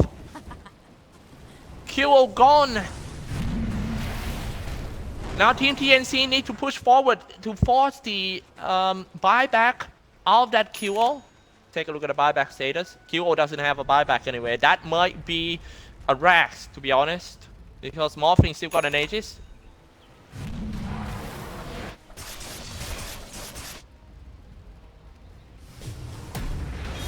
Here comes Storm Double Edge, going some flashbang, and he's just gonna use Scepter himself in order to kill the Mana League. Got waveforms in and do one combo, kill the Feppies already.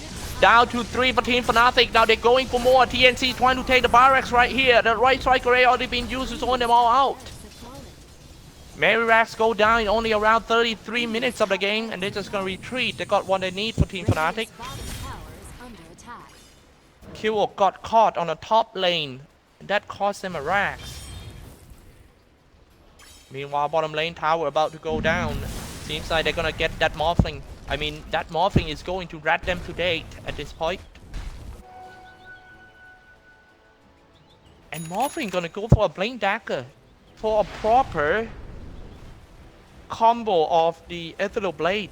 He really want to go in and fight DJ at the back line, because if they can't kill Keeper the Light, they can't high ground.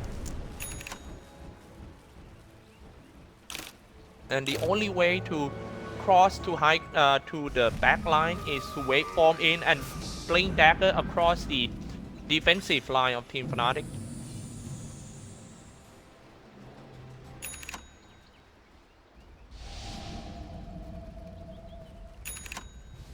Unlucky find.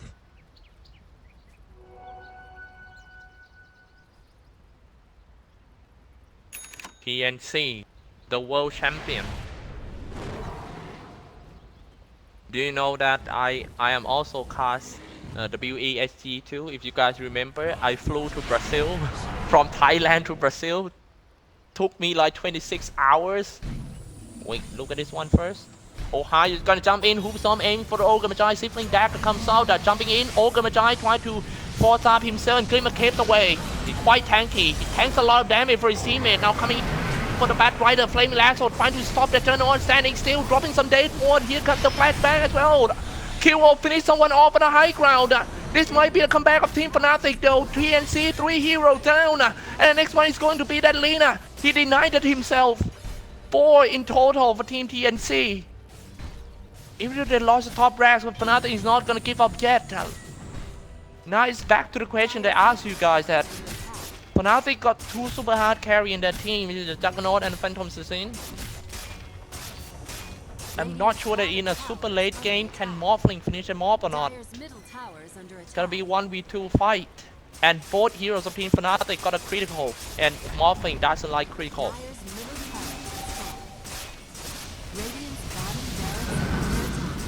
Radiant's bottom barracks is falling. TNC. Bottom lane. Oh, Lina with a rat. This is destroy the ranged racks of Team Fnatic.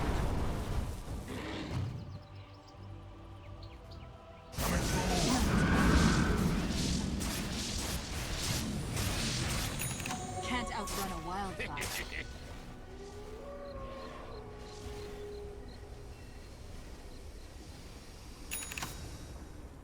Ohio. Alright, it's time to take a look at some items update in case you wanna know. QO already got a Black King bar. He haven't used this yet. Miracle. Scout Basher.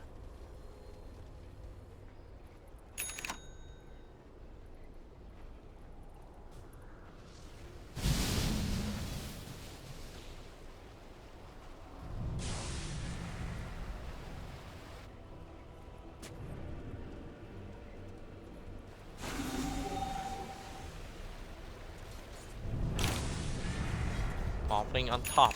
Roshan will be respawned in 1.5 minutes. The next Roshan would be very important for Team TNC if they want to finish this game off. If they lose one more team fight to Team Fnatic, I'm pretty sure that the momentum will swing back to Team Fnatic.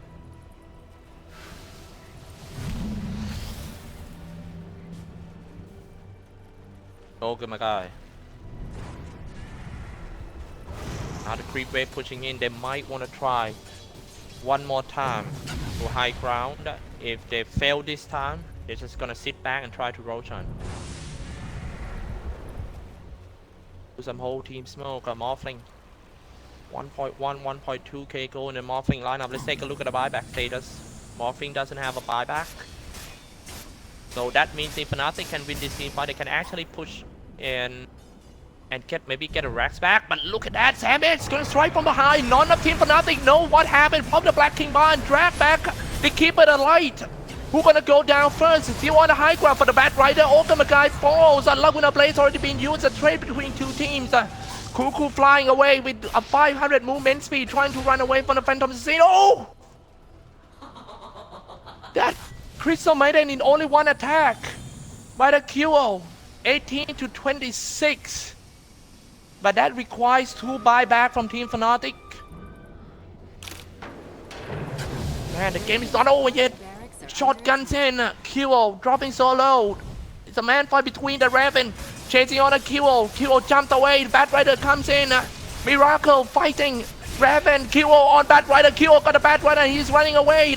He gets kited so high by the Raven. However, look at that Cuckoo shooting just like a goddamn machine gun around there. Suddenly a wild Lina appears in the back line. However, Raven, a shotgun comes out. Witch Doctor almost goes down. Oh my god, throwing some flashbang to bounce that Raven back. He's still got a lot of mana to do some strength gain. 20 to 28. This game is so close, man. At this point, I think we can say that it's a 50-50 game. Because the question that I keep asking you guys right from the start, that Morphling versus Phantom Assassin Juggernaut, who is going to win now, it's actually become true. It's always 2v1 between Morphling and PA and Chuck. Oh man, teams just get rid of that Febby on the high ground. Now, however, that's 2 heroes of Team Fnatic in a Roshan pit. Are they gonna contest this one? It's very important. It's gonna be the second ages of the game. And Coop comes in, Hoopstone comes out, Ravens are fighting on the high ground for the Black King bar. Laguna Blade is killed once, all Miracle gone. The guy with the Aegis is still running away. But however, oh man, to the high ground together. Teams kinda suck in there. Morphling shooting everyone from the low ground, and that is it, kill down. Team still there, only around 50 HP. And he will surely go down, and can he? Oh god, he's alive! Teams got away with the Glimmer Cape. Triple kill for the Raven. GG has been called right away from Team Fnatic. TNC took game 1 in 40 minutes time. What a match and what a team fight we got here. Can't hardly wait for game 2, man. Gonna take a break for like 5 minutes. Shoot you guys with some ads, and then we'll be right back. Don't go anywhere.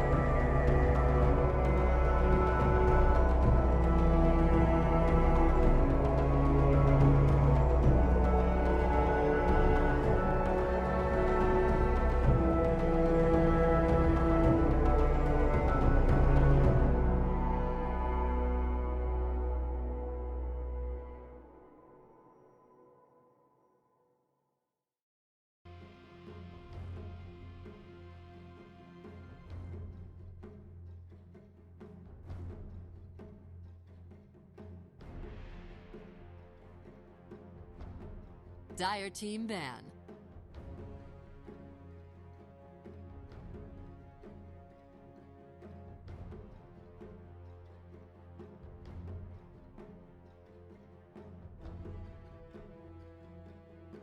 Ten seconds remaining. 5 seconds remaining. Yeah. Radiant team ban.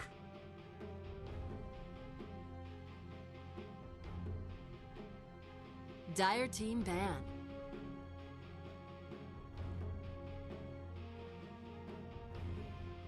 Dire team pick.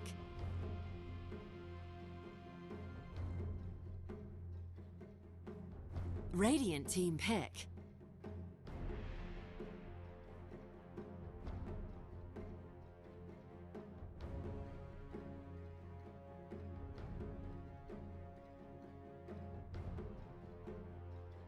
Ten seconds remaining.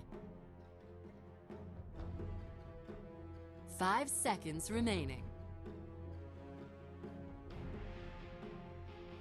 Reserve time.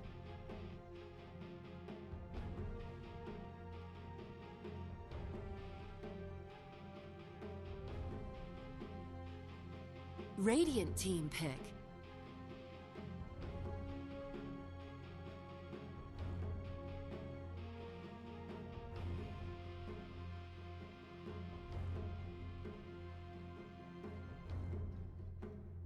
Ten seconds remaining.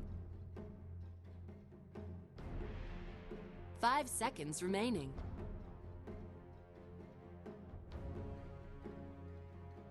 Reserve time.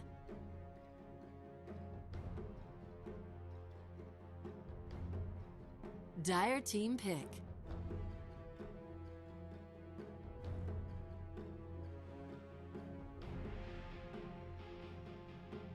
Radiant team ban.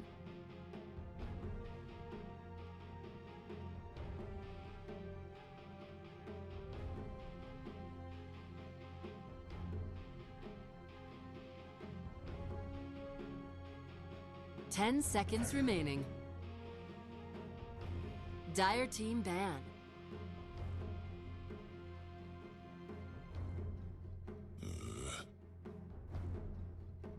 Radiant team ban.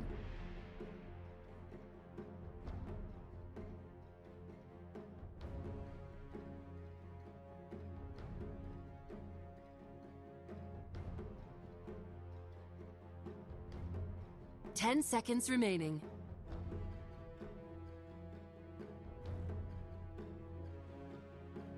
Dire team ban.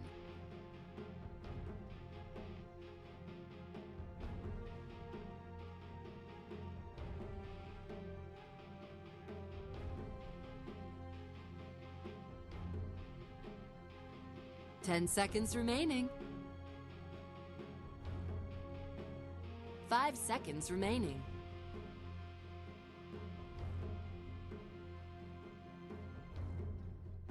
Radiant team pick.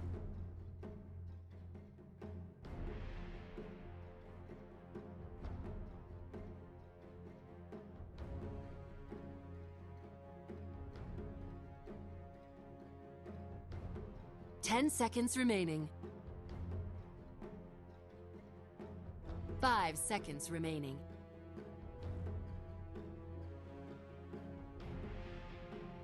Reserve time.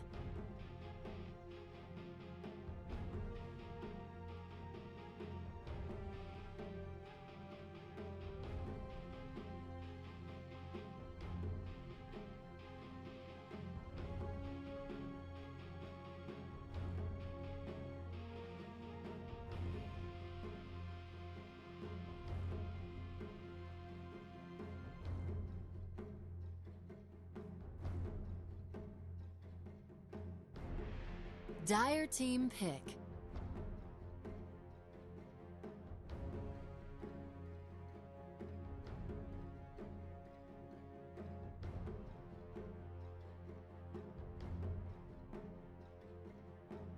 Ten seconds remaining. 5 seconds remaining. Reserve time.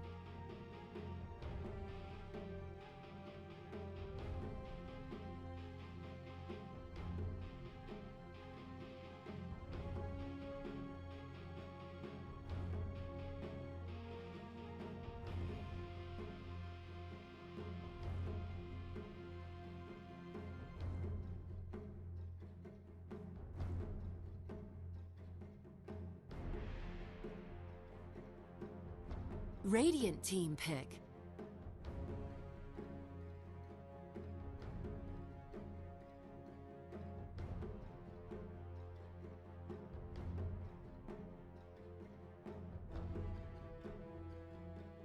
Ten seconds remaining.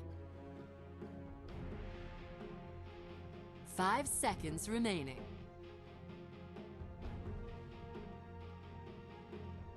Reserve time.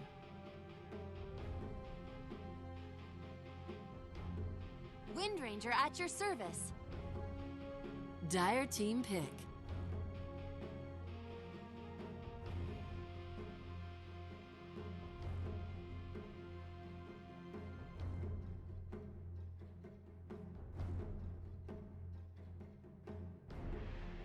10 seconds remaining.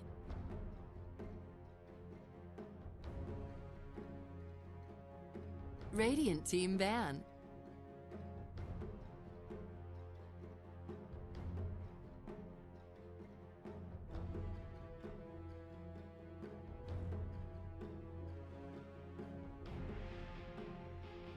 Ten seconds remaining. 5 seconds remaining.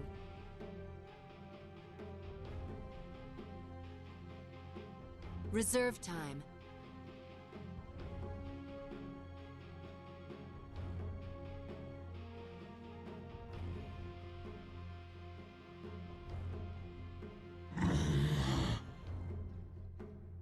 Dire team ban.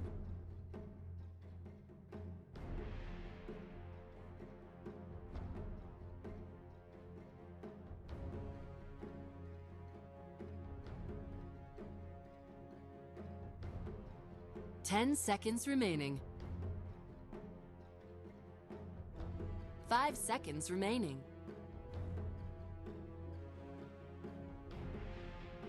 Reserve time. Dire team pick.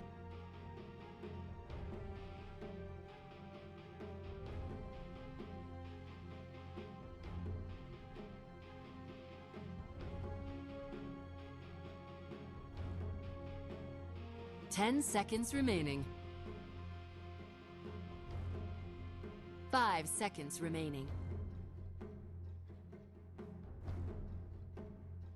Reserve time.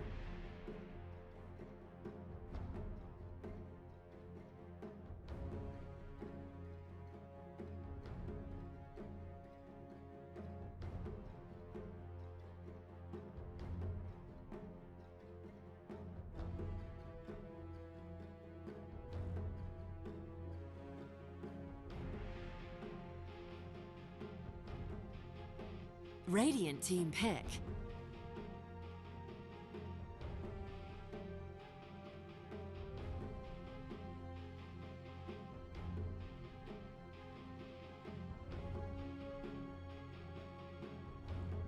Ten seconds remaining. 5 seconds remaining.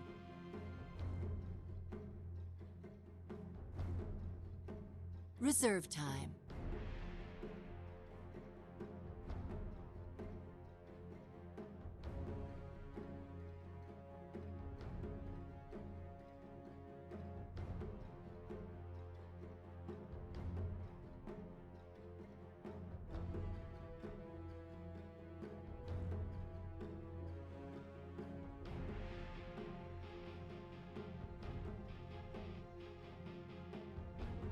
Necrophobe.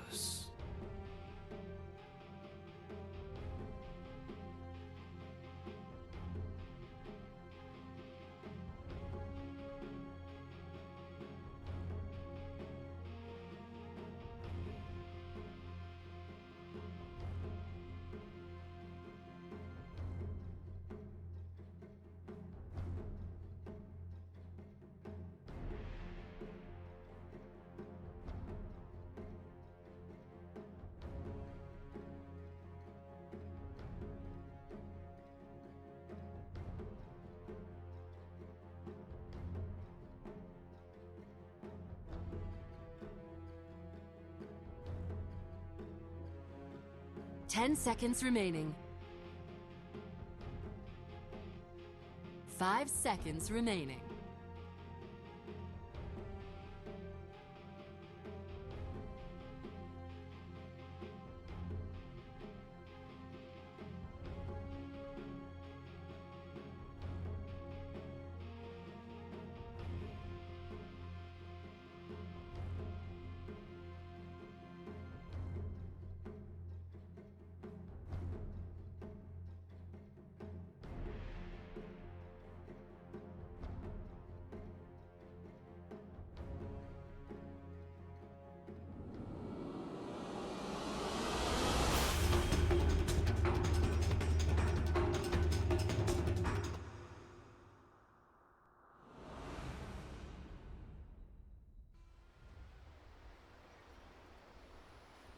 Loading in.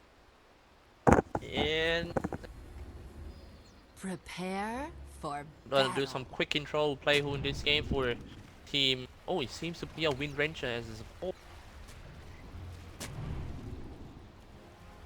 So Team Fnatic on the Radiant side, Q on Necrophos, Feby on Crystal Maiden, DJ Wind Ranger, Ohio on Abaddon, on Miracle on Juggernaut for Team TNC on the right side. Cuckoo on Wind Ranger, Rior on Warlock, Raven on Slark, Tims on Monkey King, Sam H, Axe.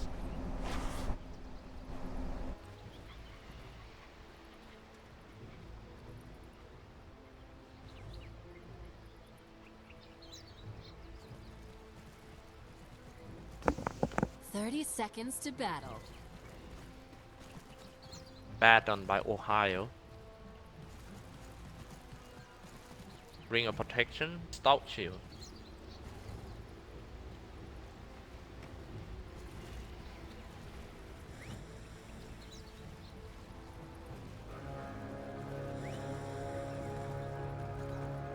Diving in, it seems like Fnatic knows that they are quite stronger, so they're The just gonna get battle 3 Bowery Room. Pretty cool start. But hey, Ohio running away. Now he casts off the shield, dealing some damage and protection at the same time. But Ohio dropping low. He takes too many hits from that Tim Predator. Not first blood. And Tim's got the first blood. People, I just, well, Man. you get the idea. Now that you gotta deal with one of the best monkey in the Southeast Asian, you gave away first blood to the monkey. No. I got some childhood memories of my monkey, you know, of the monkey as an oi. Look at that first. As I told you guys that I was born in Lopbury town in Bunker. Wait, take a look. Maybe story later.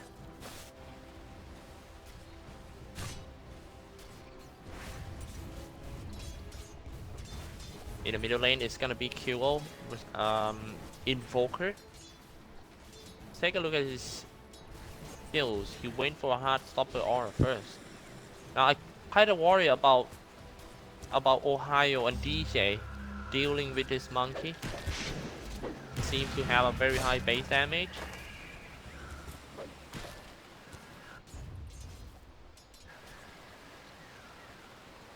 I already got a blue. He's moving around with 350 movement speed. So easy for him to catch anyone. Just hit and run. Run and hit. And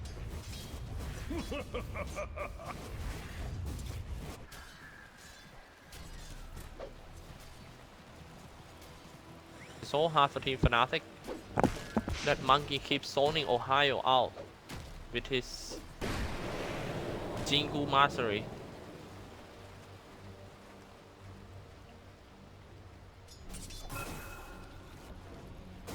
And without 3 dance, that monkey can get the first blood.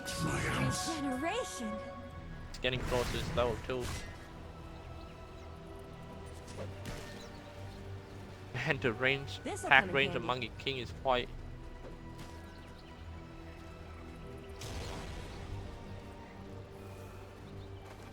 Red.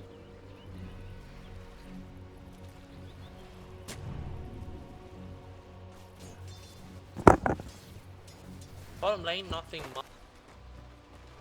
a solo lane between Miracle and Sam Edge, but it's gonna be quite hard for Miracle. Look at that. Axe knows that he's much stronger, so he's just gonna stand in front of the creep, and whenever Miracle trying to come in and get some experience, he's gonna get spinned. Kilo diving in so deep, Kuku almost goes down over there. Take a look at the aura range. Now getting the aura down for sure. Pop the fairy fire. Now somebody teleport down as Tower shooting at the Kilo. It's gonna be Team ProDotA. Hit him again. Again. Maybe one more time. Here comes Bullet Strike. He doesn't have a 3 there.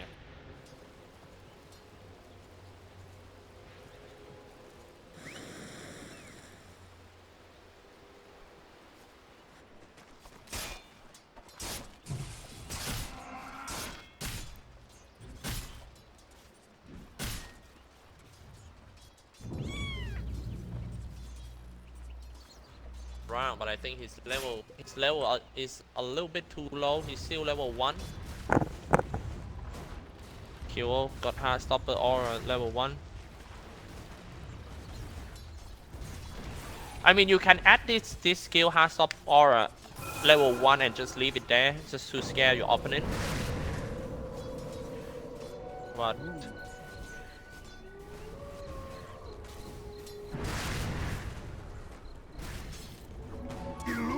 Kyo.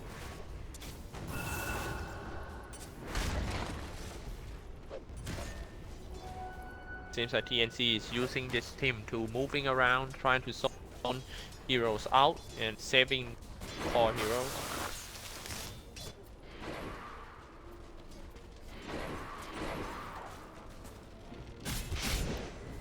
Damage farming pretty good.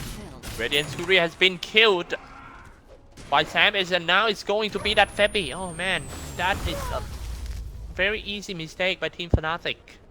They lost the career and they lost the support too. Very easy and big mistake in early game for Team Fnatic. Now they don't have career for at least like 1.5 minutes. Hard for them as this axe pushing forward to kill all the creeps in front of the tower.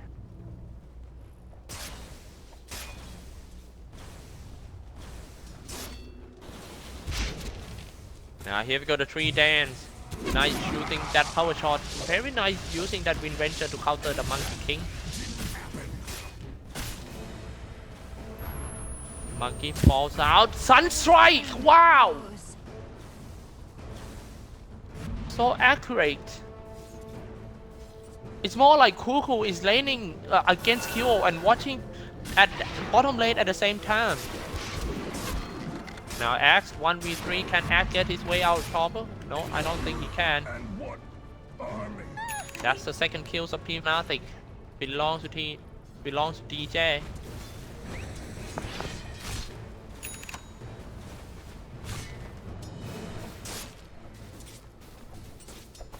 Killing spree. Sorry, I missed the kills over there. It seems like Febby was hit by a Sunstrike once again. Sunstrike of Kuku is so on point, man.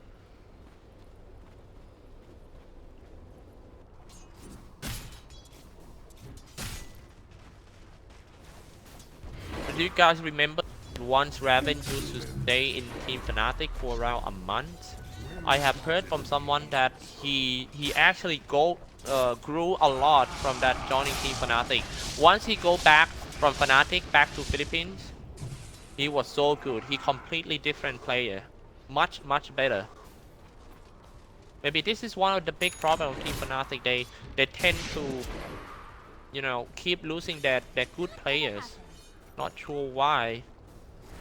Because the team actually got a very good facilities, a team house, a good pay.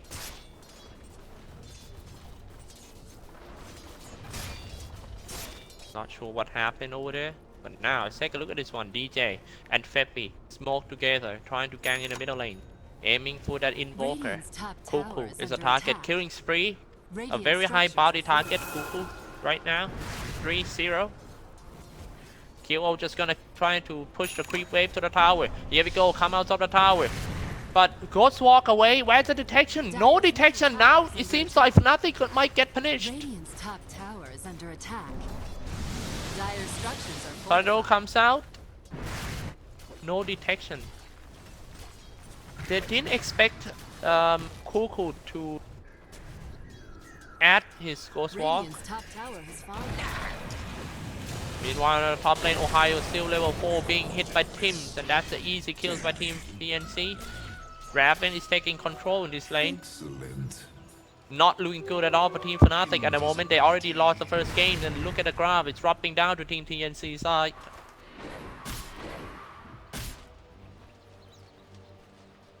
I'll take that.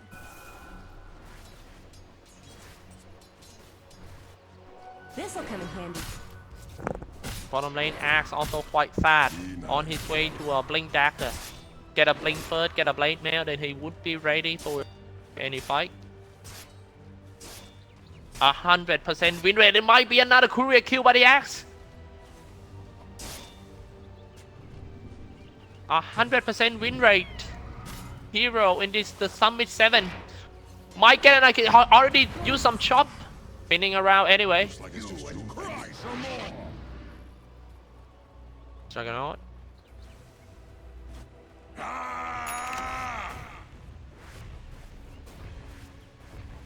Getting closer and closer to the first 10 kills for Team TNC.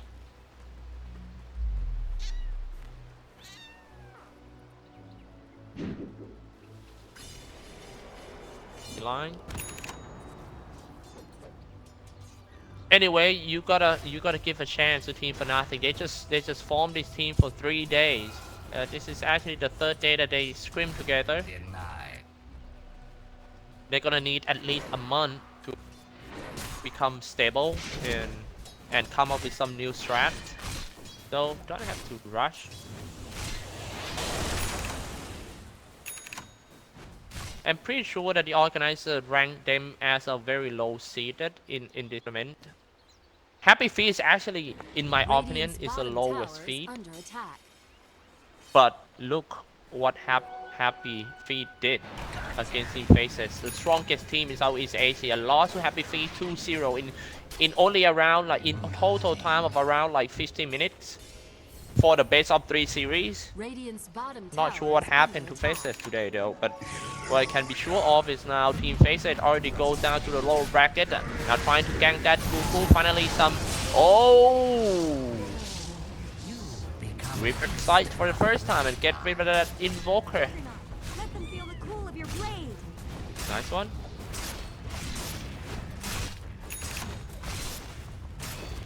That's what they need to do when they play a Necrophos. Find a Necrophos got a very good heal, so it will be good for them if they grouping up and try to do some early game push. A Raven dropping quite low, sorry, he's still alive in his Shadow Dance. Spinning around by that Axe as well as the Juggernaut. Juggernaut still got, he already used his ultimate already. Axe running away. Hero doesn't have his ultimate. Power shot just gonna hit that Axe. Flag, however, got a very fast farm. 11 minutes with a power triad and Shadow Blade.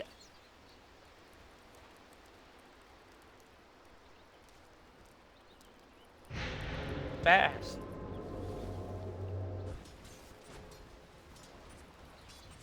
Axe back to the top lane. 1.2k gold in his pocket. Now with the Shadow Blade, he's only one hit away. A mini stun and punched by the Golem. We all got the kill. Echo Saber is on the way. Slack farm so good, man. Look at the network. It's so far away from the second place. Radiant structures are fortified. Kyo. Kyo already deal some damage with his heal with the Dead Pulse. Coming in with level 3 on Heartstopper Aura. It's be quite hard for Team TNC to fight if Kyo stays alive in a team fight.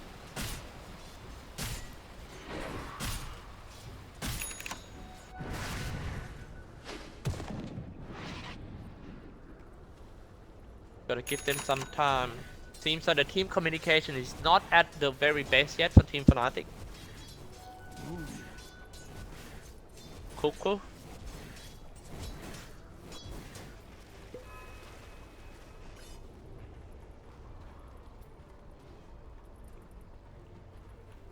Let's take a look at the graph a little. It's not so far away from each other, even though the game score looking pretty good for Team TNC.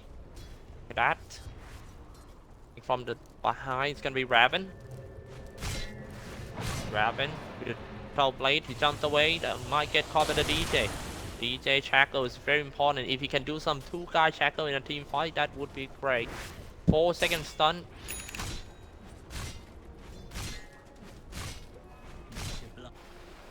Dire's bottom tower is under attack.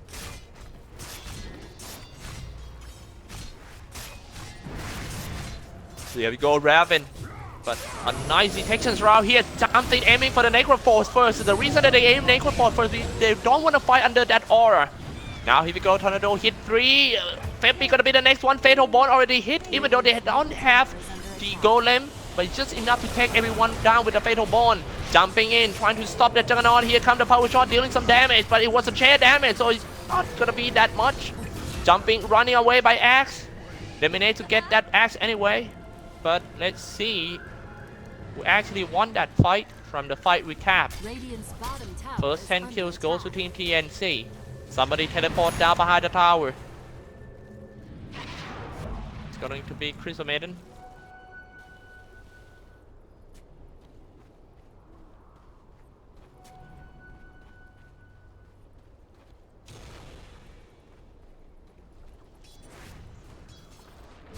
Illusion. One thing I have heard about Kyo from the source that I don't know. He said that Kyo sometimes it's too emotional for Kyo. I remember sometimes I see him playing mid lane and he got ganked so many times in early game, like in the first 5 minutes, and his game completely ruined by himself. He seems to be like powerless and like, you know, just play. I'll take that as tribute. The emotional control is very important. This thing can be fixed by the manager. That's what manager for. You know, cheer them up and all, taking care of everything in the team. Now let's take a look at that. Raven jumped in, Pals, Dark Pack gonna deal tons of damage to that Febby. Febby goes out real easy. Ohio uses his ultimate in order to gain some HP out of that Dark Pact, but still lost their position 5 anyway.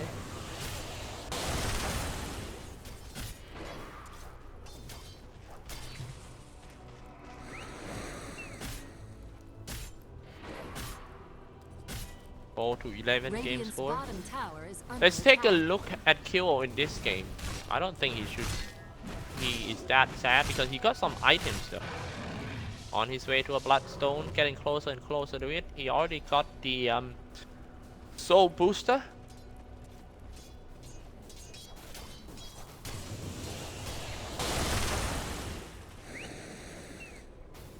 Dark Pack. Radiant's bottom tower is under attack. Now Rial.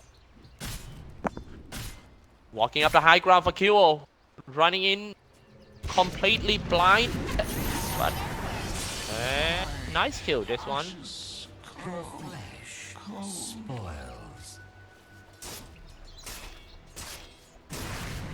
We have 10 seconds added to respawn time. It seems like Raven running into the sentry zone. Fnatic already know that Raven is not so far away. Will they call backup? That miscoil speed has been delayed, so it's gonna be quite hard to. Bounty. It used to be very instant, I remember. Coil.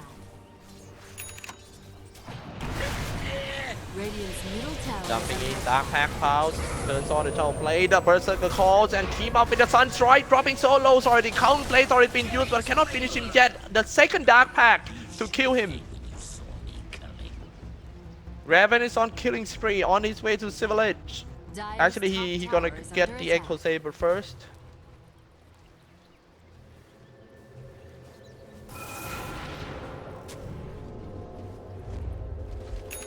All team smoke. For the first time in this game, it seems like TNC looking to finish this game real quick. They know that they are stronger because of the Slug. Slug operation time is real quick. He only need around like 12 minutes. Now he found someone. Started off with that attack, and Dark Pack easily killed. And also DJs go down. Because of the Sun Strike of the Invoker. Maybe some man fight in the middle. Drop some Golem. Necro Force will be the target. Wukong's command comes out. Even Shrine is not going to help him. Juggernaut already used his ultimate. The Ohio can already do run. Berserker call once again. Axe. 100% win rate hero in the Summit 7. Strikes again. Spinning around like a goddamn helicopter. Double kill for the Axe. 5-17. This game is even worse than the first game for Team Fnatic. They gotta fight their way back, and that is the first team wiped in favor of Team TNC. Who needs a cloud?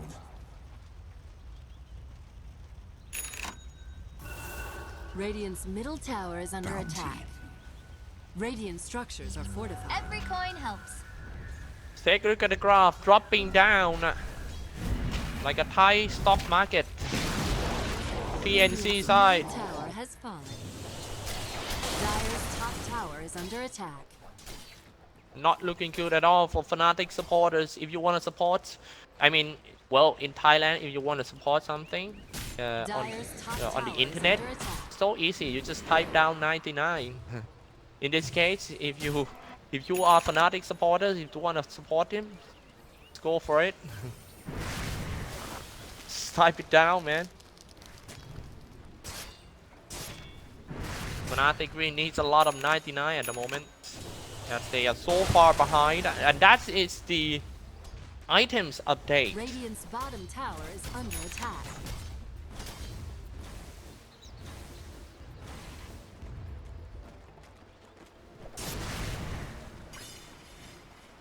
Juggernaut to the top lane. Dire's 5 top heroes of tower is Fnatic under trying to attack. get the second tower in this game, but I don't think TNC will let that happen easily. Axe jumps in, started off first. Berserker Call trying to dash that Ohio inside the tower. Here comes Balance on through, and here comes Wukong's command. Peppy gonna be the first one who goes out as usual. It seems like, oh man, Necro Force land his ultimate before he died. He managed to get rid of that axe, but he goes down right after. Cuckoo still in the middle of team fight. 2 downs already for Team Fnatic. Salah got away with around 60 HP. He being attacked. Power shot gonna meet him. Oh my, Miracle with a triple kill. Might be an ultra kill from Miracle, but however, Raven coming back in. Triple kill, back to the triple kill. Then might be an ultra kill for Raven. 4 down actually. Out. Oh man. Let's take a look at the fight recap to see who actually won that team fight. It was a 1-5 by Team Fnatic. Still got light at the end of the tunnel for Team Fnatic. Don't give up yet.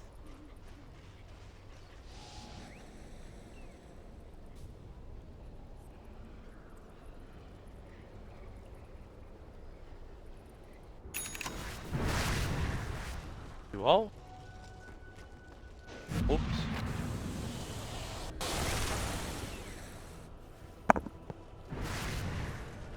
Axe.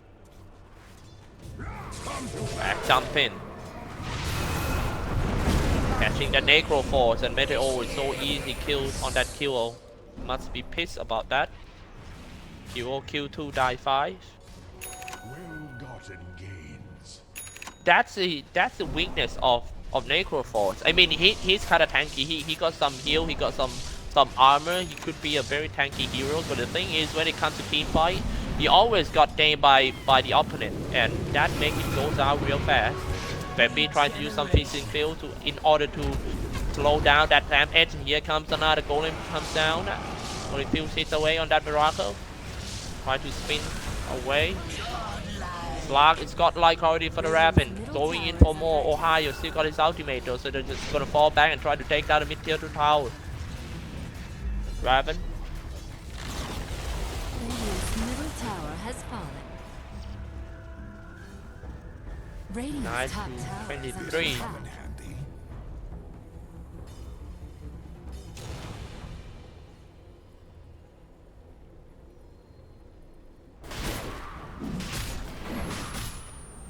Axe gonna go for 4-star.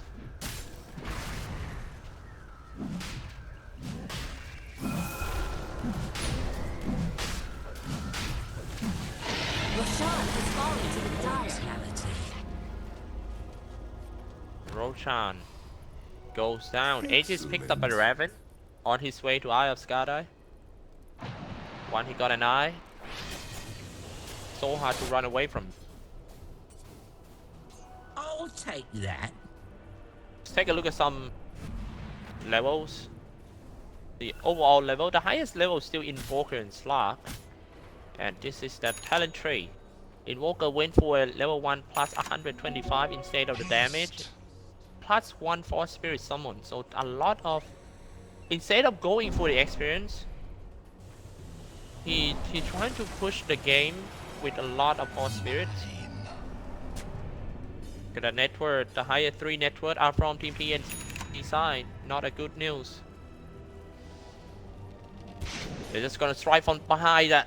Raven found the hard carry. He's already calling his teammate. Blinks in. Berserker call, aiming for the Juggernaut first. They're gonna have a big problem if Juggernaut goes out without using the Omni Slash. Ultimate's already been used, but QO only dealt a little damage to that Slark though. Wukong command already been used to split the team Fnatic into 2 parts.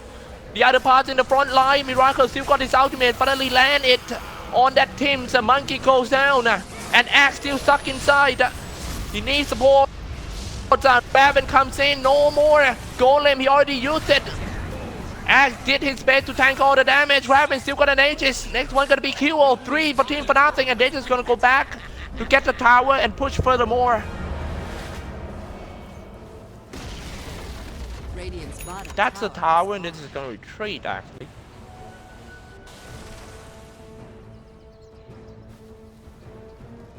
Fight recap. It's pretty close fight. 3-for-3. Invisibility.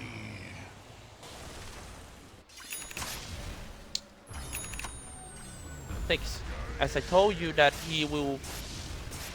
I mean, at this point of the game, he doesn't have any escape mechanic at all for Necrophore. He doesn't have, you know, a blink or even some glimmer cape from his teammates. No glimmer cape yet. So every time the TNC heroes coming in, he gonna die. All he can do is just tank as much damage as he can and try to land his ultimate before he goes down for QO, and that's it. It's kinda hard to play Necrophores like this. This'll come in handy.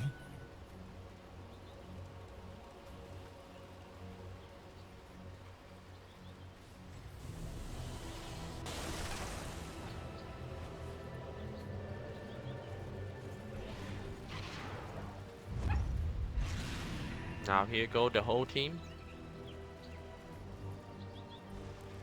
Top lane might get caught by the Slark, Eye of Skadi. That's what I'm talking about. No escape mechanic at all. Also team up with a Sunstrike, Faceless Strike.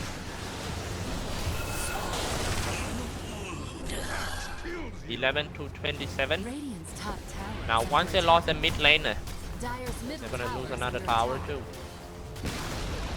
Radiant's top tower has fallen.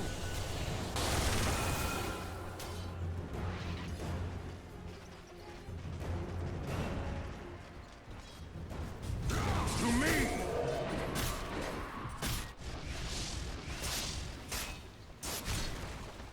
Position 4 Wind Ranger is something that I haven't seen his good shackle shot. I mean the 2 hero second shot at all in this one. The only reason that they picked Wind Ranger in this game is to set power shot to cut the trees, to stun the monkey. I don't think that's worth it to pick. You know, if you want to deal with monkey, you can go for something else. You can even go for a bounty hunter Radiant's to middle scout them tower out. is under attack. Regeneration.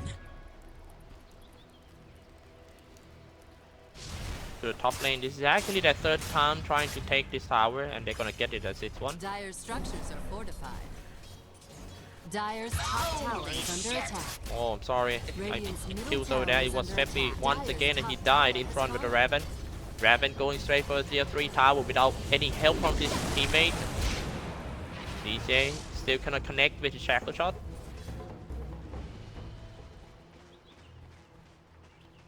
Dire's top tower is under attack.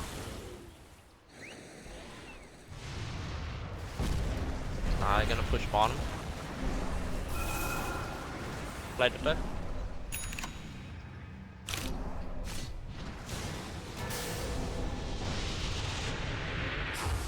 Fight around here. Ohio already activated his ultimate in order to get away from all the spells.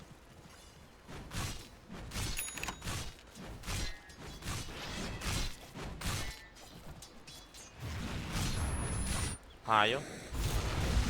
Strike comes out.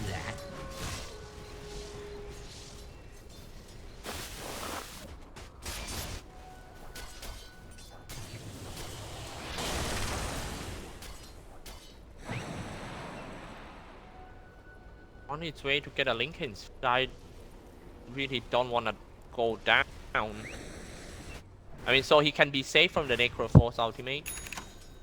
Or at least make the Necroforce hesitate to land his skills on him. Good items.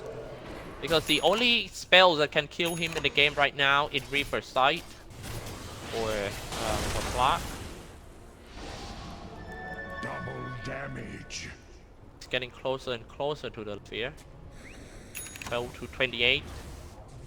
Radiant's middle tower is under attack. What about Miracle? Nothing.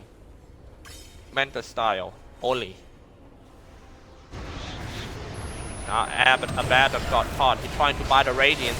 So TNC just hosted a party for his Radiant. Hey man, I heard you got a Radiance.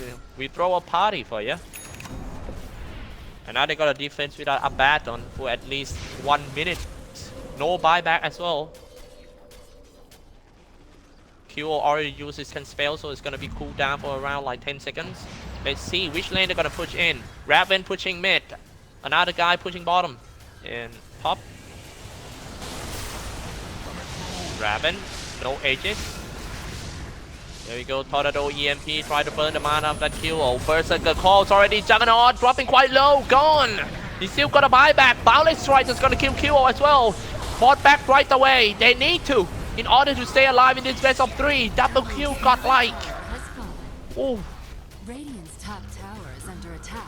Definitely a first set of racks for Team TNC. It's getting closer to win Fnatic 2-0 in this best of 3 series. Radiant's middle barracks have fallen. Dumping Berserker call the 100% win rate heroes. Leaves on another shot.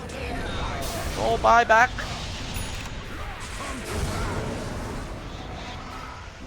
One of the best offlaner in this meta. Axe. Warlock goes down. Radiant structures are fortified. Axe goes out as well. Mega kill streak broken. Seems like TNC, they just want to have some fun with Fnatic. Diving into the fountain instead of trying to take down the tower. This will come in handy.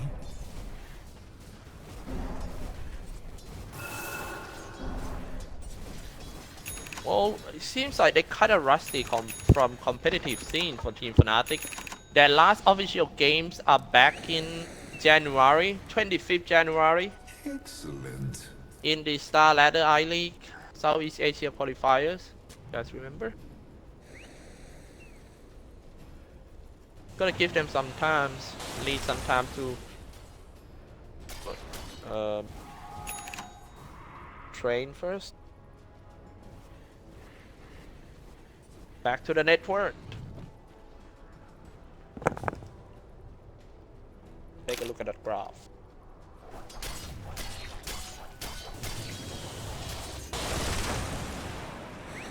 Excellent.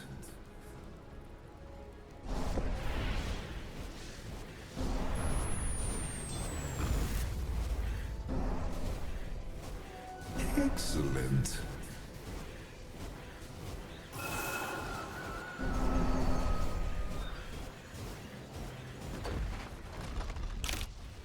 Got the shrine.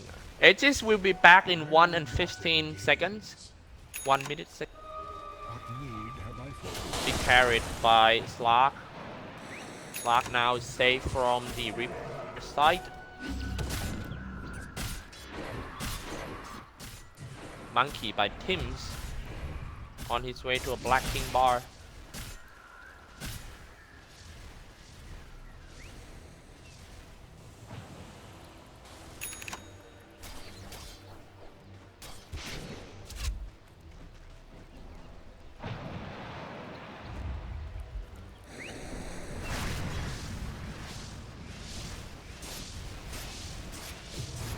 Now they need to be careful. Oh, they started off with jumps in and Tornado, maybe EMP. Meteor comes out. Berserker called.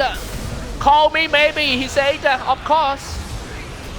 That should be it. 3 hero down real quick. The next one is going to be the hard carry. Get chopped by Mara. GG has been called. Fnatic lost to TNC 0-2 in the best of 3 series. Down to the lower bracket. TNC proceed to the next round to face Team WG Unity, I believe. Congratulations to Team TNC and whoa. Woo.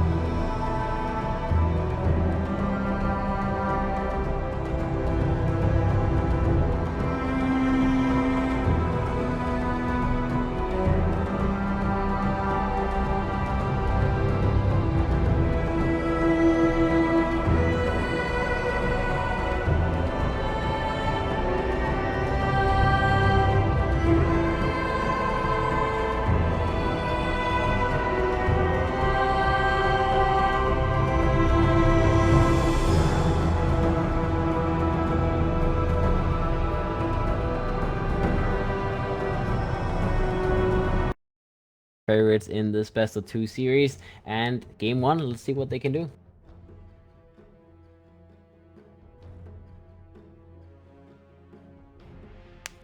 Ten seconds remaining. Alright, let's see. Alchemist Meepo gets banned up by the side of Geek Fam, Abaddon, and Monkey from Vikings. And Weaver will be the pick from Geek Fam hero they love to go for. As seen Psionics enjoy that hero in the last couple of days, and that, well, in the carry role most of the time, but they also played it in the support role once in a while. But banning out the Alchemist kind of goes against picking it for a support position. We'll see though, as Magnus Slaughter gets picked up by the side of Vikings Gaming in the meantime, so they get a lot of stuns, a lot of control in the meantime, and that's looking a little bit scary. I mean, Slaughter obviously amplifying a lot of the physical damage. Great position for roaming here, and Magnus in the offlane position as that big boy RP bot, Empower as well, so whatever safe lane carry they get on the side of Vikings is going to be doing a scary amount of damage. As Geek Fam, they'll probably ban out a lot of them. Earthspirit will be picked up by Geek Fam, a hero that I've seen this hero being banned in the first phase the last like 3 days in a row or something like that. So interesting that we will finally see it being played. Obviously a very, very strong position for a hero, good at everything more or less. So there's a reason why people like to ban it. Lina will be banned out in the meantime by the side of Vikings Gaming. Troll Warlock gets removed by Geek Fam, one of the more annoying safe lane carries with that Empower, and probably the Juggernaut will be removed as well, I would imagine, unless, well, Geek Fam, they had the first pick, so I don't think they'll let the Jug go through either. Nyx gets banned up by Vikings Gaming in the meantime, and, well, Jug ban, probably. Unless they want to give the Jug away to Vikings, but that seems a little bit odd if you want that away. Maybe they're more worried about the lifesteal. Lifesteal with Slaughter is obviously also a very, very scary duo, but see, they have to ban one of them away. They cannot let I don't know, maybe you just leave both in the pool and then you take the other one. It looks like that may be the plan. They ban away the OD instead, and that means that Vikings Gaming, they have a lot of freedom in the draft. They don't even have to pick up that carry just yet. They can wait a little bit because there's still plenty of carries left in the pool. The CM will be picked up instead. Earthspirit CM, obviously a very great support duo, so they take one of them away from that potential of Geek Fam. And Geek Fam, they have played CM lots of times. Dazzle gets picked up by Geek Fam now. Vikings Gaming, I mean, I don't think there's any chance that they will pick up an Axe, so that seems like it's a pretty safe Dazzle pickup. And a good one as well, you know, Weave to counteract the Slaughter's Corrosive Haze, the Grave to give at least the carry the potential to survive in the fights, and Weaver's going to be that carry that needs that help, because otherwise, you know, he gets RP'd, he gets crushed, he gets killed very quickly, but with the Grave you can always get that time lapse off before you die, at least most of the time. PA gets picked up now by the side of Vikings Gaming, as that is going to be the big boy right clicker in the safe lane. Not a bad idea. Maybe a little bit risky because they don't have any defensive support with him, but they decide that they just want to get a very, very heavy right click, and Geek Fam, they'll go for the Axe. The counter to all right click heroes in the safe lane, the Axe, the big guy.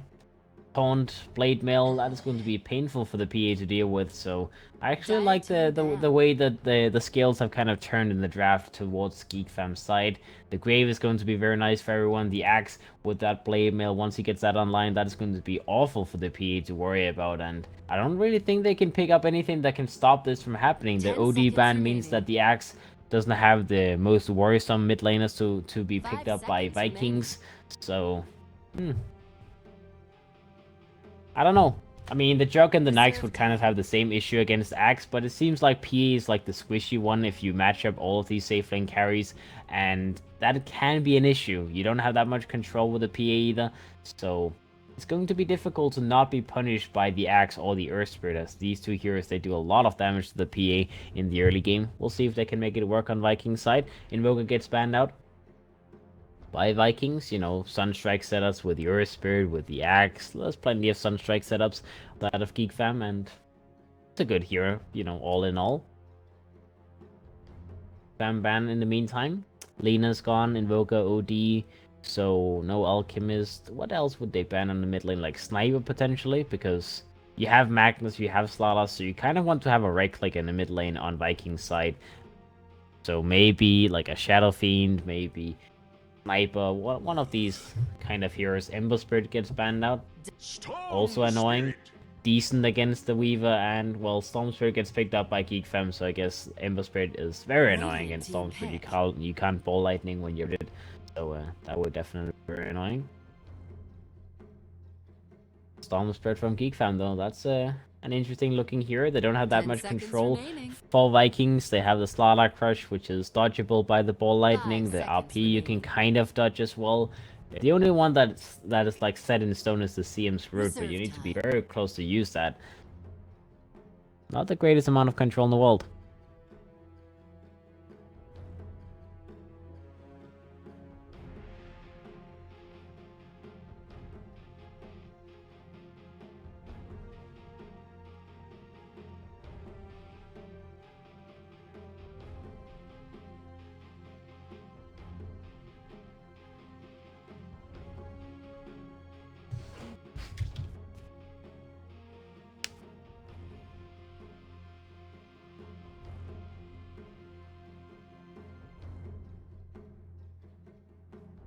Alright.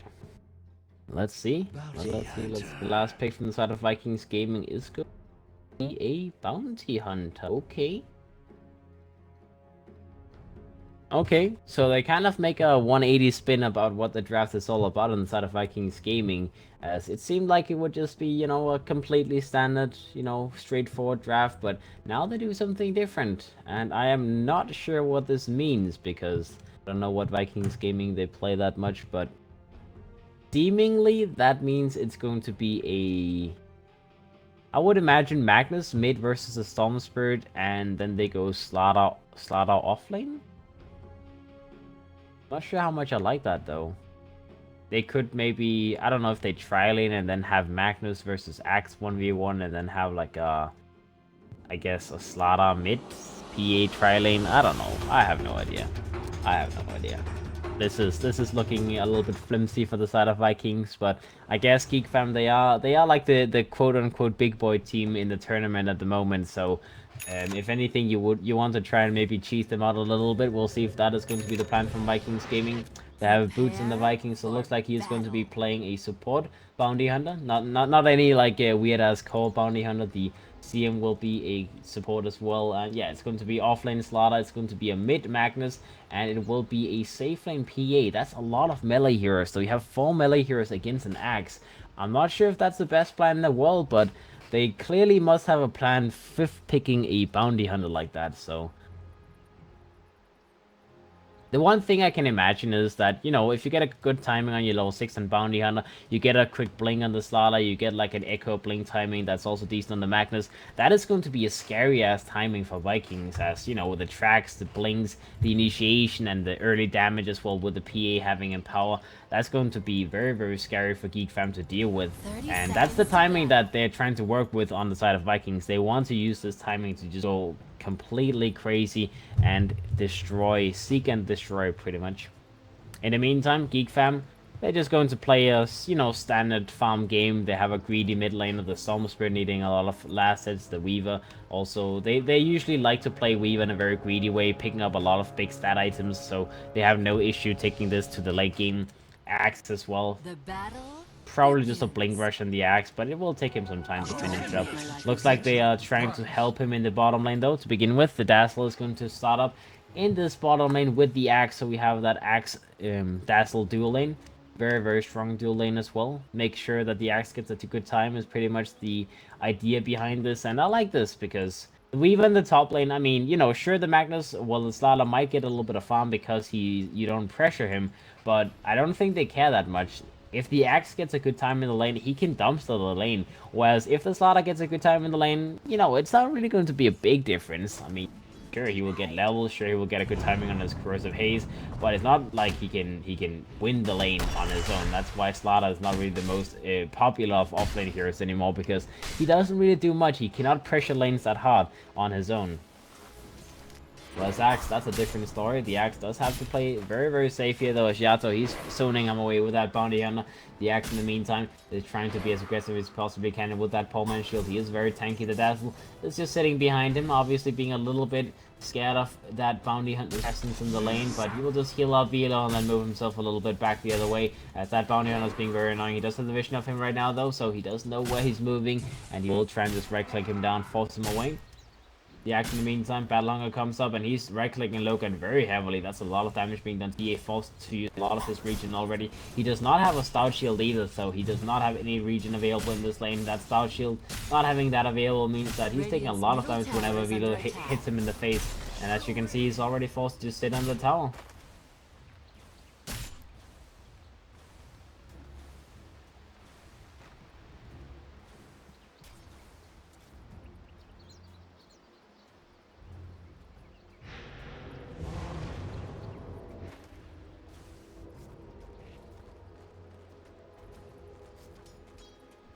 Alright, let's see.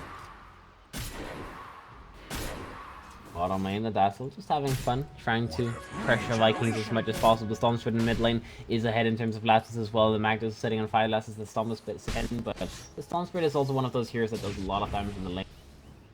The Bounty Hunter is going to sit in the lane, try and harass him as much as possible, but there's only so much you can do at the moment. Top lane, in the meantime, the Slaughter is going to be jumped on. Let's see if he killed. Are they going to be able to find that connection? No, they cannot, as the Earth Spirit will have to just give up on the chase. They did do a lot of damage to that slot, and they might force him to use a Shrine Heal here. At the meantime, the Bounty Hunter is coming in as well, and yeah, they'll just go for the Shrine. It'll be fine for now. Meanwhile, bottom lane, Logan on that PA, he's being just forced to sit under the tower, not really able to do too much, and this might be his death, as he does not have any jump available. He might try and jump onto the creeps, but this is going to be very painful for the healing. Oh, Logan goes in, gets the first one on the Dazzle, as the Dazzle tanked a lot of that from the tower damage. The Dazzle is tanking most of those hits, and Logan will survive. He's just going to be healing up repeatedly. Axe is still to find a jump on him, but he will have to give up. So, in the end, what looked to be a just quick straight up death on that PA ends up being a death on the Dazzle instead. Nicely played, just turning that into their favor. The slot, in the meantime, will be picked off in the top lane as they finally get that kill on him.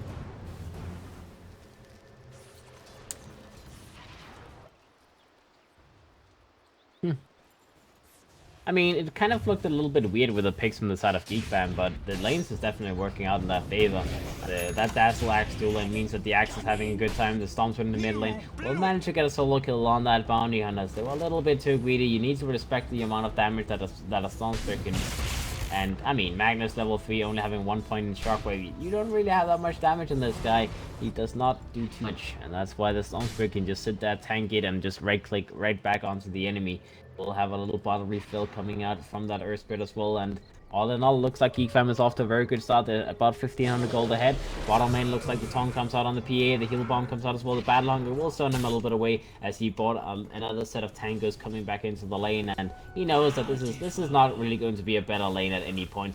TM comes in, uses a little road here and there. Velo takes a lot of damage. He needs to be careful not dropping too low. The Bounty Hunter is going to be in the side as well. And they might try and go on someone. The Dazzle is going to be the target. They want to jump him. They focus him down. And that should be an easy kill. They're rude on the Axe in the meantime. The Axe is going to be controlled. Logan needs to get himself away. And he does not want to be hit by this goddamn call. He does not this yet, but he goes for the call. One more spin is all he needs. One more right click. He misses. Oh boy, the miss.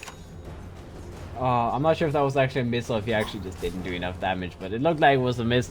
And that is going to be 2 more kills in the bottom lane on the side of Vikings as they get the Axe and the Dazzle killed, both of them. Painful. This lane, I mean, you need to be careful not giving too much back to the side of Vikings. They are still pressuring the PA. You can see he's sitting on 9 lasteds, which is definitely not the kind of PA game you want to have for yourself. He's 20 lasteds behind of the Weaver, and, you know, that's roughly like, what, 600-700 gold at the very least, maybe a little bit more, so despite a couple of kills going his way, he's definitely not having a good start, and he keeps having to buy more regen because of that Battle Hunger spam, the heal bombs, and Velo, all in all, he's still doing very nicely for himself. 27 lasses on this guy. He's going to potentially rush towards a Vanguard, I would imagine, if he wants to just sustain the lane. They will take this tier 1 tower very soon as well. Meanwhile, mid lane still being won heavily by the Stormspirit. The Magnus is getting a lot of farm himself now, but it is a very slow start. The slot on the top lane is level 4 at the moment, as the Weaver, he's having a fine time on his own. Bounty Hunter is coming in as well. He does have that little Observer Ward available.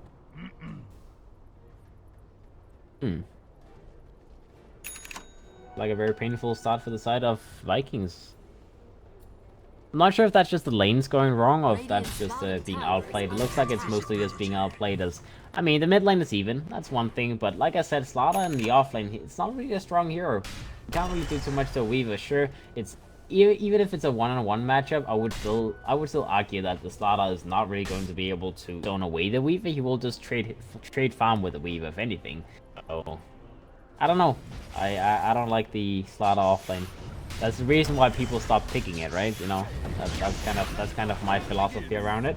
Magnus in the mid lane, maybe a little bit in trouble. He will turn around. He will get a kill on the Air Spirit. Well, okay. Nice turnaround from Shiro on that Magnus. Punishing the Air Spirit, being a little bit too greedy, scaring him away, and then taking a shockwave in his face and making sure he's going to be the one getting a kill and not the Storm Spirit. So, nicely done. Feels like that's like all of the kills on Vikings is just punishing Geek for overextending their welcome. And looks like they might be able to do that yet again in the bottom lane. As there's an Observer scouting out the CM. They're trying to wrap it around. They're trying to focus on the Dazzle. They will go for the jump on the Dazzle. Dazzle's going to be jumper. He does have his Grave available. He will go for the TP back as they already used the Shuriken toss, so they're not going to be able to get that kill. The CM in the meantime will be killed by the Axe as well as the Earthspit. While they're now going to focus on Logan, they want another kill on this guy. They have another battle hung available in 5 seconds. Logan just moving himself around and taking some hits in the face. Will be rolled on as well in a second. If the roll comes through, they will get a hit on him. Dunk is available. He will just stick up. Will be fine for now. They need to focus on the Earth Spirit as the Axe is the one you do not want to hit. But sure. The Bounty Hunter in the meantime. Slaughter comes in from the sidelines. Still not level 6, so he can only do a little bit of work on that Earthspin. The Earthspin will be killed though. Velo's not going to be rotated down. They have the skill available. The jump comes up from Velo. He will walk himself away. He will be hit by Crush though. The CM goes for the root as well. They will skewer him. They will slow him. They will root him. They will shockwave him in the face. Velo still surviving though. Moves up to the high ground. Does have a Shrine Heal available in case of emergency. Will go for the Shrine Heal and he will survive. This Axe is buying so much space for the team. That was all 5 heroes on the side of Vikings fighting up against that Axe, and they still only made it a 1-for-1 trade-off. And now the Axe goes in onto the Magnus, tries to get a kill on him as well. He's going to be dropping very low. Does have the regen rune available. Will try and turn around. Shockwave comes out. This is a slaughterhouse in the bottom lane as they're just fighting and fighting and fighting. Meanwhile, the Weaver's pushing with the Storm Spirit in the top lane as these two is enjoying the life. Just, you know, no one is fighting them, no one is stopping them from pushing. They're just having fun. Psyonix will pick up his first big item now. The Dragon Lance is going to be completed with the Ring of Aquila already complete before that. The Storm Spirit is making slow steps towards his Bloodstone as well. And Velo, he's right back to where he came from in the bottom lane. Will go for the taunt. 1 spin, 2 spins, he needs 1 more spin, and that is the dunk as Logan will finally be dropped down. He's tried for a long time to get that PA kill, but finally he will make sure that the PA drops down. And that is going to be the Blink Gold almost completed on Velo as the net worth lead is now going to be 4,000 in favor of Geek Fan. Eurospirit moving towards his level 6 in the mid lane, trying to lead as much as possible. The Bounty Hunter still making moves around the map, not really finding too many openings to Geek. The Slaughter, he's level 6 now, also trying to rotate around, does have that Corrosive Haze available. The PA is going to be farming up in the top lane against the Weaver, but the Weaver have 3 levels advantage against this PA, so this is not quite a fair situation to be in. The Earthspit in the mid lane will be picked off by Yato on that Bounty Hunter, so they do set up with a kill with the Slaughter making a rotation, but the Slaughter needs to worry about his blink timing at the same time, as when you're offlane Slaughter, you need to get a blink at around like the, you know, 11-12 minutes, and he's still 1,000 gold away from it, while the Axe is going to finish his blink in a moment.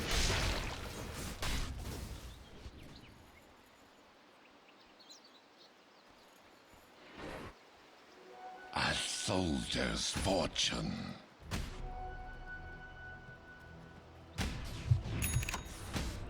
A golden thread.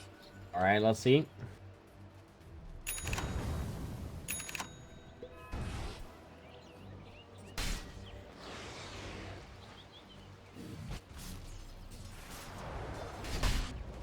What have we here? Ooh, that's light.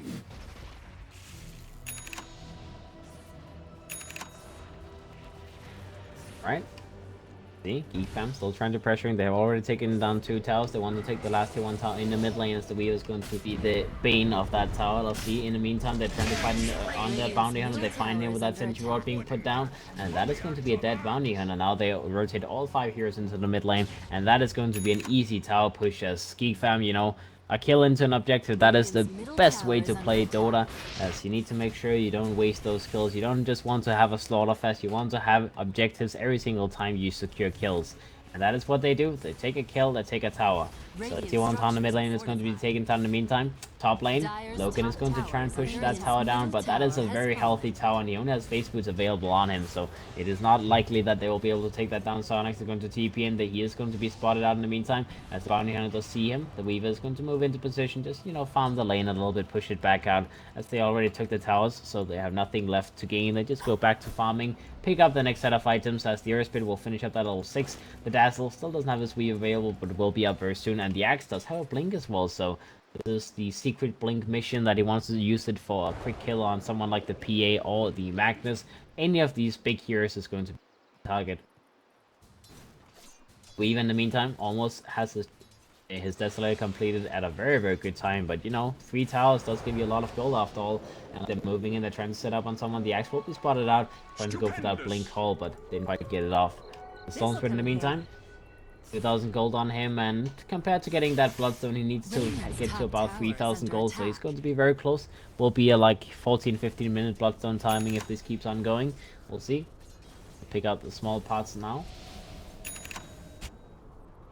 And in the meantime, CM level 5, not really having the best amount of farm. Same thing for the PA, moving towards a Vanguard, just trying to up a little bit. Stormspirit now goes into the bottom and tries to push back the creep wave, and Sparta, 1500 gold on him. Bounty Hunter also very low level, needs to get his level 6 as soon as possible. The Magnus almost has his Blink completed as well, which will be completed in the mid lane now, so can soon see some Blink RPs come online, and that is what they need, because they are dropping down too much gold to the side of Geek Fam just from laning. Laning advantage from Geek Fam is getting a little bit insane. You need to use those tracks, you need to get those RPs off and get some kills. That's going to be the next big mission from the side of Vikings. But the thing is, if you take a look at the net worth, you can see the PA, the one who has to do the damage, is sitting on almost half of the net worth of the Weaver. So right now, Logan is going to be... It's a big ask to force him to get any kills here. Slaughter will be jumped on and killed by the Axe. And they take the 2 tower as well on top of that, so Geek Fam, they secure the 4th tower of the game without losing one single tower themselves, just continuing to push forward, push towards the end. They don't care, they just want to end the game as soon as possible, and if they continue moving forward with this net worth lead, I don't think there's anything that Vikings can do about it. Like, sure, they have an amazing lineup, Slaughter, Magnus, PA, they should be able to do insane amounts of damage, but if the PA is far behind in terms of net worth, it doesn't really matter if you have a lot of good heroes to set up for him.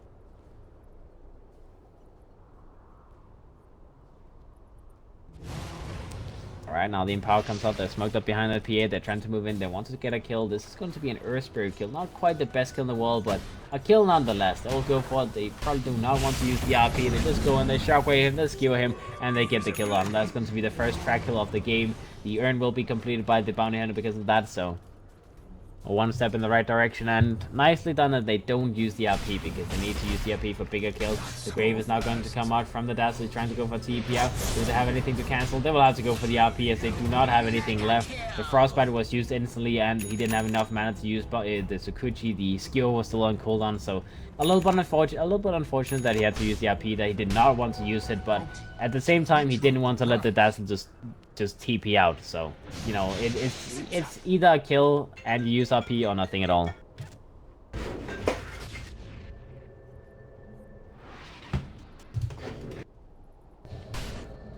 Jesus, salesman calling me. Goddamn salespeople. Either way, I am ready again, guys. Let's see the Axe jumped on. Cole comes out, he's taking a lot of damage though, he's going to be half HP, he's going to be initiated on, and here comes the crash. That's going to be the Axe dropping down. The Magnetize comes out from the Earth, but in the meantime they're trying to take this fight either way. The PA will be dropping down very, very low. The Ball Lightning comes out from T, trying to go deep for some more kills, but in the meantime Vikings are just trying to disengage. They do not want to continue fighting. Logan is going to be initiated 1 more second, then he can go for a blink on the low ground. He will go for the blink away, he will survive. Yep, he will indeed. Gets himself out of that 16 HP survival. Very, very close to dying there. Nicely done. forcing out all of the stones from the Earth Spirit. Still no kills being gained. The axe died as well, so all in all, Vikings that win that fight, and that's another 1,000 gold going that way, killing that axe. So what looked to be a rough start might now turn in favor of Vikings as they're fighting nicely. The Blink and the Yoga Club is up on the Magnus, moving towards that Echo Saber next. The Bounty Hunter probably just, yeah, rushing towards a medallion, just a cheap, cost-effective item, of course, and then maybe a mechanism on top of that, something like that. Velo, in the meantime, in the top lane, respawns, goes right back to the top lane, sets up with another kill with that Blade Mail being available, and he gets a solo kill on the Slaughter. Still trying to finish this Blink. That was his Blink gold being finished in that creep wave, but nope. Again, he gets denied.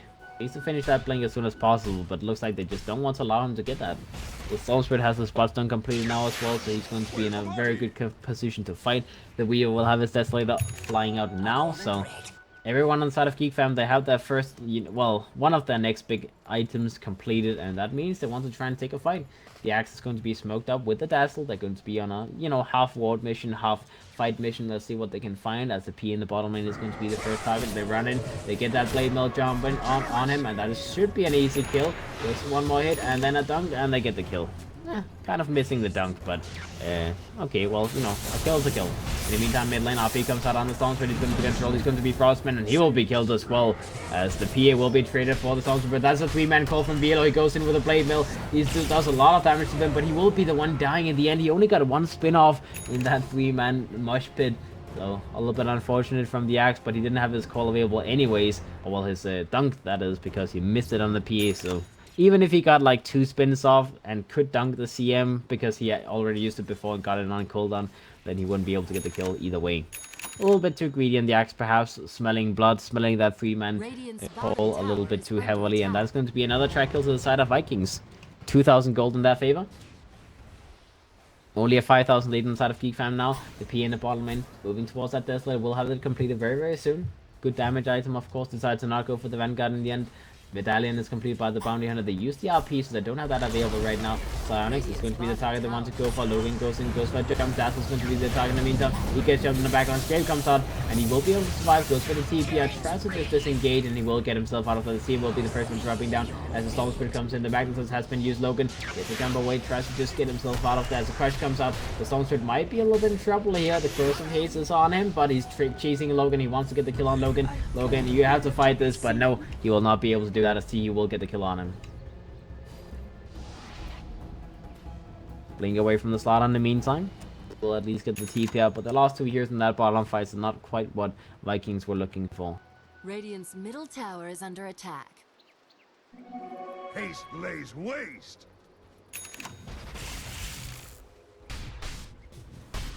Alright, Velo on the trade, he wants to go for another jump. He goes for the jump, goes for the pull, goes for the play, and will be crushed up in the meantime. Magnus dropping down very low, but not low enough to be dunked. Or can he be dunked? He can actually be dunked, but Velo is trying to get himself away now with that haste run. He might still die though. He's taking a lot of damage. The grave is available in case of emergency. It looks like Velo will survive. So, almost a kill on Magnus, but only almost.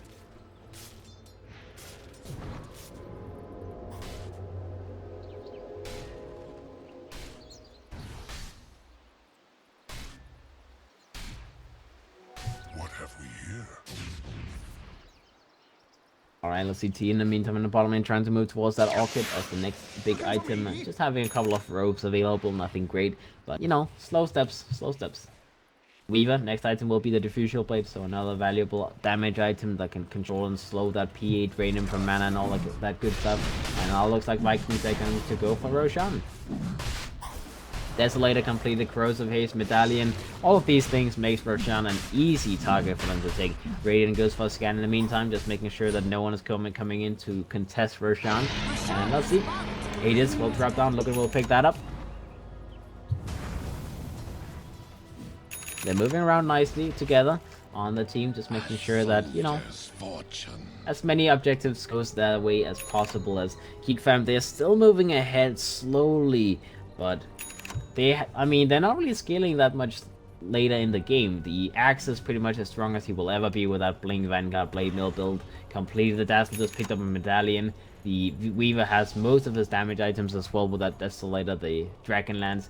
The Storm Spirit's next big point will be the Orchid, of course, but Apart from that, I mean, the axe at the very least doesn't really have much more to give, as, you know, once you get the blade mill, that's the point where the axe just becomes a monster, and then you need to just get as many kills as you can while that blade mill is painful. So we'll see if they can continue doing that.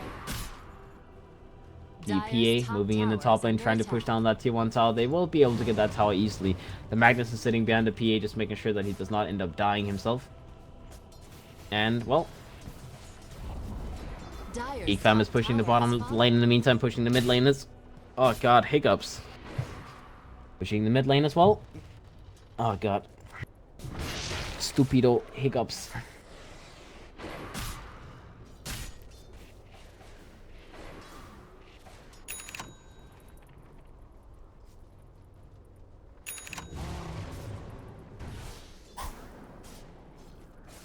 Alright, let's see. Logan, 3,000 gold behind of Weave at the moment.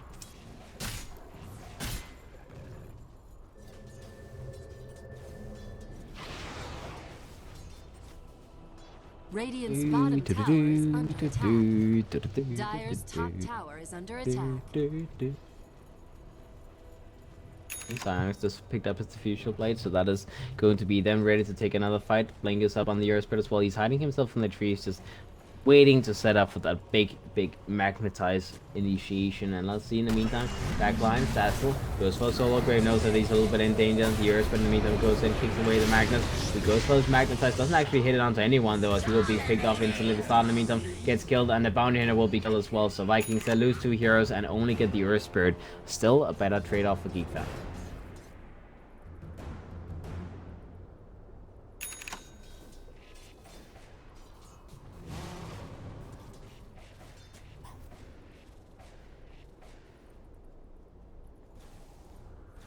Radiant's middle tower is under attack.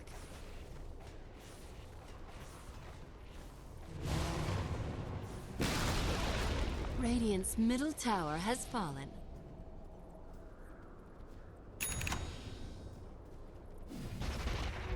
Stupendous! The fun begins!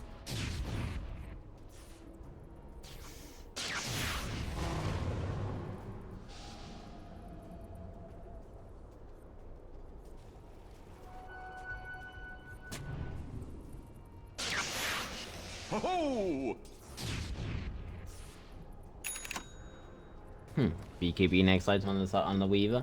And let's see, Milo has picked himself up a little gem, so he got some vision of the Bounty Hunter moving around, and that is what they will use to get killed. Oh, and speaking of the Bounty Hunter, he gets spotted out instantly. Milo's moving his way, and he will go for the call, he will go for the initiation, that will get the kill, and that is going to be a dunked up Bounty Hunter, dead for the count. In the meantime, Vikings may be looking to go for a smoke play behind that Bounty Hunter, but now they'll have to take a fight without track being available. Geek fam, they're smoked up themselves, and let's see, they have an idea of what's going on. They'll go in for blind call as the axe goes and sets up nicely. RP comes up from the Magnus in the meantime, will steal them away. The Fantastic Wave comes up to keep the axe and the Earth Spirit alive.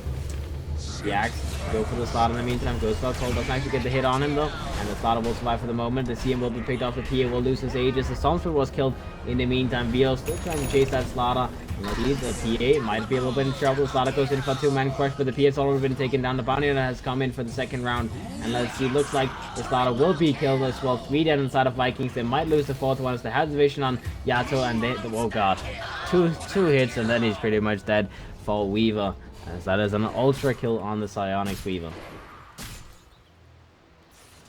Ouch. That's not the fight you're looking for. Especially because the few kills that Vikings managed to get was without Bounty Hunter being alive, so they didn't get the value tracks off as well, so that's a very painful fight. The Stormspirit, I guess he did lose a lot of Bloodstone charges again, but that is like the smallest concern. The Weaver grabbing so much gold in that fight, almost finishing up his BKB with that, and now they're pushing the tier 3 tower. They might be able to take the tower as well, as the Weaver's doing a lot of damage. They have no RP available on the Magnus. Looks like they're not scared about pushing. They're not scared about just continuing to contest here, as the Weaver will be pushed back, will be crushed up, will be stunned, controlled, and he gets his time lapse off. Vito in the meantime will go and contest, will go for the Bounty Hunter. The Bounty Hunter will be killed first. The PA will be controlled next, as he's taking a lot of damage himself. He doesn't have a BKB available himself, so he needs to get the hell out of there, as that damage is painful as all hell. And now the crush comes out, the dunk comes out from Vilo, initiating onto the PA, grabbing the kill on him. 3 dead inside of Vikings. They might lose the 4th one as well. Slaughter's a little bit in trouble, will pop the shrine, but it's too little too late, as the Slaughter will be killed. Velo goes for Blink away, and that is going to be 4 more dead inside of Vikings. They'll take a set of racks now, as there's only a buyback available on the Slaughter, and well, what can the Slaughter really do on his own? So they'll have to just give up the racks and potentially give up 2 sides. Alright, it looks like Velo, yeah, he'll back up with his team. You know, no more greed coming out. They have taken 1 set of frags. They can back up. They can take the shrine as well now, and just wait for the next Roshan to be available, I would imagine. That's the next case. The Rio will pick up a Reaver in the meantime. So BKB was the initial thought, but since he just suddenly got like, what, 5,000 gold in the last couple of minutes, you might as well go for a greedy item, and Heart is going to be the big boy greedy item that can give him so many stats that it's impossible to kill him without him getting his time lapse off. The Stormsword has his Orchid completed. The Axe sitting on 3,000 gold as well. Could go for BKB himself very soon. Maybe just go for Crimson Guard, who knows. Earth Spirit will go for 4 staff in the meantime. Dazzle could go for like a Glimmer Cape or something like that. Would be a nice little cheap item to purchase. There we go. Crimson Guard gets picked up by the Axe. In the meantime, he goes for a crush. He gets the hit on the Magnus. In the meantime, the Stormsword comes in with that Orchid being available. They get the kill on the Magnus. They go in further, get the kill on the Slaughter as well. The CM ultimate comes out, trying to go for a fight, but that is just not happening. Velo is too strong, too big. 4 dead inside of Vikings as they lose everything. Logan in the meantime farming the bottom lane, but looks like he's going to be a little bit in trouble, as this is not going to end well for the PA. All 5 dead on the side of Vikings, as that is a team wipe. Geek fam, well, they were on the high ground a second ago. They will go on the high ground again. That is going to be the next game potentially going, well, the first game potentially going to Geek fam in this best of 2 series. Let's see, Vikings.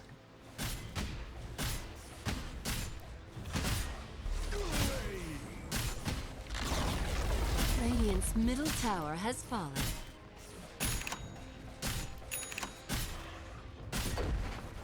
Radiant's middle barracks are under attack. Alright, Geek fam, they'll take the middle racks, they'll take the range racks as well. Bottom lane gets pushed down. Geek fam, they're moving in, they're trying to take a fight here as well. And let's see Vikings in the meantime. Bottom tower is under attack. Go in, fresh up. Corrosive Haze on the Axe, trying to burn him down slowly, but the Slaughter taking so much damage by this Wheel. The Wheel doesn't even care anymore. The Stormsword will go for a long jump, will focus on the Magnus, not letting him go for the RP, and that is going to be 2 people down inside of Vikings, as that is all of the initiation gone. The PA, he might do a lot of damage, but it's not enough. He needs someone to RP for him. GG gets called, the bounty hunter will drop down. Final little icing on the top, as that is just it. This is it. GG, well played. First game goes to the side of Geek fam. Very, very good performance by Geek, even though the draft might have, yeah, well, the draft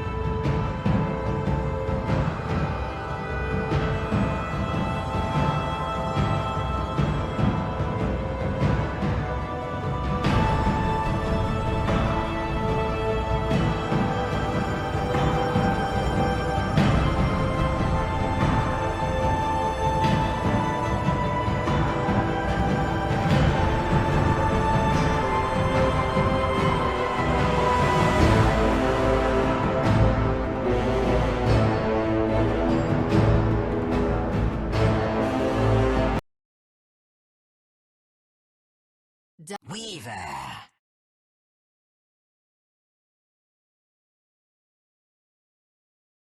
Radiant team pick. Needs assassin. Radiant team pick.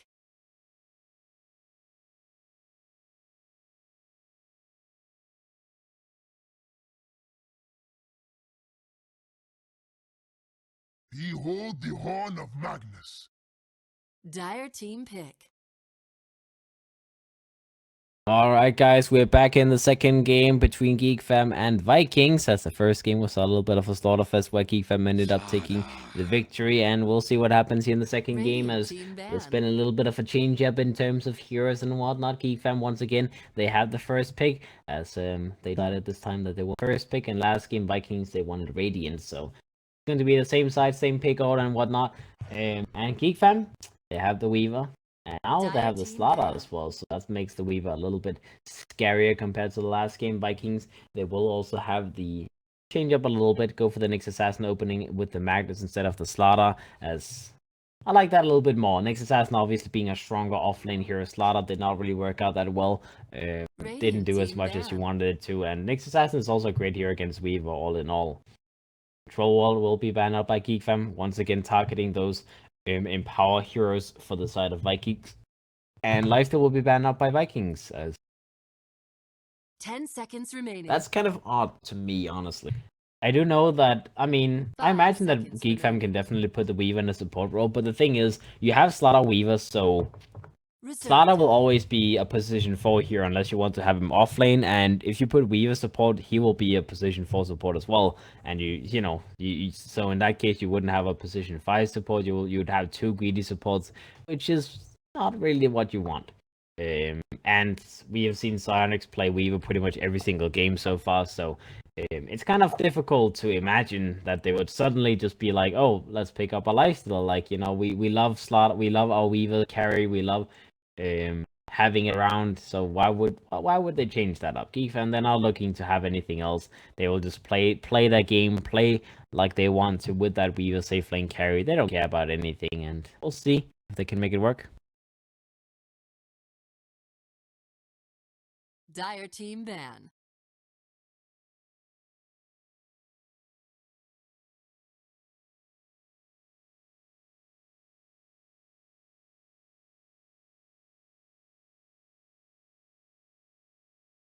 Ten seconds remaining. Radiant team pick.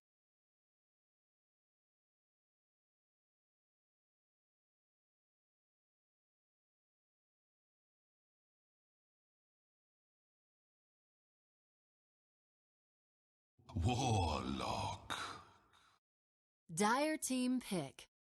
Alright, the Warlock will be picked up in the meantime by Vikings. Earth Spirit got banned out, Ursa banned by Geek Fam. I like the Ursa ban. It's one of those annoying heroes that, you don't really want to play against. Empower makes him... Empower does so 10 the Ursa will seconds always remaining. be relevant in the game. He never really falls off. And it's a very difficult hero to 5 kill once you have, seconds like, remaining. Akadins up and running, Abyssal Blade. We all know what happens with Ursa. It's a scary hero. Warlock, in the Reserve meantime, from time. Vikings Gaming, just more teamfight powers. They have Nyx, they have Magnus, they have Warlock, so they're definitely setting themselves up to just have the better team fight. And Geek Fam, they Radiant respond to team that picked. team fight with a silencer, the master of shutting down wombo combos. Just click his button, and then you have 5 seconds to work with, or 5 seconds, 4 to 6 seconds to work with. Stop the Vikings 10 Gaming seconds wombo remaining. combo from happening and just kill them. 5 seconds remaining.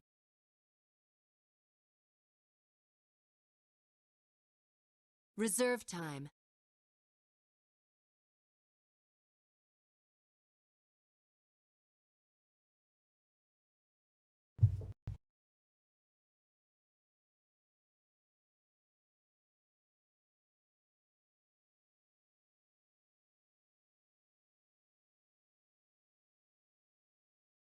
Juggernaut. Dire team pick. Axe.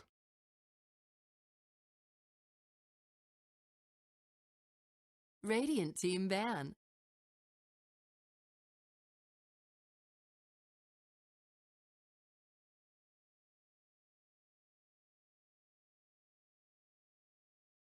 Ten seconds remaining.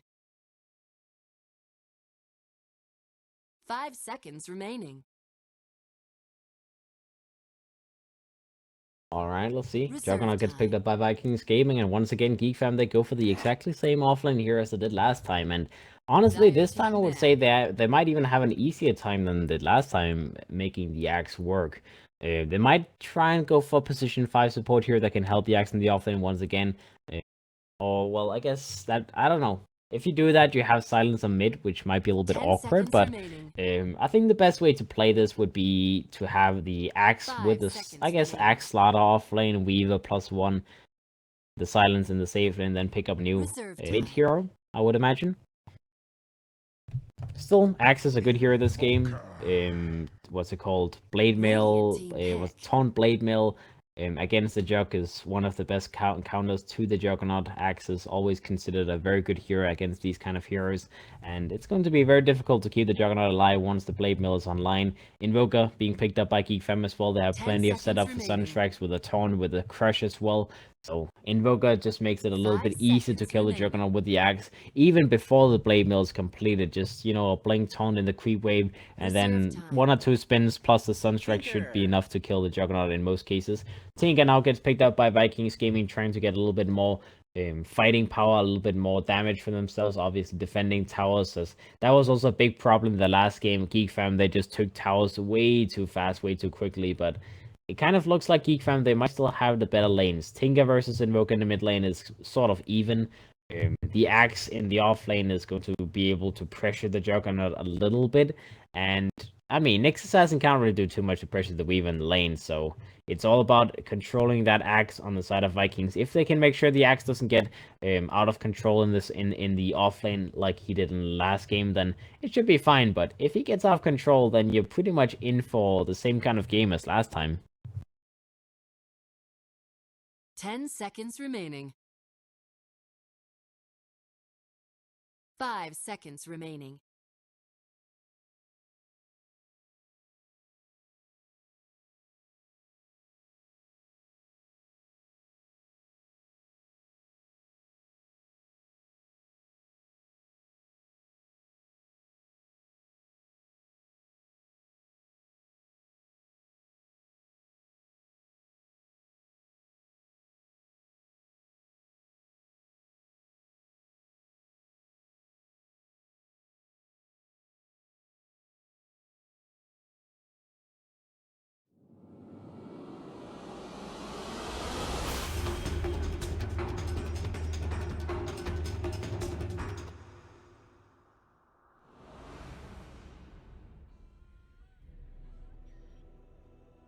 Alright, guys, let's get on with it. Let's do it. Vikings versus Geek Fam Game 2 coming up now, and let's see who can take home this little second victory. The points, the gaming, the love, all of that good stuff. Let's see. Let us see.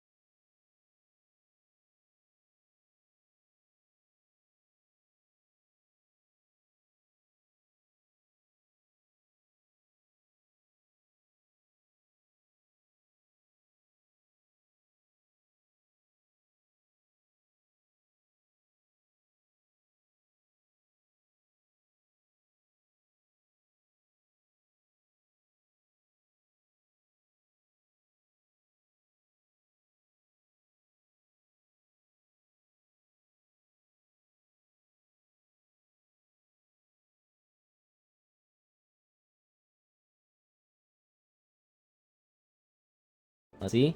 Second game, looks like the Axe is going for a little bit more of a, you know, I don't want to be in the lane kind of build this time around. He's going for the Iron Talon.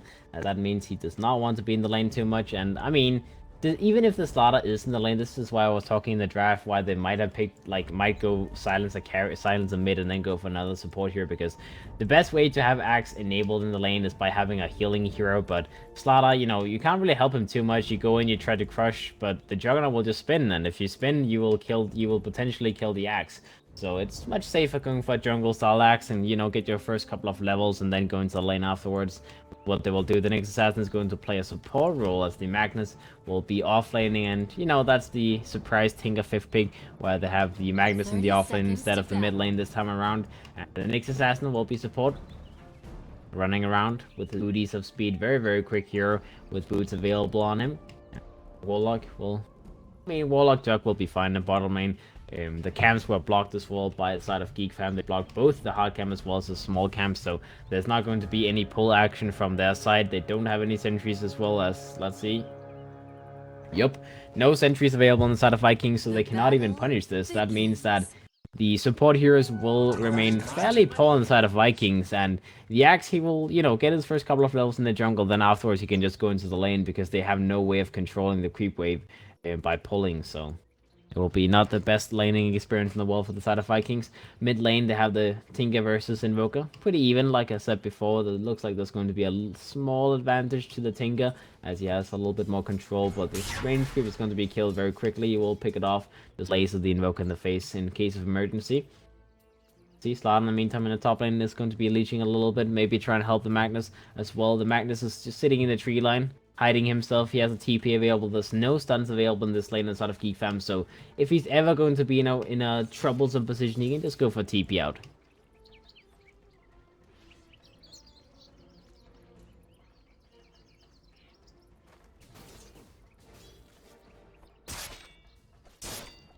Alright, and Logan in the bottom lane, you know, not worrying too much about the pushes.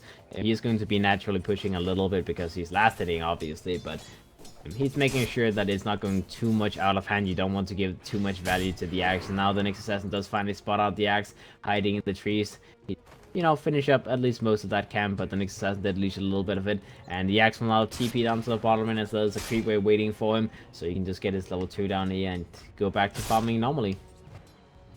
No worries about that. Velo is going to be fine. He will get his levels up and running, and now he's going to be off to a good start.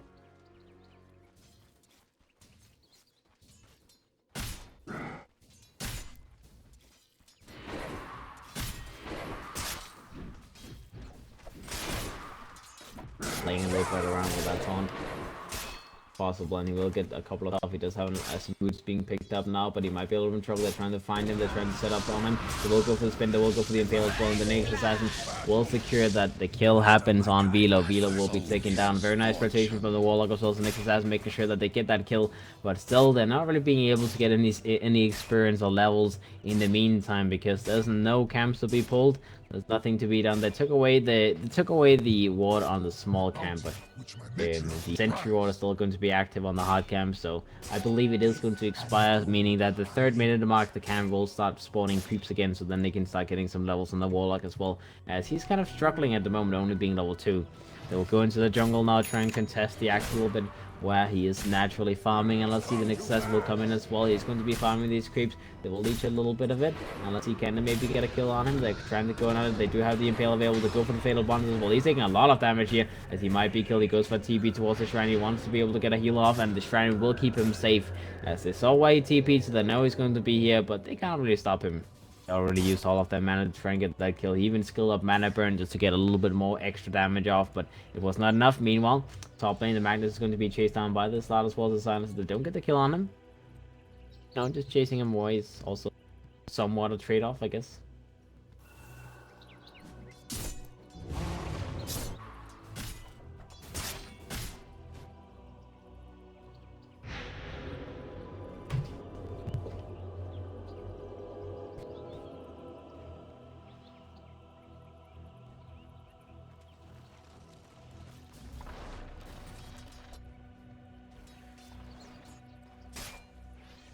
I think not.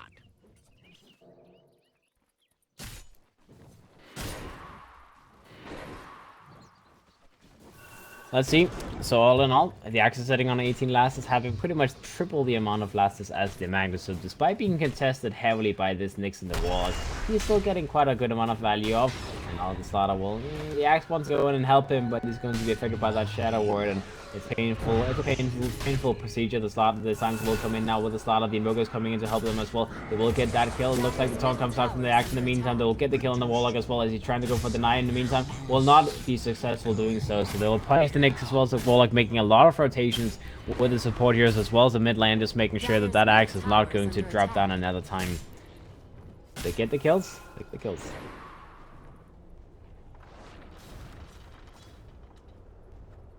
The Silence in the meantime will just leech a little bit of the experience that the Axe is losing out on in the bottom lane, making sure that none of the experience is going to be lost. He'll get the last hits as well. The Axe is going to be low fall. In the meantime, almost has his Tranquil Boots completed, so he's okay. You know, he's fine. Invoker in the mid lane, sitting on 6 lasses only, so the Tinker is definitely owning him in this matchup. But if that's the only matchup that Geek fam is having some issues winning, then I think it's going to be fine. Yato is jungling a little bit as much as he possibly can with level 2 power, so not even worrying about going for that shockwave, just going full on jungle style. The Slaughter's trying to come in and leech a little bit. He does realize that he's getting experience, so he should know that the Magnus is sitting somewhere around there, but he's infesting the enemy jungle. He's like, you know, taking a little quick peek, maybe watching whether or not the Magnus is there, but the Magnus is deep in their own jungle. The Weaver's having a free lane for himself. The Juggernaut's also having a decent amount of farm in his lane, so both the safe laners doing nicely for themselves, but it seems like Geek fam is off to a better start again just because of that Axe. The Axe in the bottom lane tries to go in onto Logan. Doesn't force out a spin defensively. Didn't want to go for the call either. He's on level 4, so for his level 6 he doesn't want to go for those aggressive calls. Want to waste mana. He wants to get that call dunk off when the Juggernaut is not expecting it. Silence in the meantime, taking a little bit of damage, leeching the experience wave, pulling as well, making sure that Logan takes as much damage as possible. They might be able to force out something, but the Warlock will just use the Shadow Wave, make sure that the Juggernaut doesn't have to use his spin or his healing ward to survive, so it's fine, it's fine. The Slaughter might make a rotation to mid. Not sure if they can actually get a kill on this guy. I think it's a very difficult thing. Invoker does have a couple of null talismans as well, so he went for that, you know, laning test build kind of thing. Picks up boots now as well, so it looks like he's not really going to be moving towards Hand of Midas anytime soon. Just trying to focus, just trying to get some more lasses for himself, and Shiro in the meantime will be jumped on. 10-10 is in position, they go for the crush as well. They get the modules and machines off with the Tinker first, but looks like he's going to be a little bit until the laser comes out. The Shiro is trying to turn things around. The Invoker will be picked off first. They get a kill on the Tinker in the end, but it's going to be a 1-for-1 trade-off, and that's 3 heroes fighting up against the Tinker, and the Tinker still ends up getting a kill on the Invoker before dying, so very nicely done there from the side of Vikings, at least making sure that the Tinker can get some value off. Alright, if we take a look at the net worth overall, we can see the Tinker and the Juggernaut is very good in the game. The Axe and the Juggernaut is pretty much keeping on even, or the Axe and the Weaver is keeping on even with him. And the Invoker, he's down to the same part as where the Magnus is sitting right now, so he's definitely having a difficult opening. Difficult.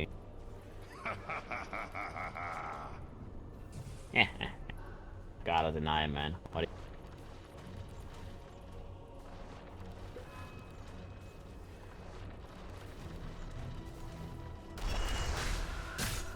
Alright, bottom looks like Pado's going to be a little bit in trouble. He gets stunned up in the face by Velos. That is going to be another kill to the side of Geek fam. They're going to be 4 for 2 right now. The Silencer is going to be part of that kill as well. He's been part of all 4 kills, making sure that he gets all of that intelligence up and running. +8 at the moment. Now Logan is going to be run on. He does have the armor slash available. Gets crushed in the face. They're trying to just force out some kind of spell attempt from Logan. He does have that Omni Slash, but does he want to use it? That's the question. He's going to be running down Raji. Does have that Omni Slash, goes to the Omni Slash, goes to the spin afterwards, gets the kill on the Slaughter. As the Slaughter a little bit too greedy, trying to force out those spells. He will force the spells out, but he will lose his life doing so.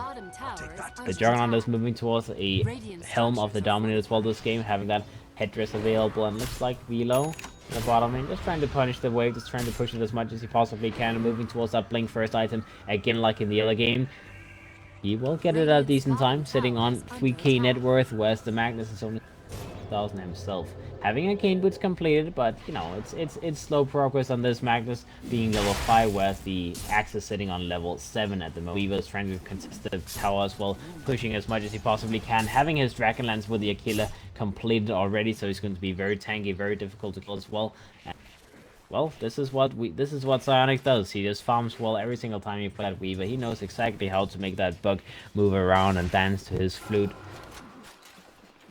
Yeah, the next assassin will be sitting in the middle trying to get his early level 6. Soldier's fortune. Might as well try to get the level 6 as early as possible. And the Tinker, I mean, he can jungle. It doesn't really stop him from farming at all. He can get his travel boots in the jungle. There's no worries about that. He only needs about 900 more gold, so fine that he just goes for full-on jungle style and lets someone else mid. The Magnus might be a little in trouble. The Slaughter trying to be as annoying as possible does end up taking that little last hit as well, as looks like, yeah, he will just take that creep hit. Just an asshole, just an overall asshole, just, you know, leeching everywhere, trying to get assets everywhere. He does have his Tranquils, Windlace completely moving towards his Blink next. And as long as he can continue being a pestilence all over the map, then it'll be a little bit annoying for Vikings to deal with. Bottom lane looks like Logan is going to be chased down by the axe yet again, but he does want to commit forward. Want to potentially use his life when he's so close to his Blink. The Omnicide is going to be available in 17 seconds as well, so that could be a moment they can look to get a kill on the axe, but it's still going to be difficult because if he gets his Berserker's Call off in the middle of the Omnicide, he doesn't take that much damage. Not sure if you want to maybe try and go for the Ancient Camp. That's a very... He's going to, you know, pass by it. He's looking at it like, that could be great, but I mean, I'm not tanky enough. I can't do that.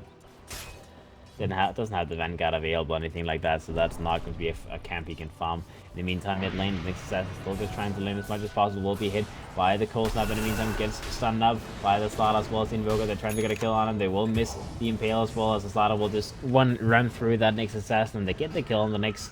Would have probably gotten the kill whether or not the Impale hit, but missing spells definitely does not help you survive.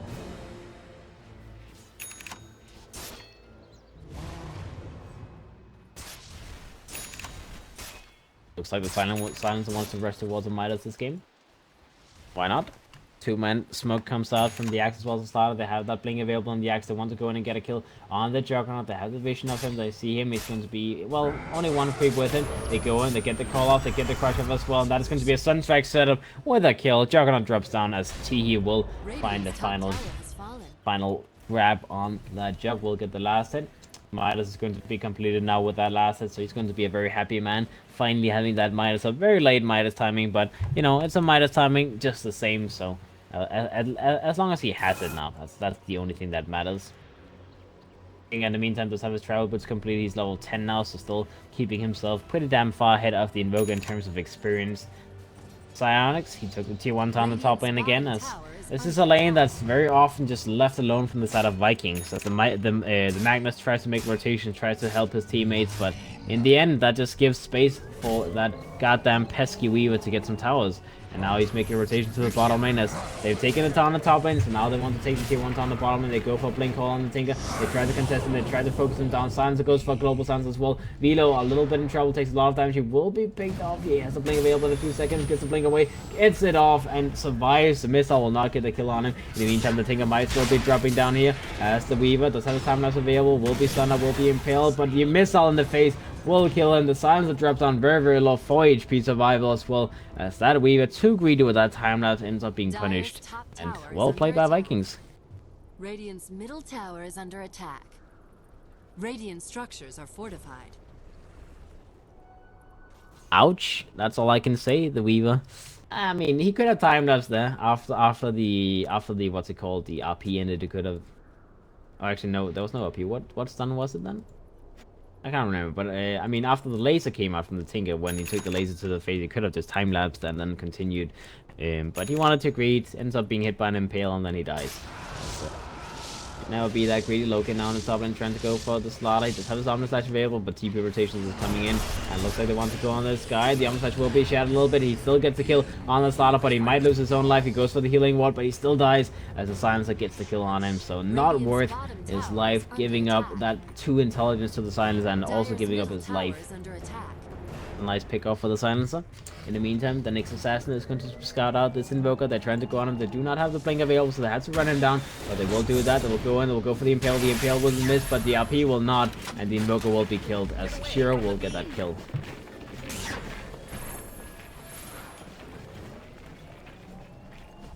Pick off in the mid lane.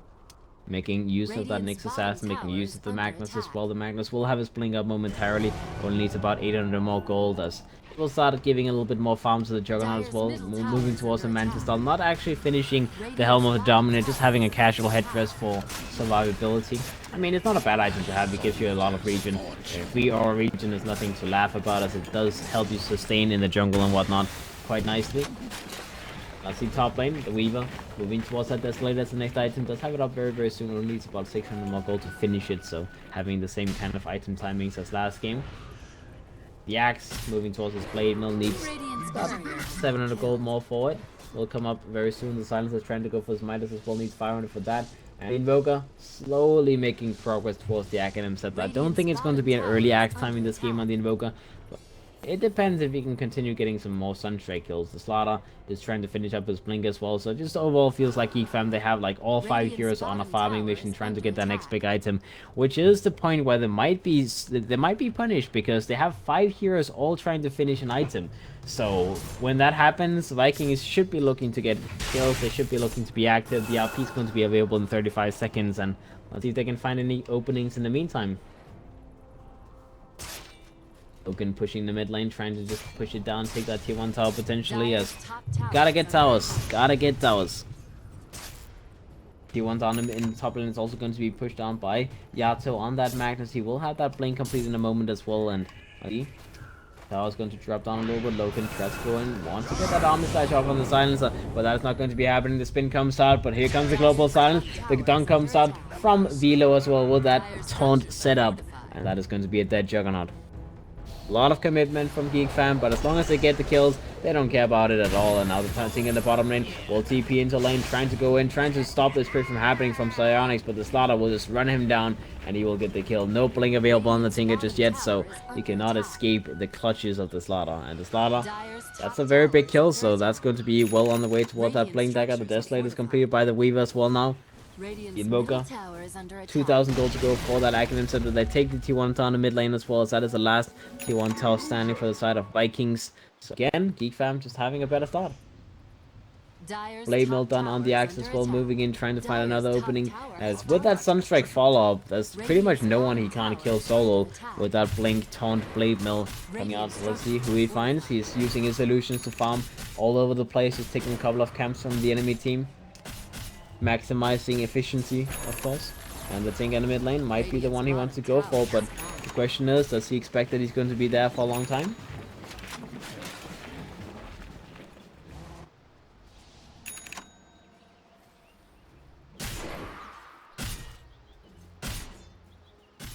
Alright, let's see. In the meantime, the Axe moves into the trees, just hiding in the tree line for now. In the meantime, Magnus blinks into the mid lane, and let's see, that is going to be the Axe's time to go in and shine. Goes in for the call, goes in, sets up, Sunstrike comes up as well. The Magnus will be hit. Doesn't take enough damage just yet, but the dunk should come out momentarily. Dunk comes out, the crush comes, oh, the Omni Slash, the Impale from the Nyx assassin. They will get the kill on the Axe in the end, so it's going to be a 1-for-1 trade-off in the mid lane, but I mean, I don't know.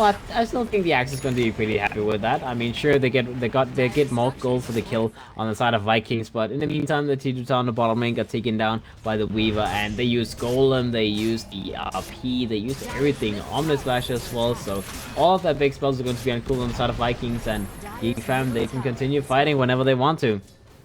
T is pushing the top lane as well, trying to finish that Academ set. We'll have it up very, very soon. Only needs 500 more gold before that's going to be done, so should be up soon enough.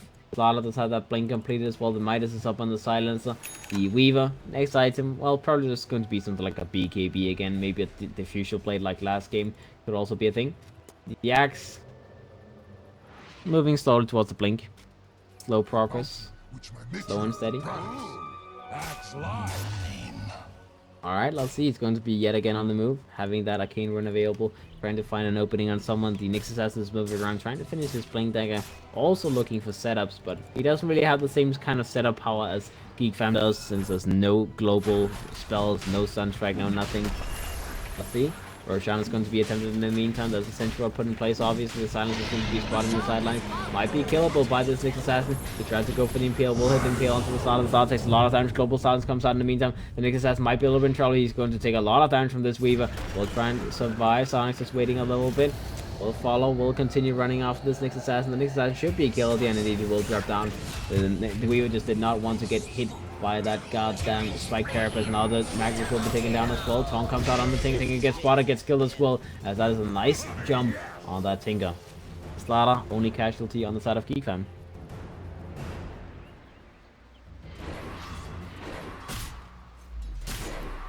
Alright, 3 dead on the side of Vikings yet again. 5,000 worth it inside of Geek Fam. As they're moving in, they want to continue pushing. They have that Aegis on the Weaver again, and they just want to go high ground now, potentially. I mean, it's maybe a little bit early, but the earlier the better, because Tinker is the kind of hero that the later the game goes on, the more difficult it will be to push high ground. So you might as well try to go for it early. He goes in for a call on the axe, misses it on the Warlock, but he still tries to run him down and get him low enough to get that call off. Let's see, the Magnus tries to go in. Dunk comes out on the Nyx Assassin. The Nyx Assassin dies. The axe is still going to be alive. The starter went for the crush. Magnus tries to go in.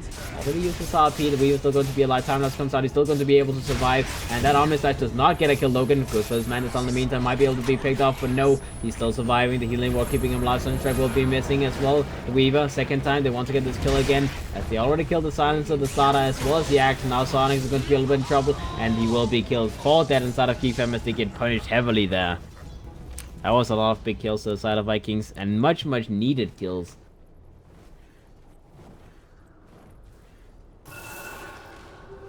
Unseen, not unskewed.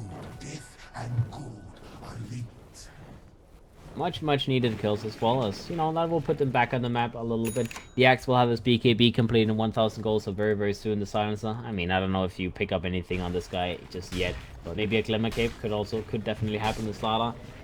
Nothing great on this guy either. The Weaver will have his next item up soon enough, and let's see the Slaughter. Oh, Impale will miss on the Assassin. That's going to be the kill, missed out, but the Magnus still does have his Invisible available. Could go for a skewer play on the Slaughter if they want to, but oh, they go for the skewer. The Slaughter gets controlled. Missile and the laser. That's going to be a DED dead Slaughter.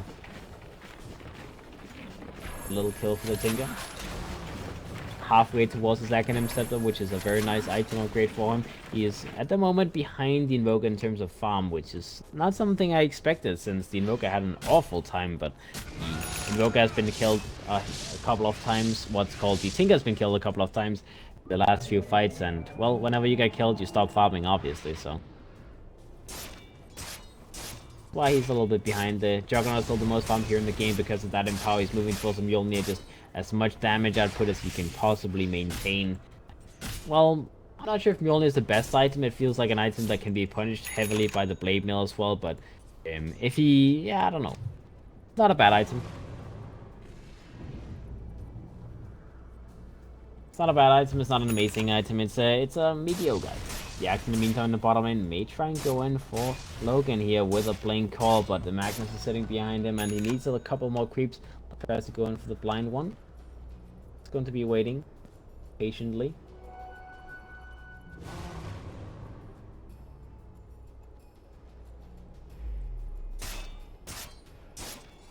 Coin for me. Goes and he gets it in the creep with the Sunstrike comes out as well, but he's actually going to be moved away with that skewer, so the Sunstrike will not hit onto the Juggernaut. The Juggernaut gets his Omni Slash off onto Velo as well, and that means Velo's going to drop down. Very nice attempt from Velo, but the Magnus is making sure that he gets relocated away, so the Sunstrike did not land onto the Jug. The Jug obviously not having a choice on where to move, but he will survive.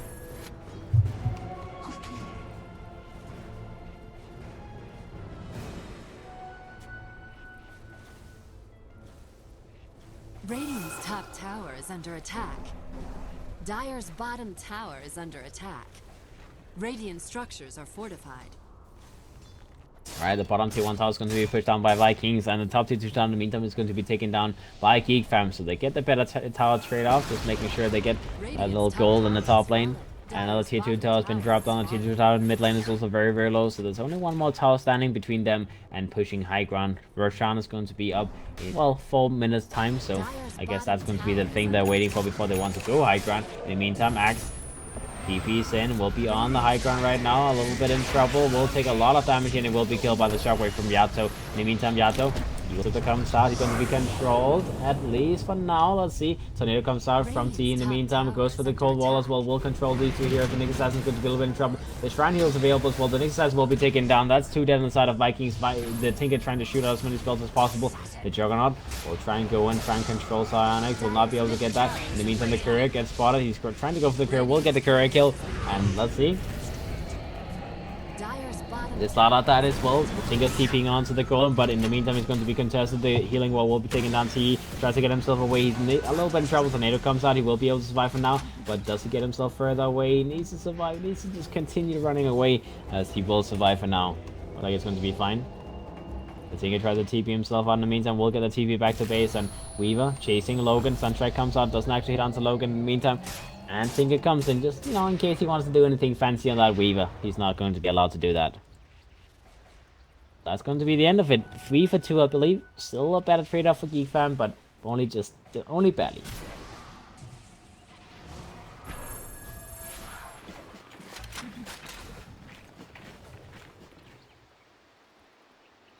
A soldier's fortune.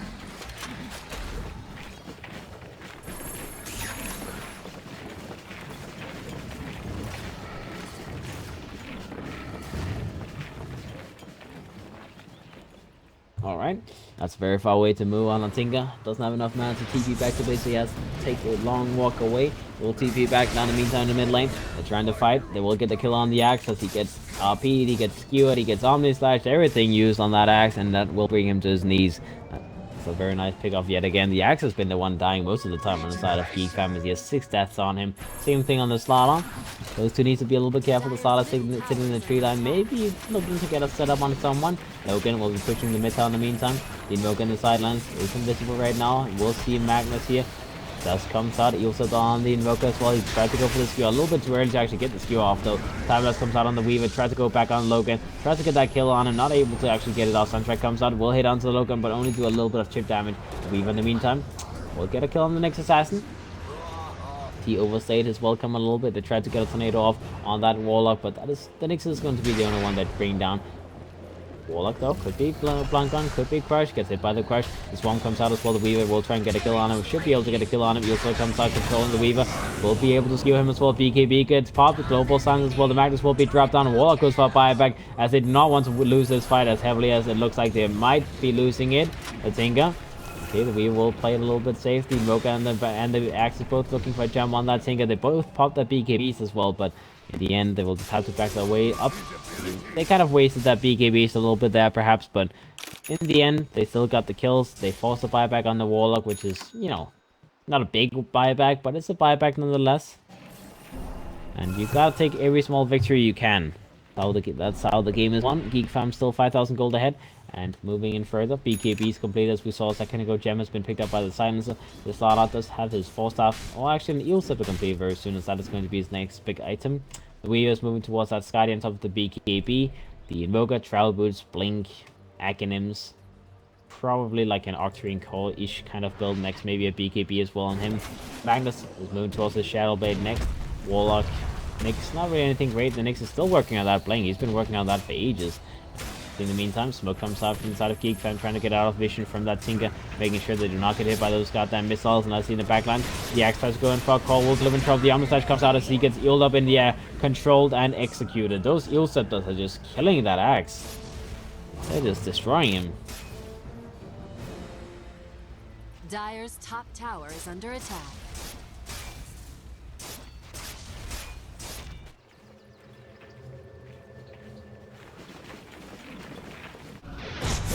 Dire's structure. Alright, RP comes out on the top lane inside of Vikings. They get a 2-man RP. The Invoker as well as the Weaver will be controlled, but they're not going to be killed just yet. The Magnus is going to be the first one dropping down. He goes for stealth. He also trying to keep himself alive, but he will finally be picked off by Sonic. Sonic tries to focus on that Tinker in the meantime, tries to go in on him, gets that hit on him, and that is not going to be a surviving Tinker. The Tinker will be dropped on. The next assassin will be killed next. Sakuchi on cooldown for a second more. They want to get more kills. The Warlock tries to go for a TP back out, and the Juggernaut will do the same.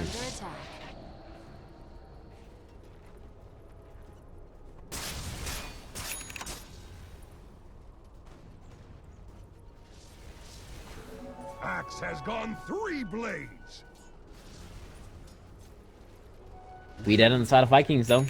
Good fight for the side of Geek fam. They lost the T2 tower though, so they need to try and push out of the base, get the next Roshan, and then get that T2 tower in the mid lane most importantly, and then obviously look to high ground.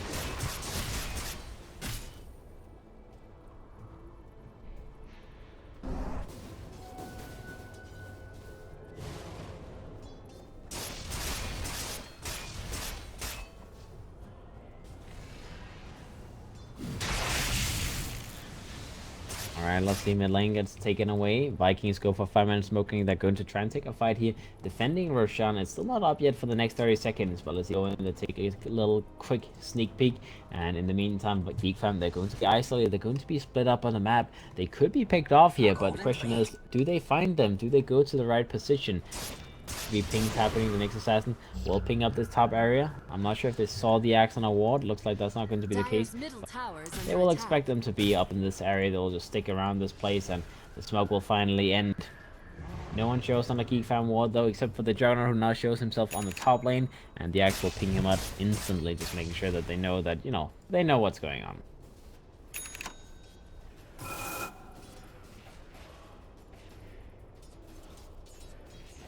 We will have this guy completed very, very soon as well. Only needs about 1,000 more gold, so that's going to be a big item upgrade for him.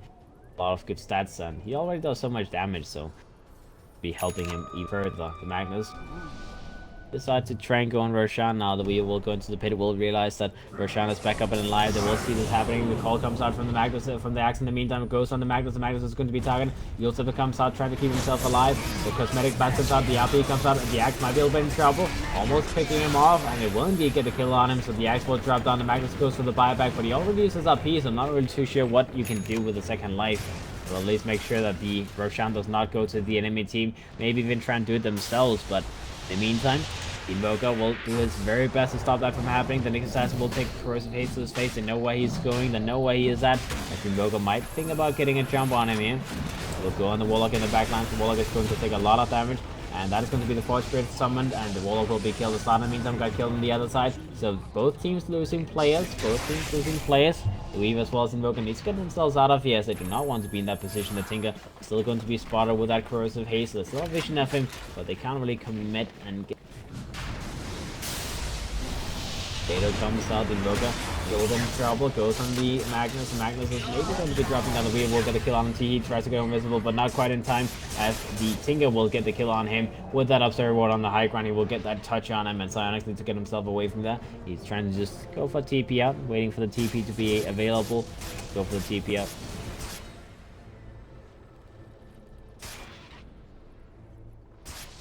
It's fine. Lots of vision here from the side of Vikings, though. High ground walls everywhere, and that's why the Invoker died. Being killed by the Tinker there was a little bit unfortunate, not knowing that the enemy had vision there. But they know now they can de-ward. And in the meantime, Vikings, let's say, also de-ward a little bit, or at least put down some observer wards themselves. That will be spotted out, though, so they know that there's an observer ward up there now.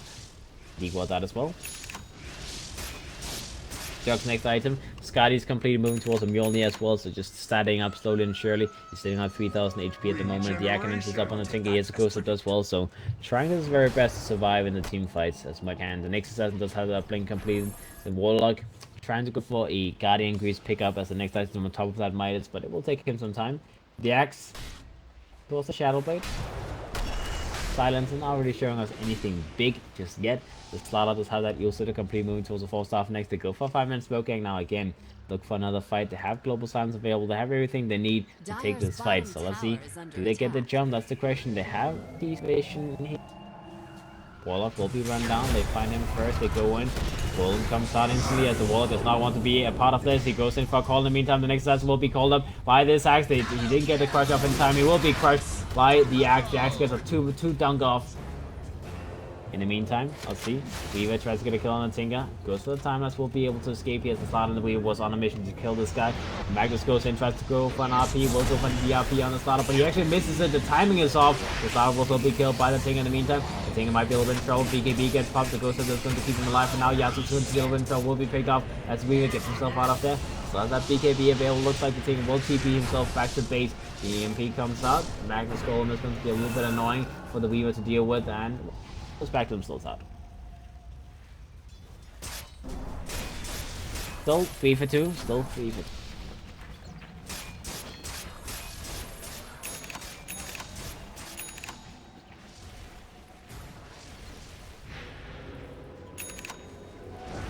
Ill-gotten gains.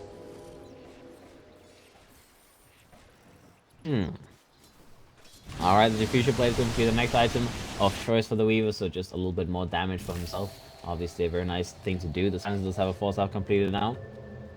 The Invoker moving towards a BKB himself so he can shoot out his spells without having to care about that goddamn Tinker crushing his dreams, crushing his life.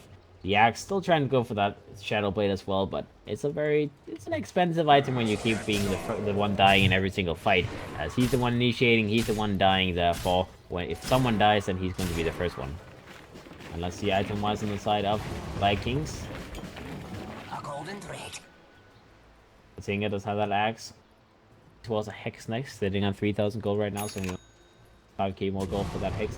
Logan come up, join his team. They're smoked up the rest of the 4 heroes, and let's see, like, moving in towards Geek Fam's territory as they are going to be stacked up for now, moving towards Roshan Pit, maybe trying to contest this. The Axe will go in a D-ward on the cliff. See?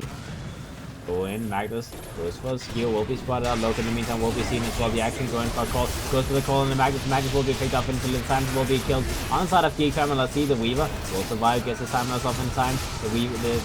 The Juggernaut in the meantime tries to get a kill on that Weaver. The Weaver's going to fight back against Logan, but Logan so goddamn tanky. The Blade Mail comes out from the Axe, he gets the kill on both the Nyx as well as the Juggernaut. That Blade Mail reflecting so much damage back. He goes invisible with that Shadow Emerald, will be able to dodge out that missile from the Tinker. Very nicely played from Velo, just quick reactions, keeping him alive time after time again. And honestly, for that inside of Vikings means that Geek Fam, they can get a free Roshan for themselves. If the Tinker is coming to position, trying his very best to delay it, or at least do some damage to them, be a little bit annoying if he can, but it's only so much you can do.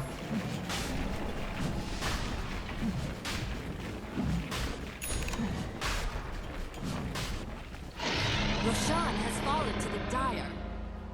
Alright, Aegis finally goes to the side of Geek Fam as they're now sitting on a 10,000 net worth lead. They have the Aegis on their side. The Weaver can pick up that Diffusion Blade if he wants to, not just selling that Aquila, and indeed that is what he will do. So they're ready to take the next fight. They have that 10-second BKB available on the Invoker as well. The Slaughter, well, not really moving into anything else. The Silence is trying to go for a pipe for the team, and the Axe does have the Shadow Blade completed as well. So they're ready to take the fight. They're ready to go high ground. They're ready to just try and end the game.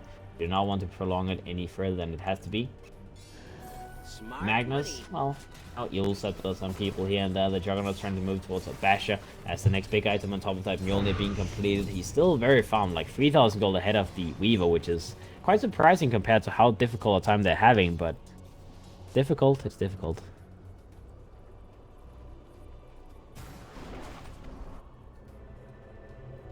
Tinga still trying to go for that Hex as well, but I don't think that's going to be happening before the next high ground defense, because he needs about 1,000 more gold, and that's a lot of gold to get while you're being pushed down. The Axe will go Shadow Blade up, moving around, but he gets spotted out by the side of Vikings, as that is going to be a very nice pick off, delaying the push from the side of Geek Fam, as without having the Axe alive, I don't think they want to pressure high ground.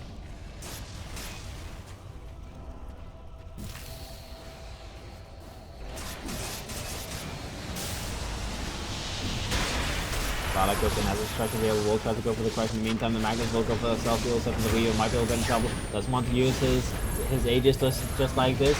Okay, it's going to be fine. Spots out everyone. Tinker goes for a TP back. The Warlock will be picked up in the meantime. He's going to be the one casualty. The Weaver still trying to chase for something. The Slaughter's a little bit low on HP, but all in all, it's going to be fine. 1-for-1 trade-off on map. Axe for the Warlock. That was another BKB charge used on the Weaver though, so I guess that kind of means he doesn't really want to go for a push. Maybe they take the T2 town in the mid lane and then just wait for the Axe to respawn, and then they can try and push high ground again. They have most of the things. You know, the global silence in 7 seconds might be the biggest thing they're waiting for, so we'll see. I'll take that as Radiant's tribute. middle tower is under attack. Radiant's middle tower has fallen.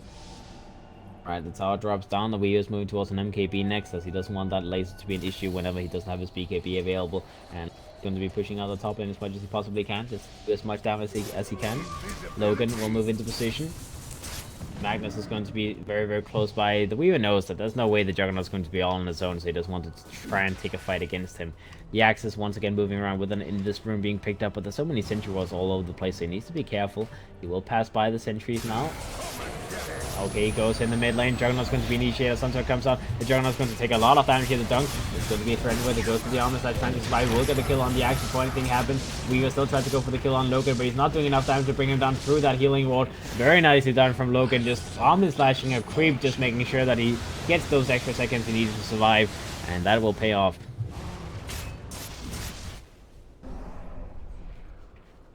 It feels like it's every single time. The Axe just, you know, goes in, gets a nice call off, but then suddenly dies to an Omnislash, dies to an Omnislash. Might think about going for... I don't know, I mean, Crimson Guard is a nice item, but I would say maybe like a heal set or a Ghost set instead, just so he doesn't have to worry about the Omnislash as much. Dota hides himself in the trees here, but he does get seen by that anti-Tinker ward in the light of Vikings, and he killed with the lasers to the face.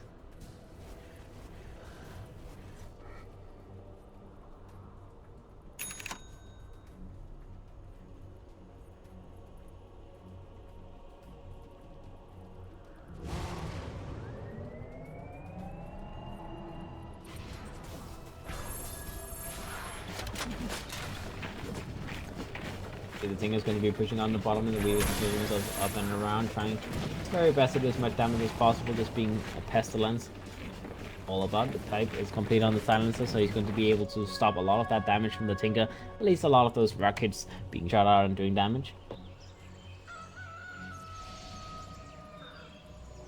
Well-gotten gains.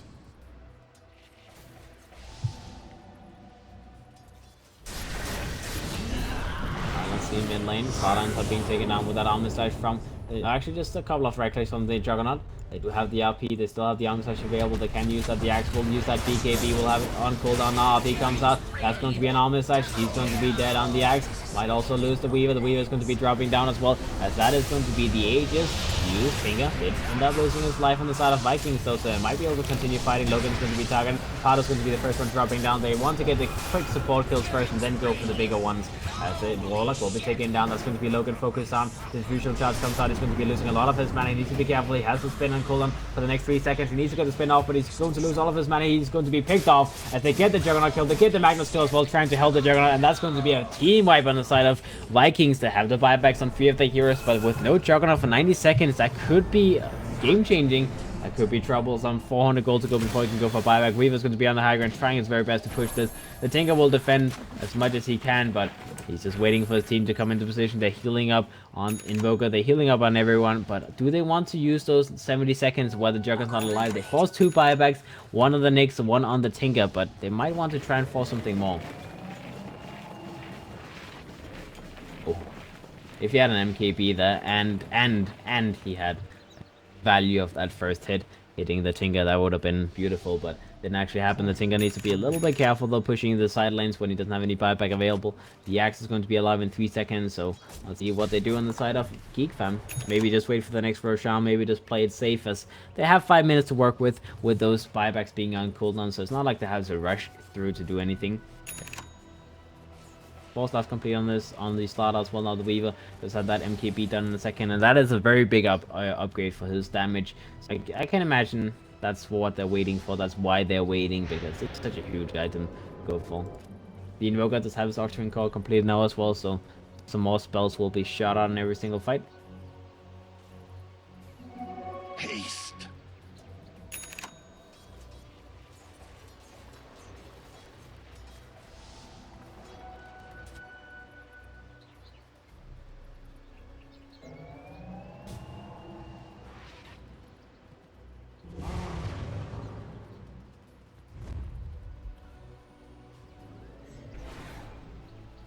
Alright, they go for smoke on the side of Vikings. They're going to move out. They want to try and take a fight with their 4 heroes, obviously, and Tinker being able to TP in whenever necessary. So let's see if they can make that work. They don't have a creep available right now though, so they cannot really TP him in. They need to fight around the lanes. Tinker will move into the bottom lane, follow them a little bit.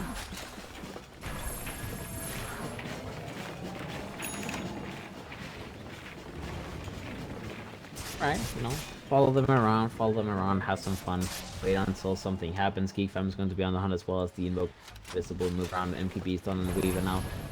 See if they can find someone.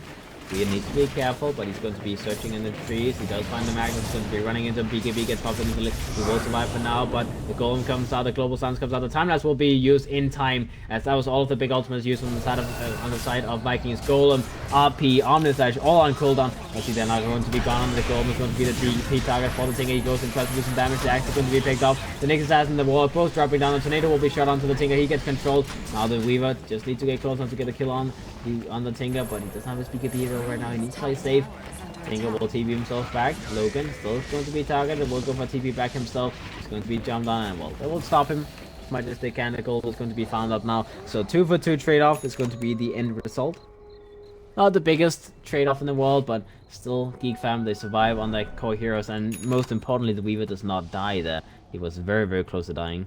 Going to be a little bit more difficult to survive in the next couple of fights, though, as the Tinker just picked up his Hex. That is the item he's been waiting for a long, long time, and it's finally done. Matriarch with prize. Finally completed. The Juggernaut does have his Abyssal Blade completed very soon as well, which is going to be another big item upgrade. Manta style and all that good stuff as well, so... You know, very, very tanky guy. He's moving towards Roshan. Want to try and take Roshan for the side Vikings, but Geek Fam try and allow that to happen, though. The Weaver is moving around, not quite searching in pit just yet.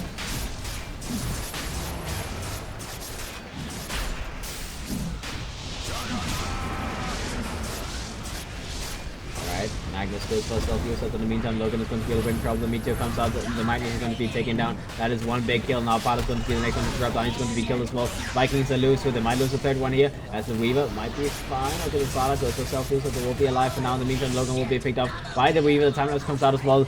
Logan is dead. Nyx Assassin will be lifted up into the air with that Nyx Assassin being hit by the tornado, so that is going to be a dead Nyx. Dead little bug boy for that on the side of Vikings, as that might just be the end result on the side of Geek Fam. They will go and finish up Roshan, as it's so goddamn low anyways. Might as well do those couple of hits and then move into the mid lane, as the rest of the team is trying to find a pick off on the Tinker in the bottom lane. The Tinker gets hit by the tornado. T is going to find him. Ice Wall gets put in place. They want to go in. They want to try and find him and kill him. Taunt comes out from the axe. He goes to the dunk as well. The Tinker is going to be dead. That is going to be the end. No buyback on Tinker. No buyback on the Nyx or the Magnus. That's going to be the Jug and the Warlock against the wall. And they do not have that much available. I mean, an Omnislash can only do so much. So let's see if they can get the Dreaming Omnislash Fatal Bonds combo off. They need to get a big one off.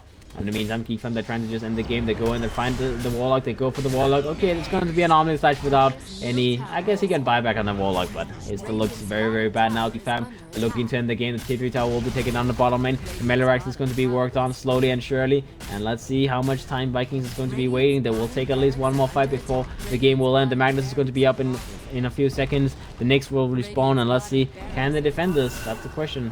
Radiant's middle tower is under attack. Radiant's middle tower has fallen. Alright.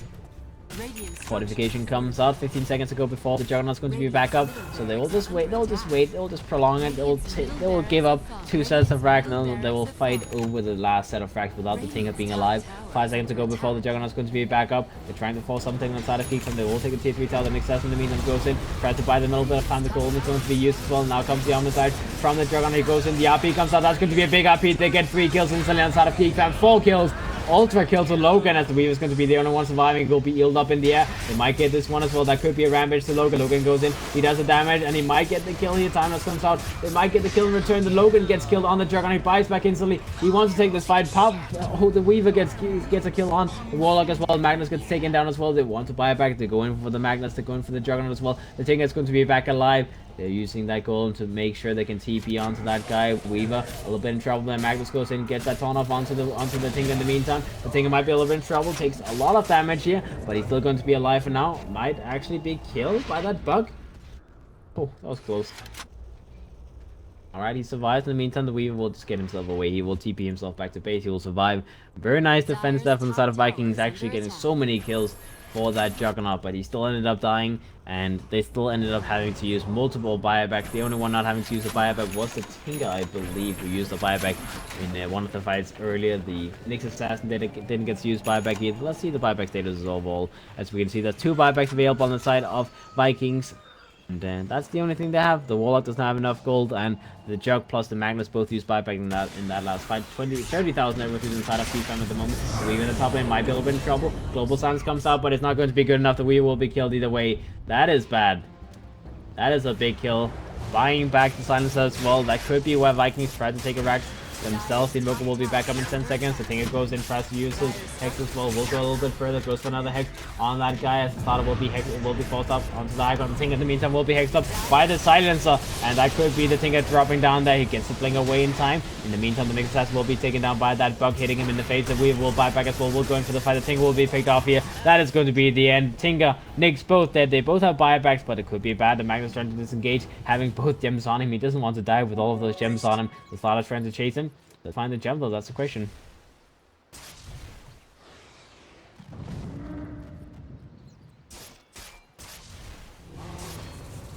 Starter still chasing, still trying to find something, but it's gonna be a little bit too late to the party. The Invoker's coming with him as well. The Ting and the Nexus are both going to be dead, so they're going to try and push the top lane. The Weaver will push the mid lane in the meantime. He used buybacks, so he needs to be a little bit cautious with his life, but it should still be fine. I'm sure that Geek fam is still going to be in a good position. I mean, they have a goddamn 30,000 net worth lead, so if you can't end the game in that position, then it's going to be very difficult to ever end the game. The Silence with that Hex being available is also a very, very big upgrade. The Starter almost has his Lotus up completed. The Axe with that BKB, travel boots, all of that good items. Let's see, RP comes out, they set up, Omnislash comes out as well, doing a lot of damage, but it's going to be splitting. It hits the Forge Spirits. Looks like the Weaver might actually survive. He doesn't get the time lapse off in time. He will be picked off. 2 minutes cooldown as the slot as well as the Weaver both dead, and they both do not have buybacks available. That's not looking good. The Invoker will get a kill on the Tinker in the meantime, at least trying to disable them and pick off a couple of the heroes. The Tinker dying might just be enough to keep Geek fam alive, otherwise they could have lost the game right there.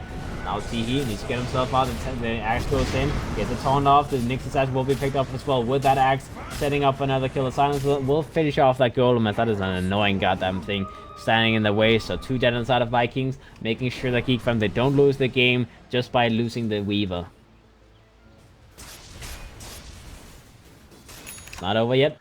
Invoker will push out the top lane repeatedly. The Juggernaut and the Magnus, they can't really do too much right now as they don't have AP available. They only have the skewer to use. See? Yatso goes in, tries to get a skewer off on someone. The Axe goes in, tries to get a call off. Global Silence comes out, stopping them from using it as well. C is saying so much damage that he will be picked up. The Axe goes for a call, goes for the taunt, but he will be killed as well. Dead for 100 seconds. No buyback available on that guy. He can buy back all 3 minutes. Yeah, he will not have buyback available. Oh, that's bad. Geek fam kind of half throwing the game there. The Weaver will be back up in 45 seconds, but they might lose some racks now, as I mean 40 seconds is still some time to work with, and the Weaver is going to be the only one alongside the Slot as well as the Silence who can defend the base. So Logan, he will do his very best at pushing out the waves and taking another fight. Omnislash is going to be on cooldown for the next 20 seconds, and the RP is going to be up when the Weaver is back up, so they can go for that RP Omnislash play yet again. Abyssal Blade being available on the Jug, Blink as well, so he's a very scary guy. He will pick up a Moonshot, just get a little bit more damage his way. He will take away that goddamn Shrine in the meantime, but they need to go push, they need to take rack. Let's see, the Slaughter is going to be jumped on in the meantime, goes for the Eels on the Juggernaut. Eels comes out from the Magnus as well. Looks like the Slaughter is going to be in trouble. He gets bashed up, he gets killed.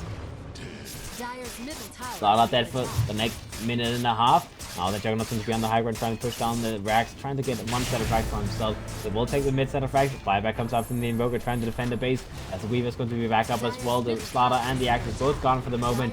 And let's see the Juggernaut, can he take one game? Can they take one game on the Vikings? Now, oh, they go for the RP, the skewer as well, but they missed the skewer. That is not what you... Oh, so beautiful, hitting on both of those heroes, but it's not good enough if you don't get the skewer on top of that. That now looks like the Juggernaut might be a little bit in trouble. It's going to be jumped on by TET. Will be able to fight this guy. Time lapse is available from the Weaver. Gets the time lapse off in time. The Tinker goes in. He's used all of his mana. He doesn't have any more mana left. He wants to get the TP back home, but the Tornado comes out from TE. He will stop the Tinker from TPing anywhere. That is going to be a dead Nix Assassin. The Juggernaut will drop. The Magnus will die. Everyone will die inside of Vikings. As that is the last fight they could muster. Missing the RP at a crucial moment, or at least, you know, not getting the combo off properly is not something you can do. That is just not happening. And GG well played gets called, as they know the Nix Assassin and the Warlock being the only 2 people defending. There's no way to win this game. That is the end. Beautiful RP, but not so beautiful skewer. Alright, GG well played. That's going to be the end of it. Vikings, that will drop this series 2-0 against